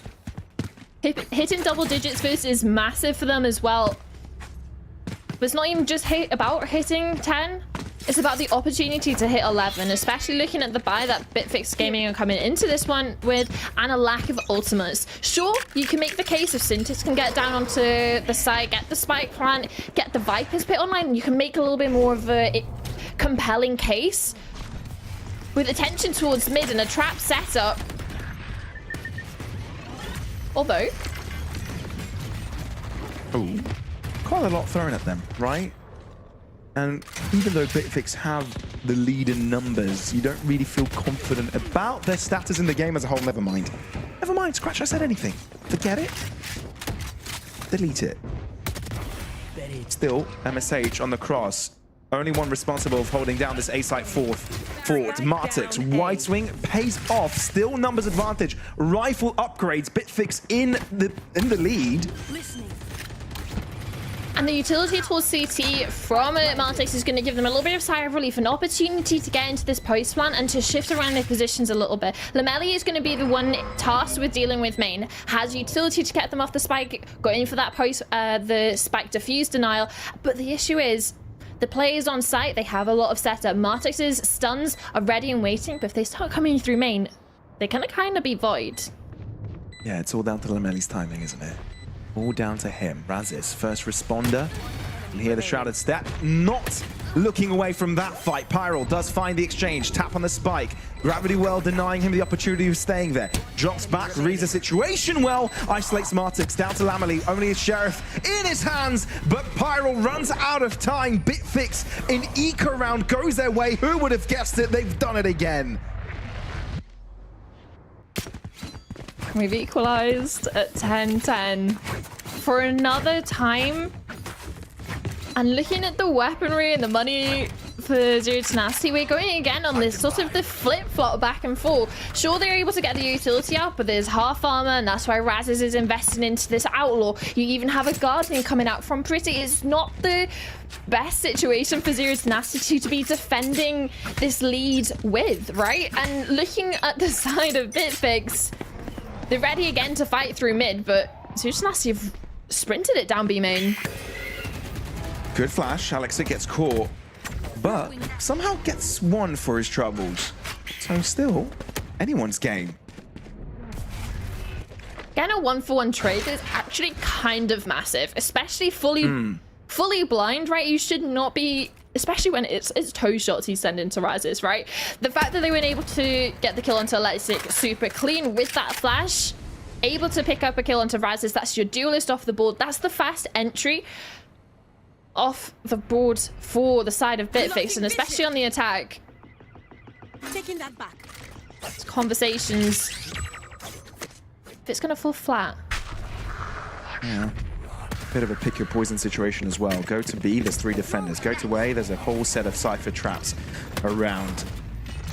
Pyral realizes there's a lot around here with his From the Shadows, but he's able to drop back as Bitfix considering the re-peek. Oh, they doubling down on the take. Pretty notifies the rest of assist. Running out of bullets. Snakebite as well to the feet. He's low on health. Granakista needs to do a lot here. Needs to do all the heavy lifting. But Quicks is so down fast at the trigger. 2 kills in a matter of a second. MSH, one man standing. And the economy for Zero Tenacity is screaming right now. It's not looking good. The bank account sending empty statements. And Bitfix Gaming looking to take the steering wheel off of Zero Tenacity's hands. A high-low, impenetrable by MSH. And Bitfix Gaming again with the lead.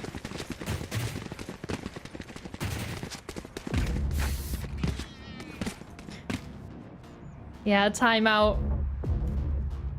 Because like you said, the bank is not sending those statements. There's nothing to send home about, right? Alexic and Pretty, sub 3K, same goes for MSH. There's a real conversation to have now, which is probably why they're taking this timeout, is what is the game plan? Do they play for a regulation win, or do they save half buy into this one, risk Bitfix getting up onto 12 and play for OT in the next, into round 23, where they're going to have that full buy back up again? Are they going to make a play for the ultimates? Are they going to invest Alexic, the showstopper, into something fast, something punchy that we saw Bitfix doing, that we saw Zero Tenacity doing on their attacking side when they were going for those A hits. Can we see something like that on the defense? Can they take the fight like they've tried in a couple of previous down mid through B? Sure.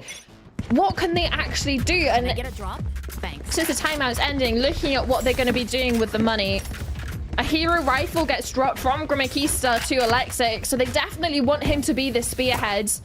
Pyro sure has a Bucky, but you're really looking at Alexic to be the difference maker here, to stop Bitfix from hitting 12. Well, there's going to be a quick A site exploration for Zero Tenacity, potentially an explosive one. One Bitfix focused towards the left-hand side. Keep in mind, a timeout allows both teams to take a moment, talk about the game, speak with your coach, have a moment to reflect and devise a plan. But Alexic's plan is the one that shows up first.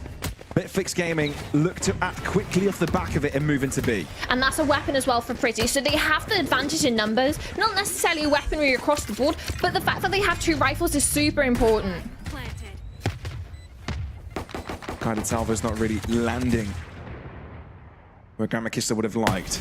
No match. Pretty finds the optimal timing onto Lamely. And the dominoes start to fall. Razis, can he keep the structure from tumbling? Alexic, I think he's flown under the radar, and that's exactly what he does. What he knows how to do best. Still, Quicks all by himself.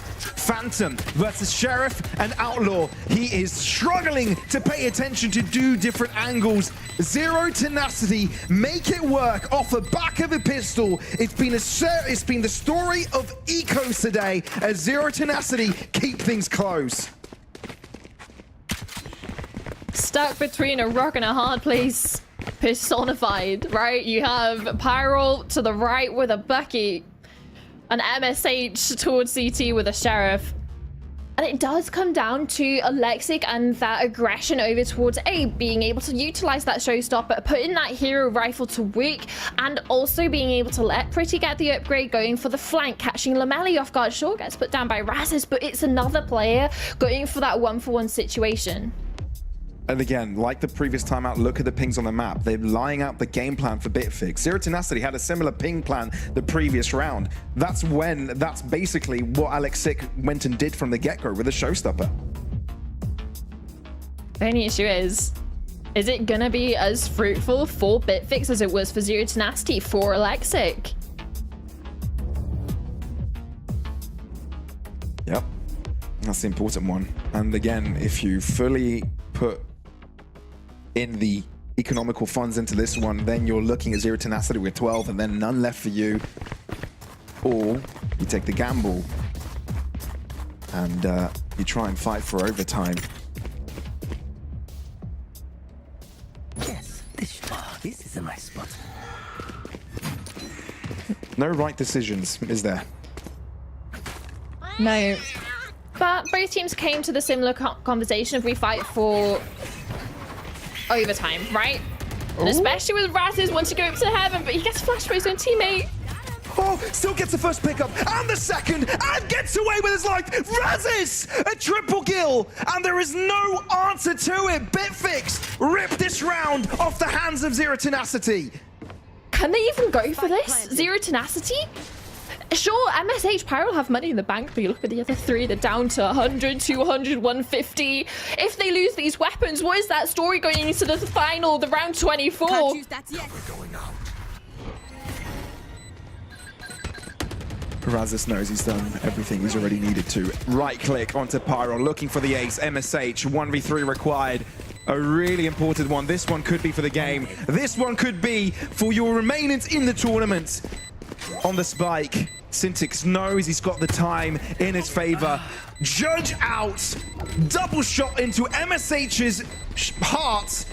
Bitfix one away from getting themselves in the grand final, continuing the Zuma legacy. Go Next and Team Liquid Academy have created. One dead. Oh, you have to feel for MSH. last left alive after an instant I will not of die. Raz's just Thanos snapping the rest of his team over towards heaven. Even gets flashed by his own teammate, but continues and follows up. Nets a triple. It's like he says he sees Alexic and what he did a couple rounds ago and says, watch this, hold my beer, I'm going to do one you better. Yeah, you can get one kill onto an isolated Syntax. No, do you know what? I'm going to do triple better. Gets a 1v3 over towards heaven, sure, with a little bit of utility help. It's actually hold my juice box. Ah, he's 18, never mind, he turned 18. Hold my beer. Yeah, hold my beer indeed. Or vodka, There's no doubt. right? Because They are Raz's, nuts. Yeah, sure. right? Ethnicity-wise. But little bit of a change in approach. Pyral aggressive. Over towards That A. paranoia is actually really strong because sure you got the first pickup, but your paranoia denies the tempo from Bitfix. Syntax denied the rotate back and a potential rifle upgrade. This round is still up in the air. I need a Overtime is still up in the air. A smoke over towards heaven tries to at least change the attention of Zero Tenacity players to site. Rolling Thunder was preemptive, meaning that Bitfix Gaming have got clear real estate to move in here. It's all down to timing. Quicks, can he find more than that? 2v4, but 2 only on site. They're stuck in place, trying to use the cage as their cover. Lamely can't use the short to do his advantage. Zero Tenacity hold on with the skin in their teeth. They're going to overtime. These teams are struggling against these lesser weapons, giving opportunities to the opponents that should never be given. Careless slippers towards the end. But the end denied for Bitfix. A continuation granted to Zero Tenacity. An opportunity now. Because the pressure is on their shoulders to push up to map 5. Because Bitfix, they at least have the opportunity to make those mistakes in this overtime and have another chance on Icebox. Zero Tenacity are starved of that.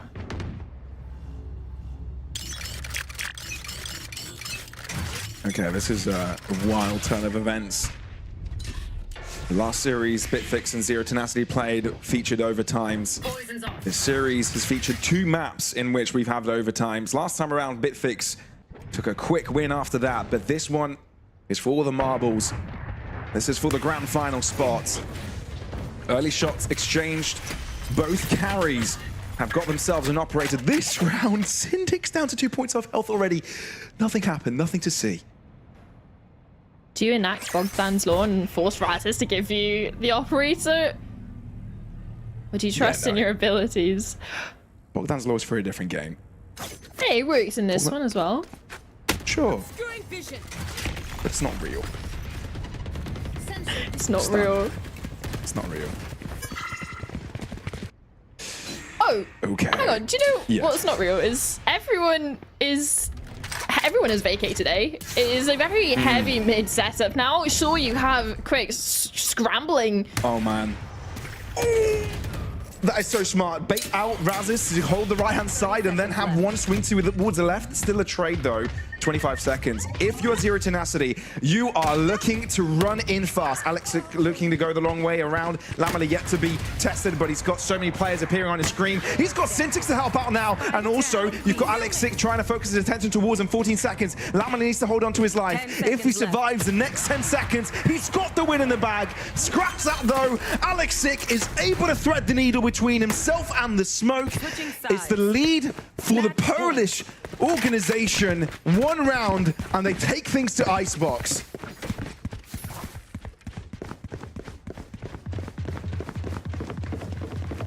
Could be a cold, harsh reality for Bitfix if they aren't able to push this to another overtime. Can be faced with Icebox, like you said. Let's have some fun. And again, going for this trap play, or at least aggressive setup over towards mid for Zero Tenacity, and there's a lot of players waiting. They go for the early Hail Mary, and it might actually work out. The smoke drops right on time, and Quicks gets the better end of that exchange. You can't make this up. This is pure cinema. This is pure excitement. Bitfix Gaming have got the lead for now.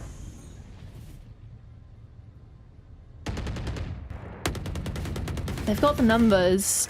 But Quick's being the one to take majority of that damage of that push down mid. He's not going to be able to use the regrowth on himself. So at least it's someone who's more softened up for the engagements. And Pretty has an opportunity. They get away from him. They just walk past into the smoke. Have Quick's trying to go for the chase. He had the spike. It could have gone wrong. He could have left it behind, but that doesn't happen. Paranoia instead drops. Razis not affected by it. You still have one player hiding out in main, and he is capable of shutting down Lamelli. Now it's a 3v3. Now it's anyone's game. 40 seconds on the clock, but a spike will be going down. How will this go? It's such an awkward post plan as well for Bitfix because main was, well, taken control of by Zero Tenacity. Fortunately, they've been able to re-clear, but MSH wants to push in again. Pretty and Grammakiss are going to try and lure attention towards them. So, MSH does the picking up. It doesn't even come down to that. He gets it done early. Raz is closing up the distance, but the Zero Tenacity players have stood up. Syntix in the 1v3, but he's not capable of doing it on time. Zero Tenacity. Just a couple of months ago, they were one map win away from qualifying into Challengers EMEA. This time, they are one map away from getting themselves in the grand final. Can they make it work?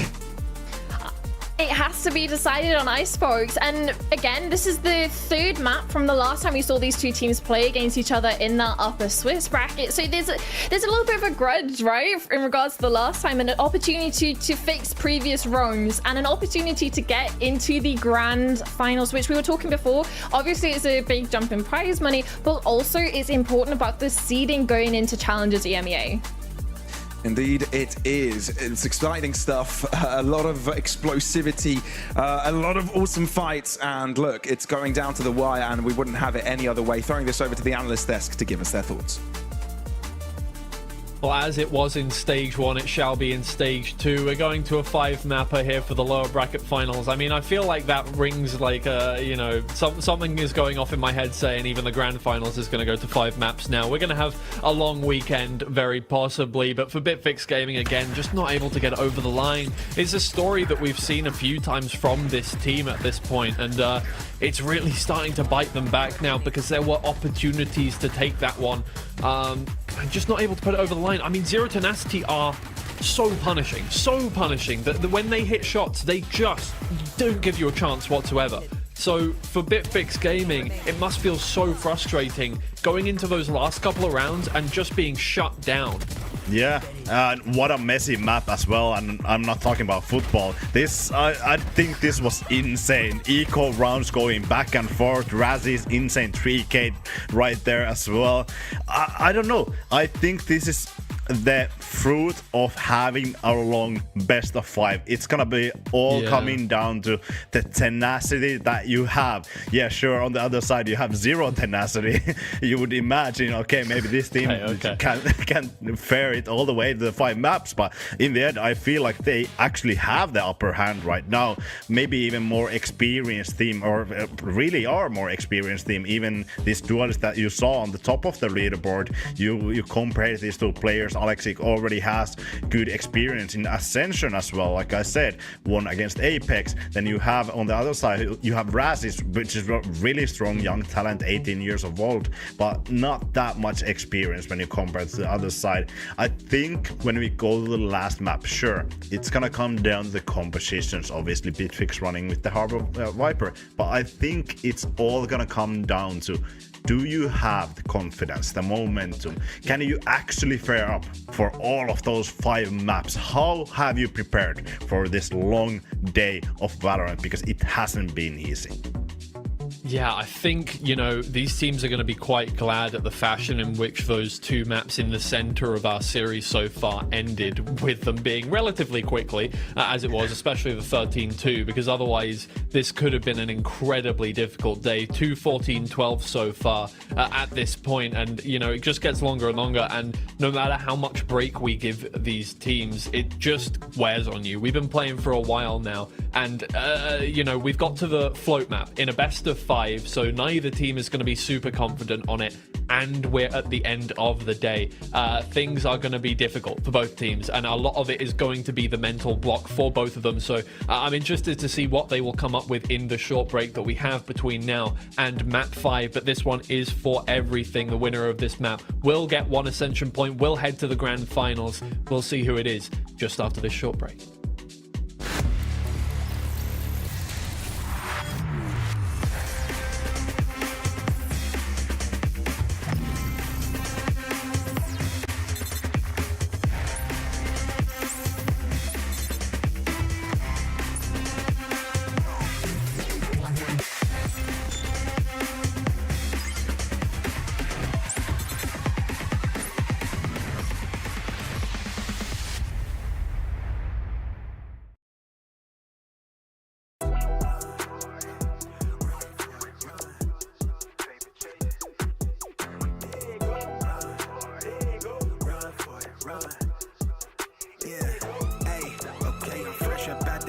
Time I did, I pay my dues affiliated to this paper. I need freedom from my family line. Draw my life design up like fine art. I'm jumping out just to unfamiliar coordinates. Topped off the porch like I could touch the sky. Red is not one trillion. The ism talk the water out your faucet. Look at me flossing. I'm so wavy, I could change the tide.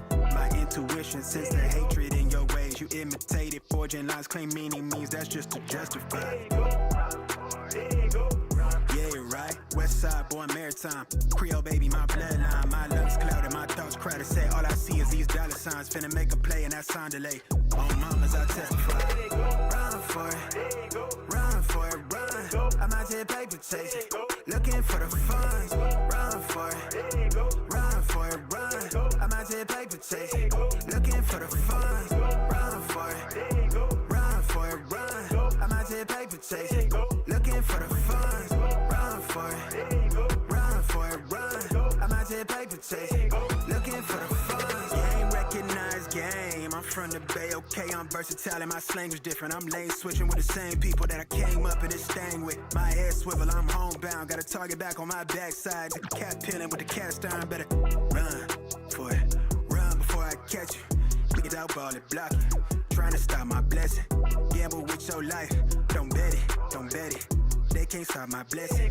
You do best not to test it.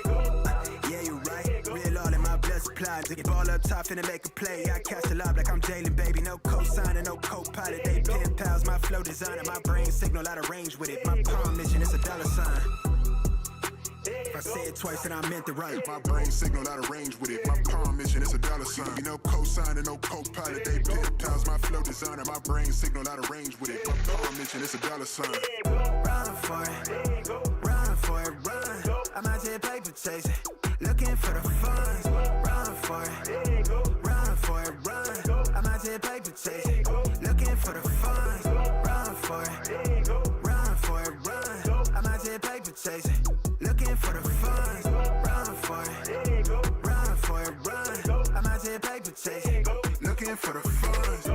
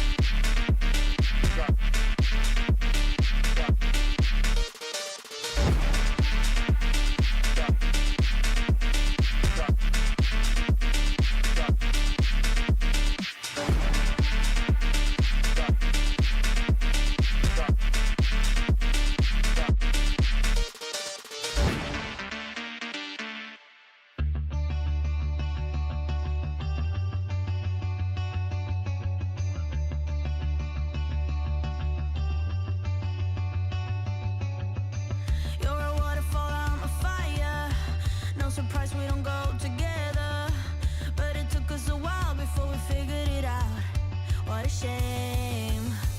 I'm not asking you for closure. I just want it to be over. We don't need to break up if we were never aligned. Is that okay? I shouldn't be yours if it means changing who I am to get us through. You shouldn't be mine because you're you. Welcome back to Valorant Challengers Northeast, everybody. We're reaching our thrilling conclusion here. Don't you worry, you'll be able to go get some food and go to sleep very soon, but we've still got one map to go between Bitfix Gaming and Zero Tenacity. It's been back and forth between these two, and each of them have taken all of their map picks so far, so we are now heading to the decider of Icebox. And look, outlook is interesting for both of these teams. Zero Tenacity lost this map against Bonk a couple of weeks ago, but won it yesterday. Oh, no, not yesterday, sorry, Tuesday, against Pixel Lumina 13-4, which is a pretty impressive scoreline against what is now the 4th seed coming out of Northeast going into Challengers EMEA.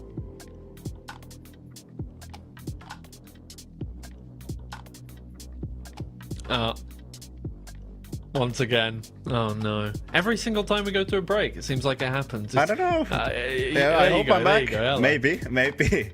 It seems like this audio issue is something that happens. It's the EMEA Classic. At least it's not a tech pause. It's not a tech pause. Yeah, at least we are actually, well, fingers crossed, we are away from those tech pauses. Maybe it comes on the last map. I hope not. But yeah, it's going to be really interesting to see, because this Waylay breach composition is something that we don't see a lot of teams running, especially the breach. Yeah. It is something that you don't see a lot of teams running in Icebox. A lot of teams are like, yeah, it's not that useful. Or if it's useful, something else is more useful. Maybe like Teho or someone else, or some agent is better than breach. It's not quite the best to clear all of these corners, etc. But it's gonna be really interesting because Bitfix do run this classic Leviathan loud composition of Harbor Viper as well. And I honestly don't think that we're gonna see any differences here. Now it's all just coming down to the last map.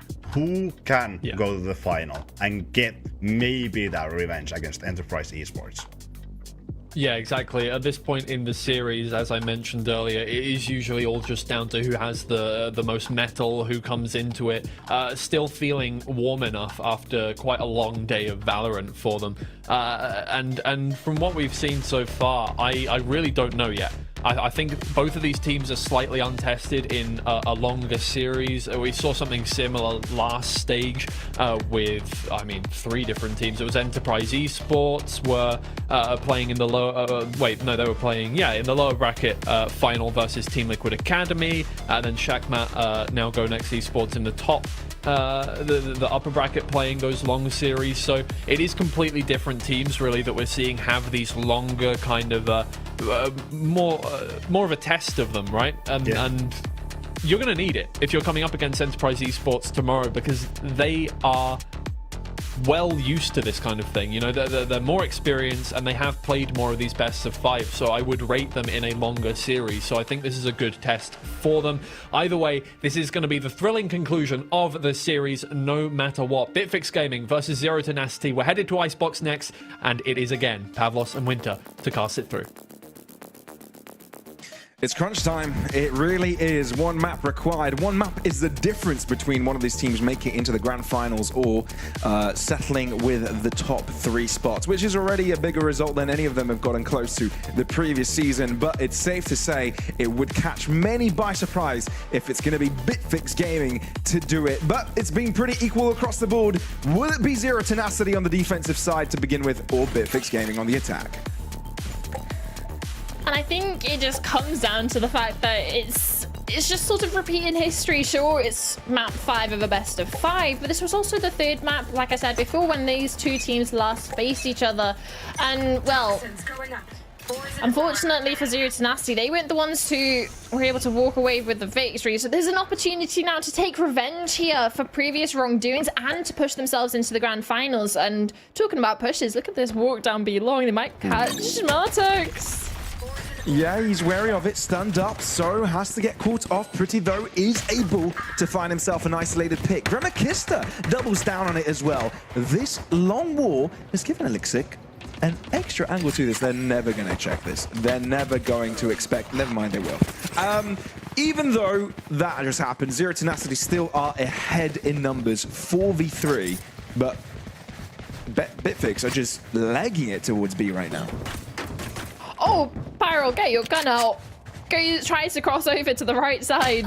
Unfortunately, timing doesn't work in favor, but Raz is taking off the board early on to this place plan, doubling up the advantage for Zero Tenacity. Last player standing. Yeah, Syntix should be done here. Shock Dart was avoided, but there's no avoiding. Gramakistas led Zero Tenacity with a pistol. It feels like they've been pretty even when it comes to pistol round wins, right? It feels like it's been a bit of a back and forth. There's no real one team that starts things off stronger than the other.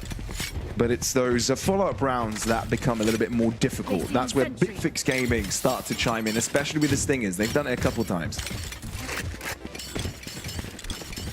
One thing I'm looking at in this 5th and final map of this series is to look at the players that have been leading for each of the teams so far. Razes is currently 87 and 60, so he's been having an amazing series. I just really want to see him not drop off as we come to the tail end and to be able to continue to be that spearhead. But Pyro for the side of Zero Tenacity has been massive as well.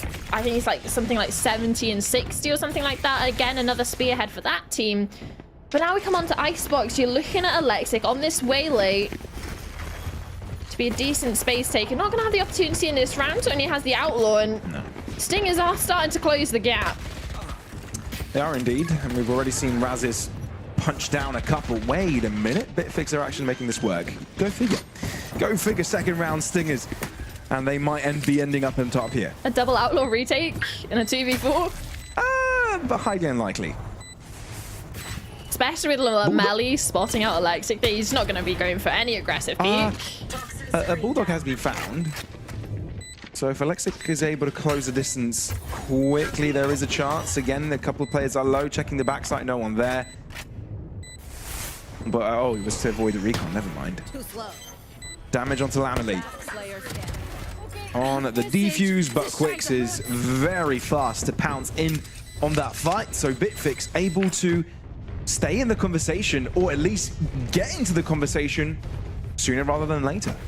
This does remind me of previously when we were looking at the first couple of games of playoffs, we were wanting any sort of stat counter for this league of how many 4 spies won that there were, or how many ecos, because again, it's just something that's so consistent even throughout this series. Sure, not as consistent and repeating we've seen in some of the other games, but the 4 spies and also these eco or half by rounds have been having hands. And it gets a little bit scary when you get into situations. We have 3 sheriffs out. Pretty even proves my point for the first. Oh, Alexic. Oh, he can see his shoulder. Okay. Yeah, it was visible. So the chance of Zero Tenacity doing what their opponents did a round ago are less. But not 0. I guess it wouldn't be the same. Yeah, you're right, not 0. But it wouldn't be the same because this is a Fleeco. The previous one was a Force. A Fleeco. Full eco. Fleeco. A Fleeco. Okay, okay. Carrying spike. Look, Rikita has an opportunity on this angle. Or a Shiko. Sheriff Eco. Okay, yeah, no, I do see that one. I'm not the one to coin that term. I think that was Pansy, actually. A while back. Shout out Pansy. 2v4. And this is not looking great for Zero Tenacity. Not that you would expect it. Look, this is still early doors. But yeah, things change now in Icebox. We've re-entered known territory in the best of 3. Wait, why am I talking over this? Pyro has actually made this very doable. MSH, hang on. Razes, can he save the day? Yes, he can. Having the high ground was the difference between winning and losing that round. And thankfully for Razes, he was the high ground.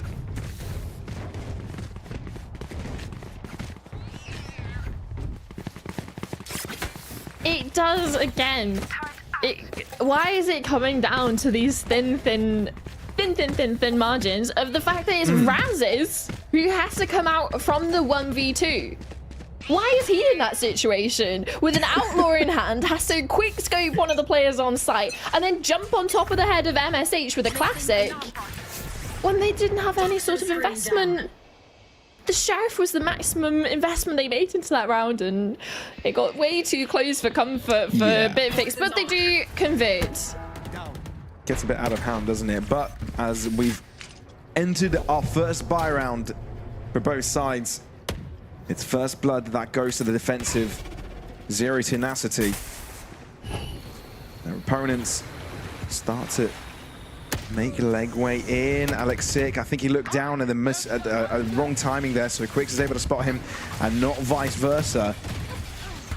Razis gets caught by the Hunter's Fury eventually. Bitfix, at least for these kills, do trade space control and spike plant. 2v3 not entirely out of reach, but Pretty has got a couple of bullets with Syntax and Lamelli's name on them, meaning that Zero Tenacity are the first ones with a buy round win.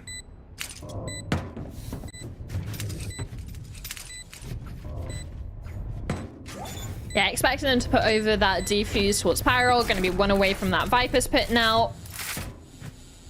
And just looking at the ultimates that both these teams actually have, they're all very scary. I think when you're talking about, when you're looking at the attacking side in particular for Bitfix, in the ultimates that they're going to be having coming out into this one, you have Razis is coming online already, so he's going to be the main spearhead for this round, the win condition for them with that Blaze Storm out, because the rest of the team, just in the fashion that the last 4 rounds have played out, round 5 is going to be a half bite for them. Force up into a Guardian for Syntax because he has a little bit extra money to spit. But it's heroics again as of Razits with this Blaze Storm. We saw it on Split, like the triple kill over towards Heaven to push them into OT. Just whether they can get the similar successes. Going to be walking over towards this B site, but look at already the rotations that's come in from Zero Tenacity. Oh, man. They've been good for the reads, haven't they? They've made the right choice this time around. Razis to spearhead this approach, unable to find too much, having to waltz back, but with half of his health instead. And given the fact that Martix is lurked all the way towards the A site, he's just calling his team over. Join me, guys. This is clear. This is our best chance of getting anything done this round.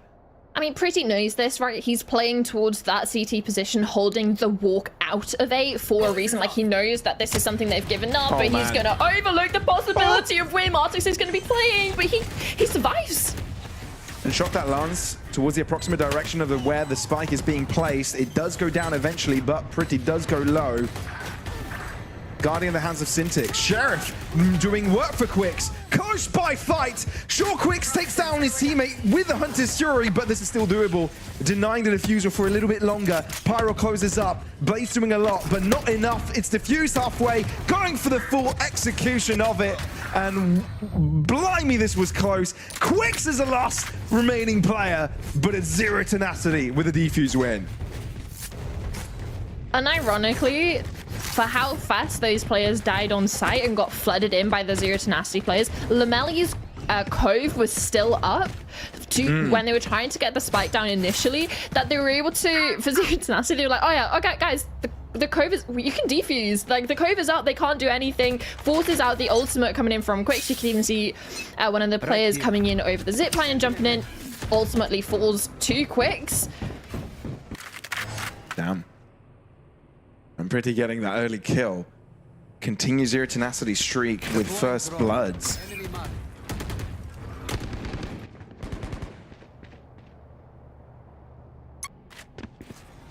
Just looking at Syntax's lurk as well in mid, he's gone very far forwards. Undetected so far. The moment I say that, Pretty just swings out and rips him apart. Right here. Been a player that's been so aware. Great for the first kills that we saw. Oh man, they just keep it going. They haven't taken a hint of damage this round, by the way. Bitfix can't catch a break.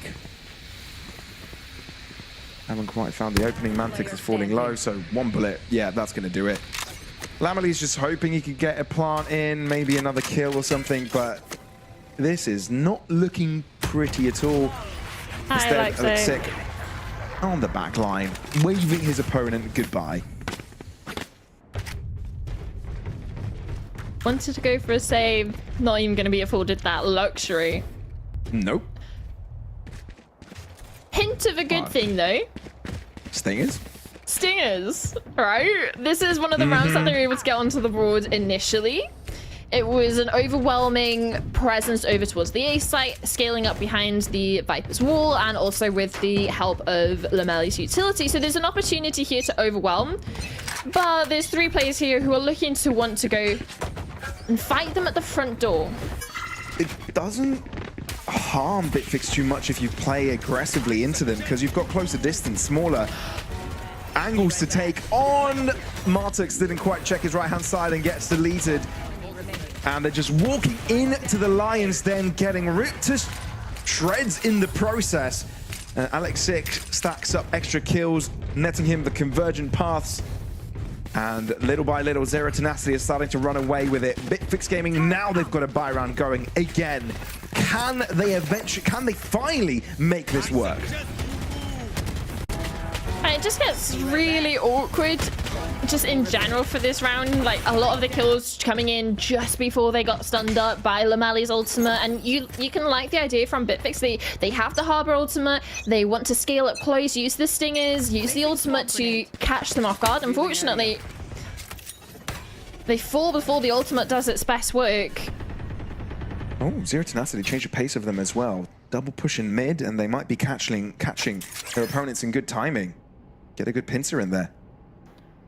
There's still the turret up over towards A on that flank, so there is going to be early warning signs at least coming in from Syntax, but at the same time, you're looking at the A site defenses. You have MSH and his utility with the nanostorms and also the shock dust and also the ultimate. There's so many things that can stop this and disrupt this plant.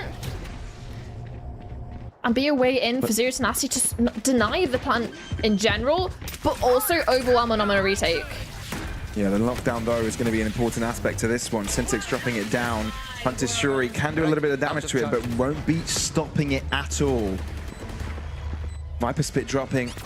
You talked about the Zero Tenacity ultimates available, but Bitfix have got a lot in store for this as well, with a Viper Spit in the middle of things. Quick's going to be catching his opponent off guard. Waylay denied the opportunity to use Convergent Pass to his advantage. 3v4. Bitfix finally have got something going for them. Zero Tenacity aren't slow on bringing things right back in favor of themselves, though MSH is low. And walking into this pit of toxins is not going to do his lungs any good. Has to drop away, concede the round, and finally hand over a round win to the Bitfix squad. I love the reaction from Syntax, though. Like, you're talking about coming into the site as soon as Pretty pops the ultimate to stop the spike going down itself, to disrupt that. Syntax pops the lockdown down. It forces the rest of Zero Tenacity to respect it. They can't flood in off the back of Pretty's ult because Syntax has been able to put it down. It's safe. Nothing can destroy it after that. Hunter's Fury gets used to stop the plant itself. So it's kind of that push and pull of what you're using your ultimate abilities for. That's a shot through the wall. Right here. Oh, I'm pretty still up close and personal, so there's so much information for him to work with.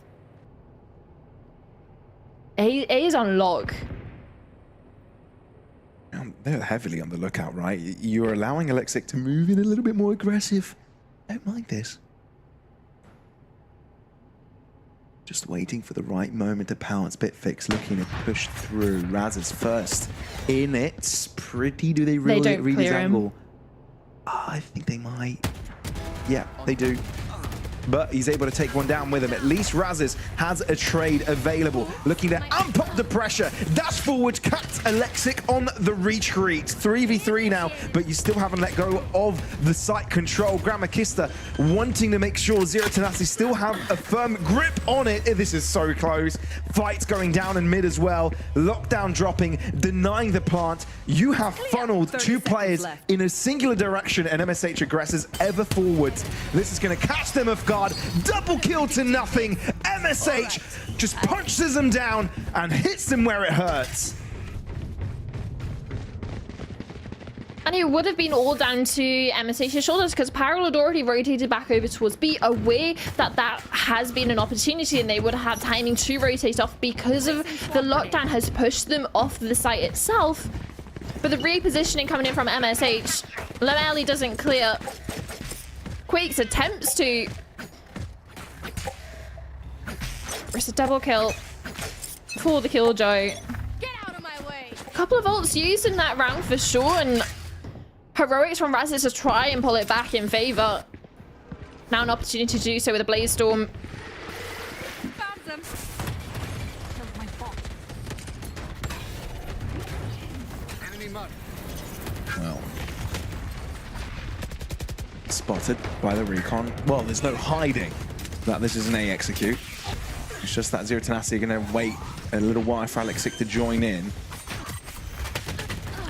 Blade's not actually doing the work here for Razis. That is not what we're used to seeing from him. He usually gets away with a multi-kill in situations like that. Instead, Zero Tenacity are taking over. Quick's finally relieving some of the pressure. But it's not like Zero Tenacity are slowing down. Martix, they know where he is. Stinger in hand, checking the high elevation, but there's no way he gets towards the player defusing on time, especially with Gramek holding down that angle. Zero Tenacity on 7 with 2 rounds remaining for the half. It's starting to get out of hand.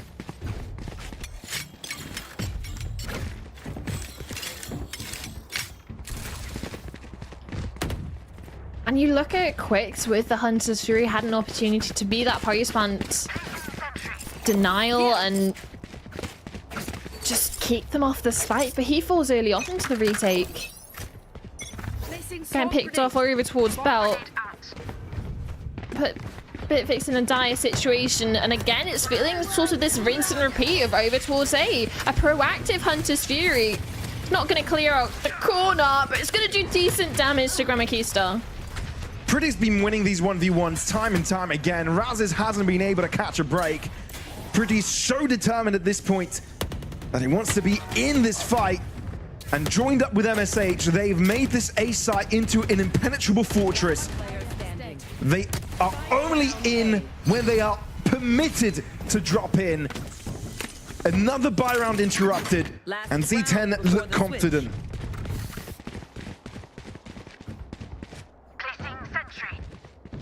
Bitfix require a fourth. Oh yeah. It's almost a necessity, right, going into the next half. Zero Tenacity sure give them the benefit of the doubt that this is their favored half. They outperform on the defense side compared to attacking. But for Bitfix, they're relatively equal on both. So the fact that they're struggling this much already on their attacking side, it begs questions of what are we going to expect going into the next half, especially if it comes to a 9-3 scoreline. Is that too much distance to recover? A proactive Hunter's Fury from Pretty's not going to hit anyone, but a lot of sound calls are going to be cued over towards B main. But no rotates yet for Zero Tenacity. No, not just yet. Really got the call. It's kind of been the A-site simulator for the past while.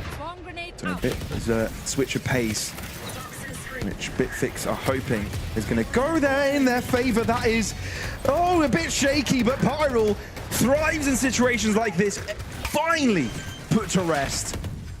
But look, this is a 3v3 scenario, and Gramakista still has most of his util, and so does Pretty. It's done wonders dealing with Quicks. Now 2 left for Bitfix.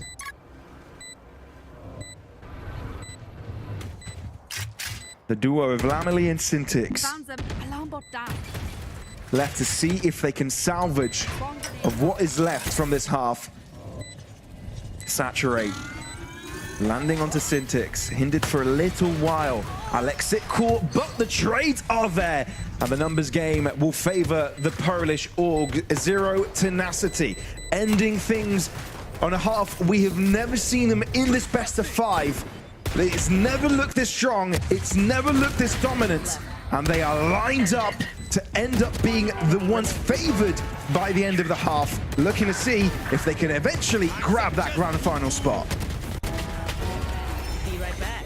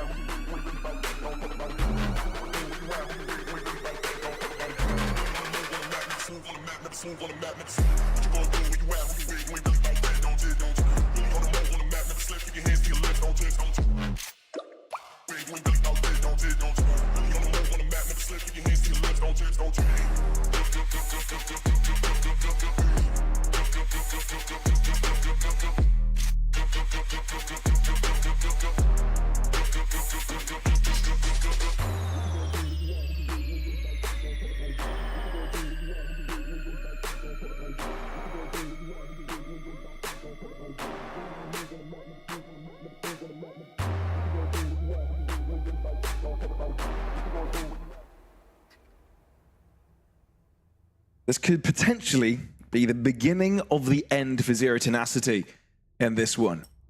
Well, for Bitfix, if you will, because Zero Tenacity are a lot closer to sealing the deal and entering the grand finals, meeting Enterprise there for potential vengeance. Can Bitfix close the gap? Can they bring something similar to what we saw from Zero Tenacity on their defense? It's making me reminiscent of Haven, of how much of a shutout it was for Zero Tenacity slamming the door in Bitfix's face on the second map, and now they're wanting to replicate this coming into the 5th and final map. And Pretty's been a player to watch into this one, but it's Razes that's putting his best foot forward for Bitfix here. Ooh, not too bad for Bitfix. Good start, best start. Razes. Ooh, okay, first shot didn't count. Especially when you don't get shot back, you know? Enemy down. You are allowed a couple of freebies. Pyro, on the other hand, will be respected. You know, if you're Bitfix, you do not want to be taking any chances, especially when there's a potential lurk to come in from Martix to assist. You've heard Pyro drop. You're wondering which angle he'll take. He's looking to see how deep his opponents might have gotten to. Safe to say, this pistol from Bitfix was a must-win. And that's exactly what they do. Seal the deal with this pistol win collection with a high-low setup. Well, a high, low, and higher setup. And looking to see if they can close up this gap. Honestly, I was waiting to see if he was even going to get one. Right, realistically, one was the best he was going to get, but I was hoping he'd at least be able to get a consolation prize, right? Like, the rest of his teammates dropped like flies. He's left in a 1v4. But that's also another part of it, is the player that went over towards... right here. Peeking towards pipes and towards backside, and also the lurk over towards B, both got shut down. Razes is outlaw. Doing work early on, stun as well. Stops the push in its tracks. Slows the pace. Razes, he only had a pixel to work with, just a moment to try and deliver with a second kill.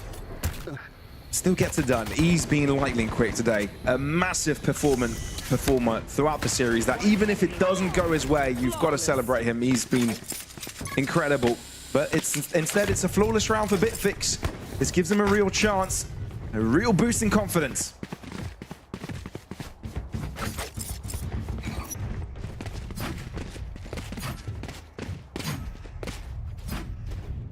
They're going to be required not only to realistically convert this one, but also the next few rounds to be having a massive fighting chance coming into this one, especially with, sure, it's only 4 rounds deficit, but within the context of you lose this one, Zero Tenacity, you're up onto 10, your money's not necessarily in the best situation should you lose the follow-up, and then it's sort of that slippery slope that we could be seeing towards the tail end of this whole series. And with how well Zero Tenacity have played already on this map,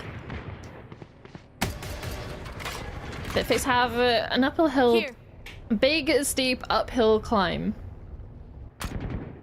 Yeah. Just a little bit, you know? Just a little bit, yeah. I get it. But Zero Tenacity don't want to be pushed down a big steep downhill. That's the issue, because they can also be the biggest enemies of themselves. Standing ahead. There they are. I'm not sure if Martic spotted out players there, but the recon will definitely reveal there's some sort of a presence.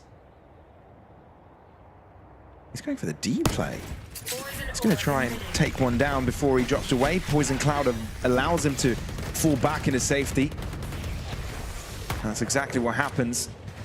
Zero Tenacity start to pace forwards. A potential spike plant, but and also spicy 5v5 post plant. But they haven't even gone down into a post-plant situation yet. It's 20 seconds left. They're trying to get the spike down now, and they're overrunning towards backside, just trying to get space for them to get the spike down, and there's kills going left, right, and center, but it is still Raz's left alone, Outlaw in hand, and 2 players on 150. Man. Yeah, and Gramic's position makes things even more complicated because you don't have to rely on finding the right angles. You've got to also account for the elevation. Goodness me, I don't think anybody expected Zero Tenacity to push pedal to the metal there, honestly. Yeah, the time restraint as well. They spotted out Raz is relatively early on over towards A with that Outlaw, so they opted not to go into it, opted to go for that slow walk up B, which realistically, they had nothing to hold the rotations of Bitfix gaming off, but reading into it wrong, expecting it to be a back pedal back over towards A. The rotates came in on time. They weren't able to get the spike down before the fight started playing, but Zero Tenacity took the initiative to fight through backside. And talking about taking initiatives, Alexic has managed to walk all the way through mid into orange. Yes. But Zero Tenacity's main fight lies within the B site execute. Will be delayed for a little while, and that makes you wonder, do they stick around? Because the spike is starting to make steps backwards. Oh, never mind, double back on the decision. They're sticking around, they haven't been challenged. But the thing is, realistically, Bitfix Gaming shouldn't be challenging them anywhere on this map, right? Raz is happy to leave A completely open, has the cross with the operator. So for the side of Bitfix, they're okay to keep this 4 stack over towards B. You put the arrow out, no one gets hit by it, but it's mainly looking towards mid. When is Pretty going to activate? Right here. Poison Cloud, but Alexic doesn't care and he crosses past it. Pretty waiting for the optimal timing for it. Alexic making space, Pretty joins in, but it's Pyro at a further distance that does most of the damage. This is a perfect amalgamation of support, utility, and all the players chiming in together. 2 players left now for this Bitfix side, not impossible, but when Alexic is playing a deep angle like this, you can't account for it. Your chances have been completely diminished.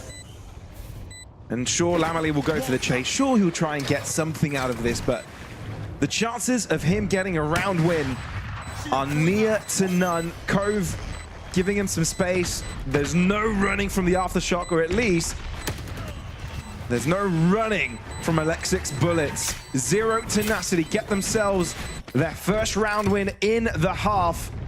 Can they secure the next couple to get them across the finish line?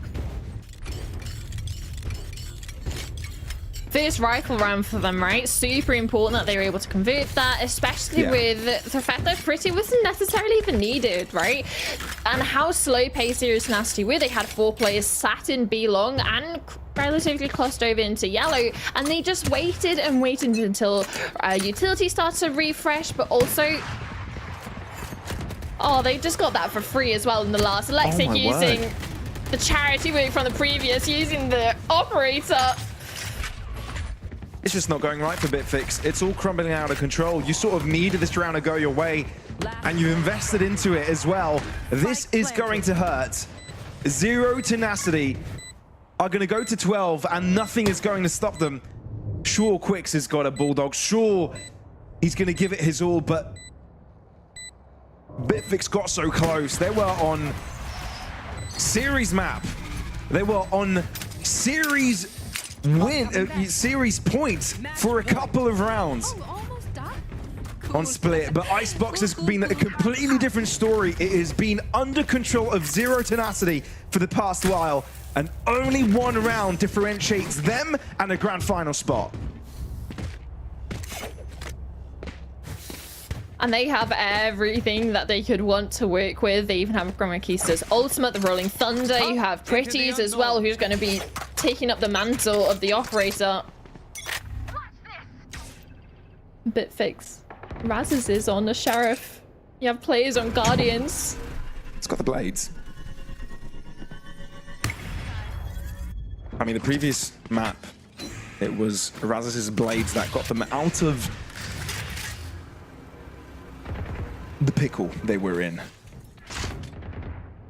Can I do with that again? He's in an opportunity to do so, right? He's on the right side and he takes the peek. The operator shot misses. It goes astray. Yeah, this is still up in the air. Bitfix have a great chance to stay in this. When Razes is on the blades and he knows it's squeaky bum time, he's gonna deliver.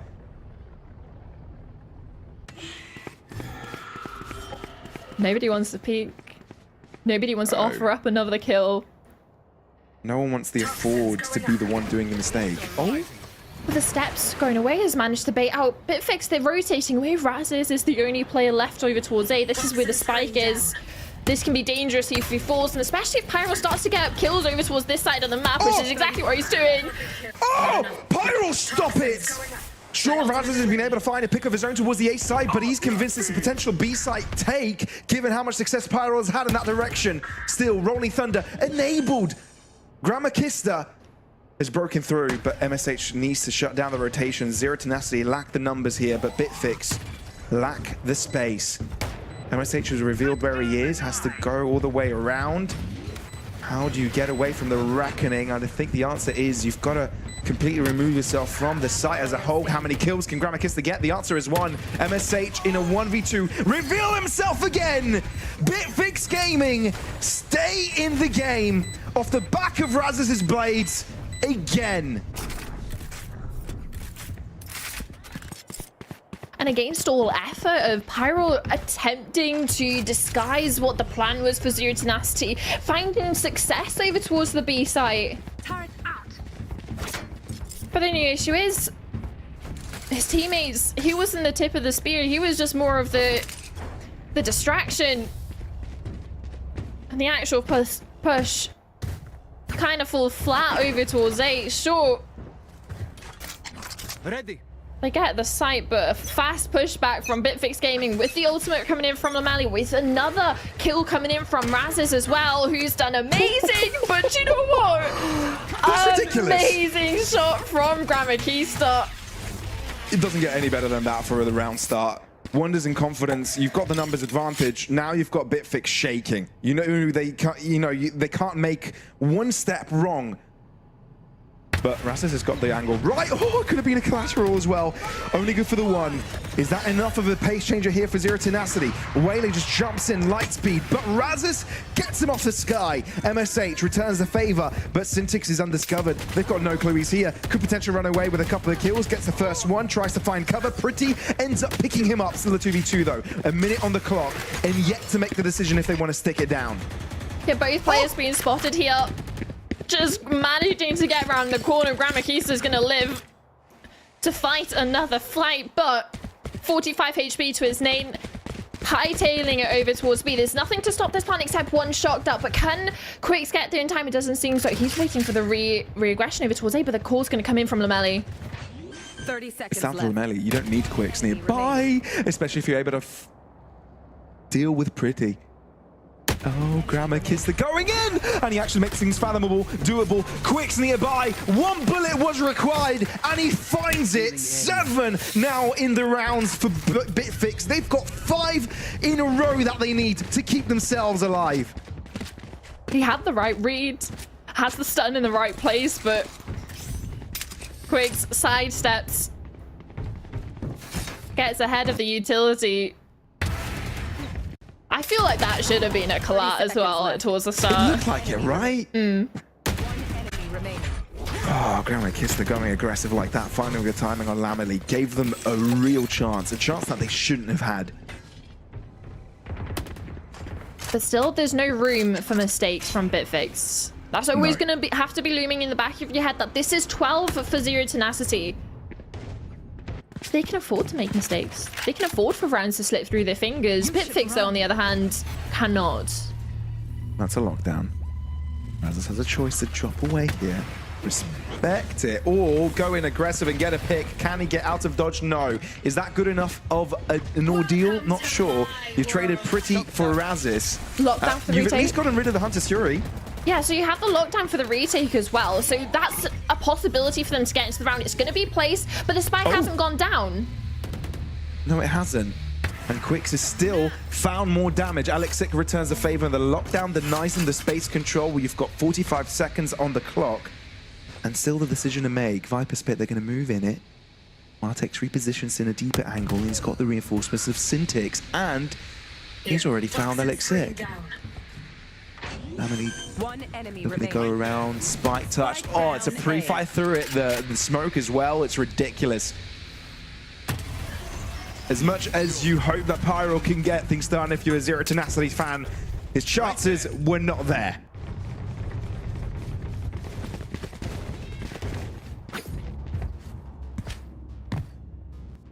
The aggression from Razes as well.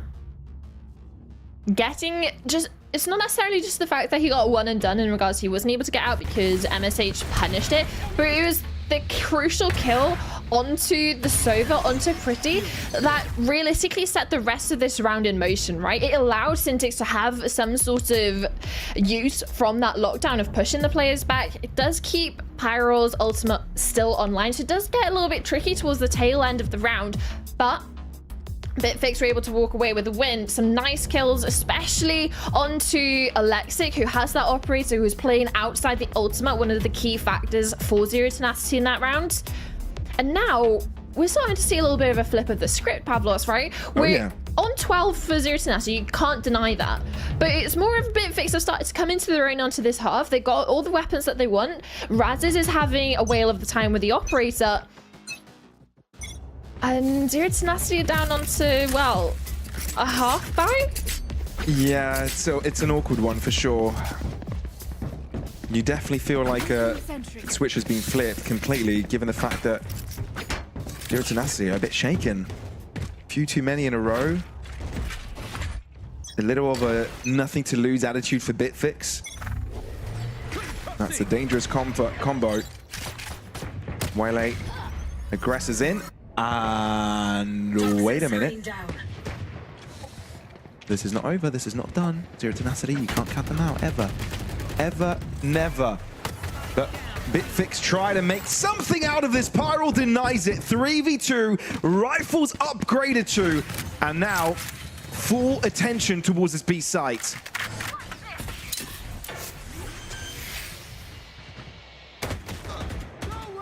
Oh, it's Quicks doesn't nasty. wait. Oh, how is he getting away with that? Hunter's Fury enabled. Doesn't find a tag.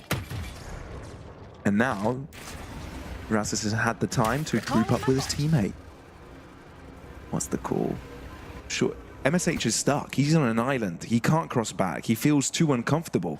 Knows that his opponent would have rotated. But it's also the fact that he has the spike and on and off that kill. Razes on the timing, taking the initiative, taking down MSH. The island no more. Spike down. Pretty has to peek and... Razes, it was a player I was talking about having to step up, right? He's been, I say step up. He's been playing absolutely phenomenally between this entire series. He's been the leader over the kills across 4 maps and still into this one as well, putting up numbers towards Pretty, who's been on the leading team. And his impact has been felt so much, especially in this round in particular. Yeah, no, a big clutch factor, right? In moments where he's needed the most, when his team is up against the wall, he brings out gorgeous performance because he's unleashed. He's been given the go-ahead to go kill. But that was an eco round from Zero Tenacity, and they still kept it close. Now with a buy round, can they secure it? They're running out of rounds, running out of opportunities. Look at the setup for Bitfix. Look at Razes not giving a twirl about the toxic stream. Oh, he doesn't give. The thing is, off the contact of this, you can pop Harbor Ultimate. But does Raz's peak before the cross? Alexic is laser focused on it. The timing. He was ready for it as well, but Raz's is the one on top. Re-peaks, but Pretty delivers. 4v4. Reckoning drops. Not going to be affecting the players apart from delaying them. Look at the rotate from mid. Pyro was ready for it, and now Zero tenacity of the numbers and control over towards the A site. And it's just going to be a massive scramble for Bitfix to get back into this, and especially going to make it more difficult that Pretty's still staying alive over towards B. That's swiftly dealt with though by Lamelli, so it makes it a little bit easier for them approaching into this round. Does MSH fall here? The timing could be in favor of Martix, but he misses it. No. Spike planted. No way. Not like this. MSH can just shut down the rotation because they haven't checked his position. He can get at least one. Doesn't! Quicks reacts on time. Now he's got 30 points of health to work with. I think that's more than enough. The thing is, Gramakis has got the Rolling Thunder and a stun and a flashpoint and an aftershock. Viper's Pit is saving grace for Bitfix. Rolling Thunder preemptive. As soon as he hears the tap on the spike, they knew of this though. Bitfix were equipped for it and they still have time. Snakebite dropping, aftershock as well. Gramakista thinking if he's going to close out the distance, starts to spray through. It does work out against Martix. Now, the two players are completely exposed to the incoming lead. Zero tenacity have done it. It takes them a split, but they make it to the grand finals and greet Enterprise Esports in their way there. And what a way to go out for Bitfix as well. The last representation of North in this Northeast tournament. We're going to have a full East finals, which again, similar to what we saw in the last split, they're such a strong region and they've just proven here today. 2 dominating maps, and sure, it comes close towards the end. You have to give it props to Bitfix, making it competitive and giving us the hope, the belief of that comeback. But the margins left for them after the first half were too small, and well, that's all she wrote for the last final map of this best of 5. Indeed, indeed. They were so close to getting to the top 4 the previous split, but now they've got a chance to actually win it all the second time around. Let's see if they actually have a chance. We'll be throwing this one over to the desk to break it all down, because my oh my, there's a lot there. Yeah, what an end to the series there. Zero Tenacity winning that one.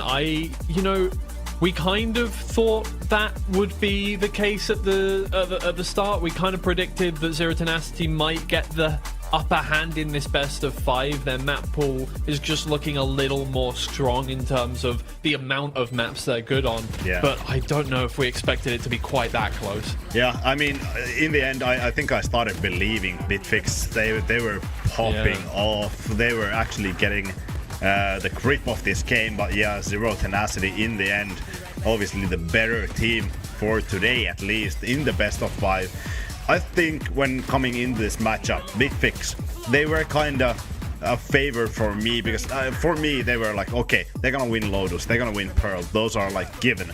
But even on those maps, Zero Tenacity, they were actually putting up a fight, especially in the Lotus. That is the toughest Lotus that Bitfix has ever had to play in that map in this year, and they still undefeated there. Well, Zero Tenacity in the end, amazing performance, pretty really good performance. And in that map, I have to highlight Raz's 18 years of old, 109 kills throughout this series. Insane performance, and I think that's something that we always love to see in Northeast, in this tier 2 circuit. A lot of these youngsters popping off, showing for themselves and actually making a name for themselves. I think that's brilliant.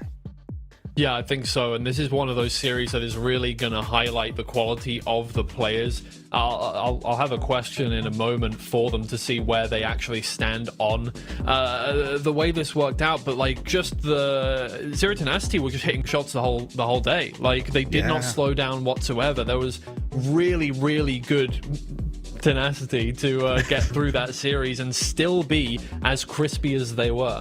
Yeah, I mean, I think it was incredible. Like, obviously, I think it shines from the experience that they have. They've already been through the ringer. When you compare it to the maybe on the other side, they necessarily don't have as much experience, at least on the level that Zero Tenacity has. And when you have a new like a piece on your roster, Pyro, who keeps things fresh, who is insane at the game, always wins his fights, I think it's incredible. Also, one stat about Gurmakista, right before that last match or last map, he had 10 opening duel wins and only 0 losses. That's something like Leo would put up in numbers. So I think that speaks volumes in terms of the talent that Zero Tenacity has in this roster. Yeah, I think we do have an interview ready now as well with Pretty, so if he is there available for us, congratulations, man. Hello, thank you. So, I mean, a couple of questions for you. First off, how have you guys, I don't know, what's the secret sauce? How were you staying so on point? Like, you were locked in the whole series. You started off incredibly well. Obviously, Lotus, we haven't really seen a team put that much of a fight up against Bitfix on that map for a very long time, and then your second map was insane. You were hitting shots all day. Usually teams will slow down towards the end of a best of 5. You guys didn't seem to. What is your secret? I mean, to be honest, I don't think we were consistent through the whole day. We still have a lot of mistakes that we know that we are doing, and I think this is still not the best that we can play. But overall, we have really good shooters in teams, so yeah, we are trying. I mean, we are fixing our mistakes kinda right now with the shooting, that we have like some 3Ks from Alex, Gurmek and stuff are like helping us. But I think like there is still like a really big problem that we have in team and we are still trying to fix. So yeah, I think it was a bit shaky. I think it should be way easier. We trolled a lot of the rounds on every single map, so yeah, we need to make it clearer if you want to win Enterprise and the rest teams in Ascension. Yeah, sounds good to me. I kind of want to take it back to Lotus and Bitfix's Lotus comp. I want to hear from you as an IGL and about the triple sentinel composition. It's not something you see often. How do you kind of work your game plan against this kind of composition? What are the steps that you take to actually bring them into OT and have a really good match against them? I mean, because they don't have that much util of taking space. You just need to force them to use that util for taking the space, and then their executes are not that strong. But we still had some problems with that C. I thought we have it locked down with the scrims that we were doing. I thought we found a way how to handle it, but I think it's just like you need to put them more on started pressure, so they need to use that util for the mains, not for the side. And if you manage to do that, I think it will be easier for you holding the side. Yeah, I mean, it sounds good to me. Last time in stage 1, you obviously barely missed out on the challengers. Now you're already secured that challenger spot, but also just secured the spot in the finals. Can you kind of talk me through on what has happened throughout this season, that you were able to reach these heights, and what are the feelings right now? I mean, I think like with the first split, only reason that we fell short is because we literally were formed team like 5 days or 6 days before the first official, so we really didn't have that much time of preparing. Like if we even found the coach, like whole team was literally 5 days before season started, so we had like max 10 to 15 scrims together. So it was like we were still managing and doing through the process, and the Swiss stage didn't help us a lot because we were playing like kinda fast. So we didn't have that much time to prepare, and that showed when it matters kinda that we didn't have that preparation like we had now, because we had like with this roster we had I think 1 month to prepare it together, and with previous we had like 5 days. So I think that's the only reason that we fell short first split. Well, you are going to be up against the team that did knock you out last split as well, so I assume there's not really a grudge going on there, but kind of what do you think your chances are against that team that did manage to take you out last split? I mean, Enterprise is a really good team, so I mean they have really good individuals. Right now I think they still struggle like us on some points, but they have really good individual firepower. so that is helping us, them as us. So I think only like who will have the better day with shooting. I think that team will win kinda tomorrow. Okay, great. Well, good luck on that. We'll see you again tomorrow, hopefully, and congratulations once again on your win today. Thank you very much. Have a nice night. Bye bye. Congrats. All right. So yeah, the thoughts are kind of what I expect there. It's, you know, they're aware that there are kind of gaps that you need to fill out in the in the game plan, and I think we see that. You know, but Zero Tenacity, they're not a flawless team whatsoever, and I think what we saw was some incredible gunfights that won them a lot of these ones. Obviously, Haven a highlight for them, but you know, there were certain points. I think they could have won Lotus. Definitely, they could have won Lotus. Yeah. On a different day.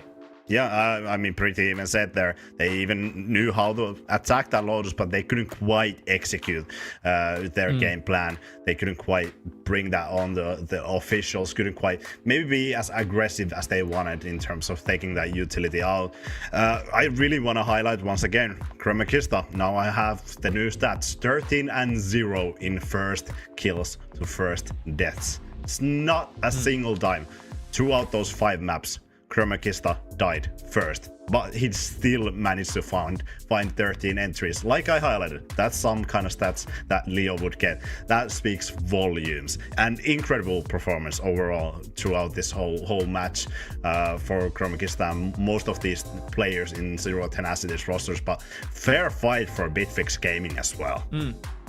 Speaking of which, let's take a quick look at the bracket so we can get an overview of where we have been so far, where we're going tomorrow. As you can see, Bitfix Gaming eliminated in 3rd position. They'll be 3rd seed for the tournament. They don't get that extra ascension point that Zero Tenacity and Enterprise Esports are getting, but it is Zero Tenacity and Enterprise Esports we will be seeing tomorrow in our grand final. Obviously, Enterprise Esports from the upper bracket get 2 bans to start things off, so they get a lot of advantage in the map veto, which is something that I'm sure Zero Tenacity are going to have to really fight hard to overcome. I think, you know, as good as their map pool is so far, I think Enterprise Esports has quite a deep map pool as it stands, and being able to ban 2 maps is going to be really helpful for them.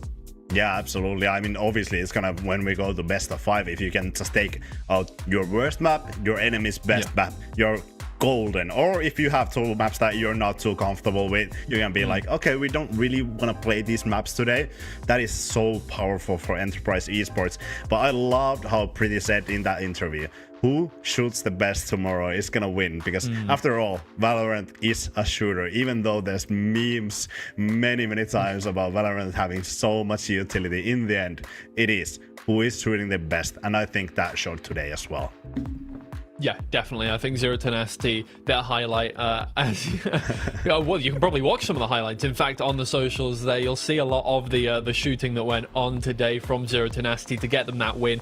Well deserved. We'll see them again tomorrow for their grand final matchup against Enterprise Esports. Excited to see them play as well tomorrow. So thank you so much, guys, for watching. It's been a great time, and hopefully we'll have just as much of a banger for you tomorrow, same time as today.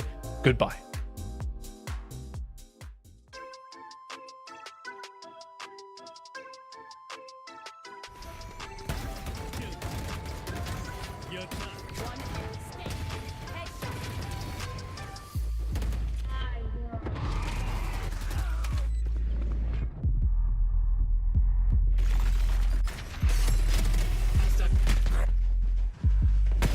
Sleep, brother.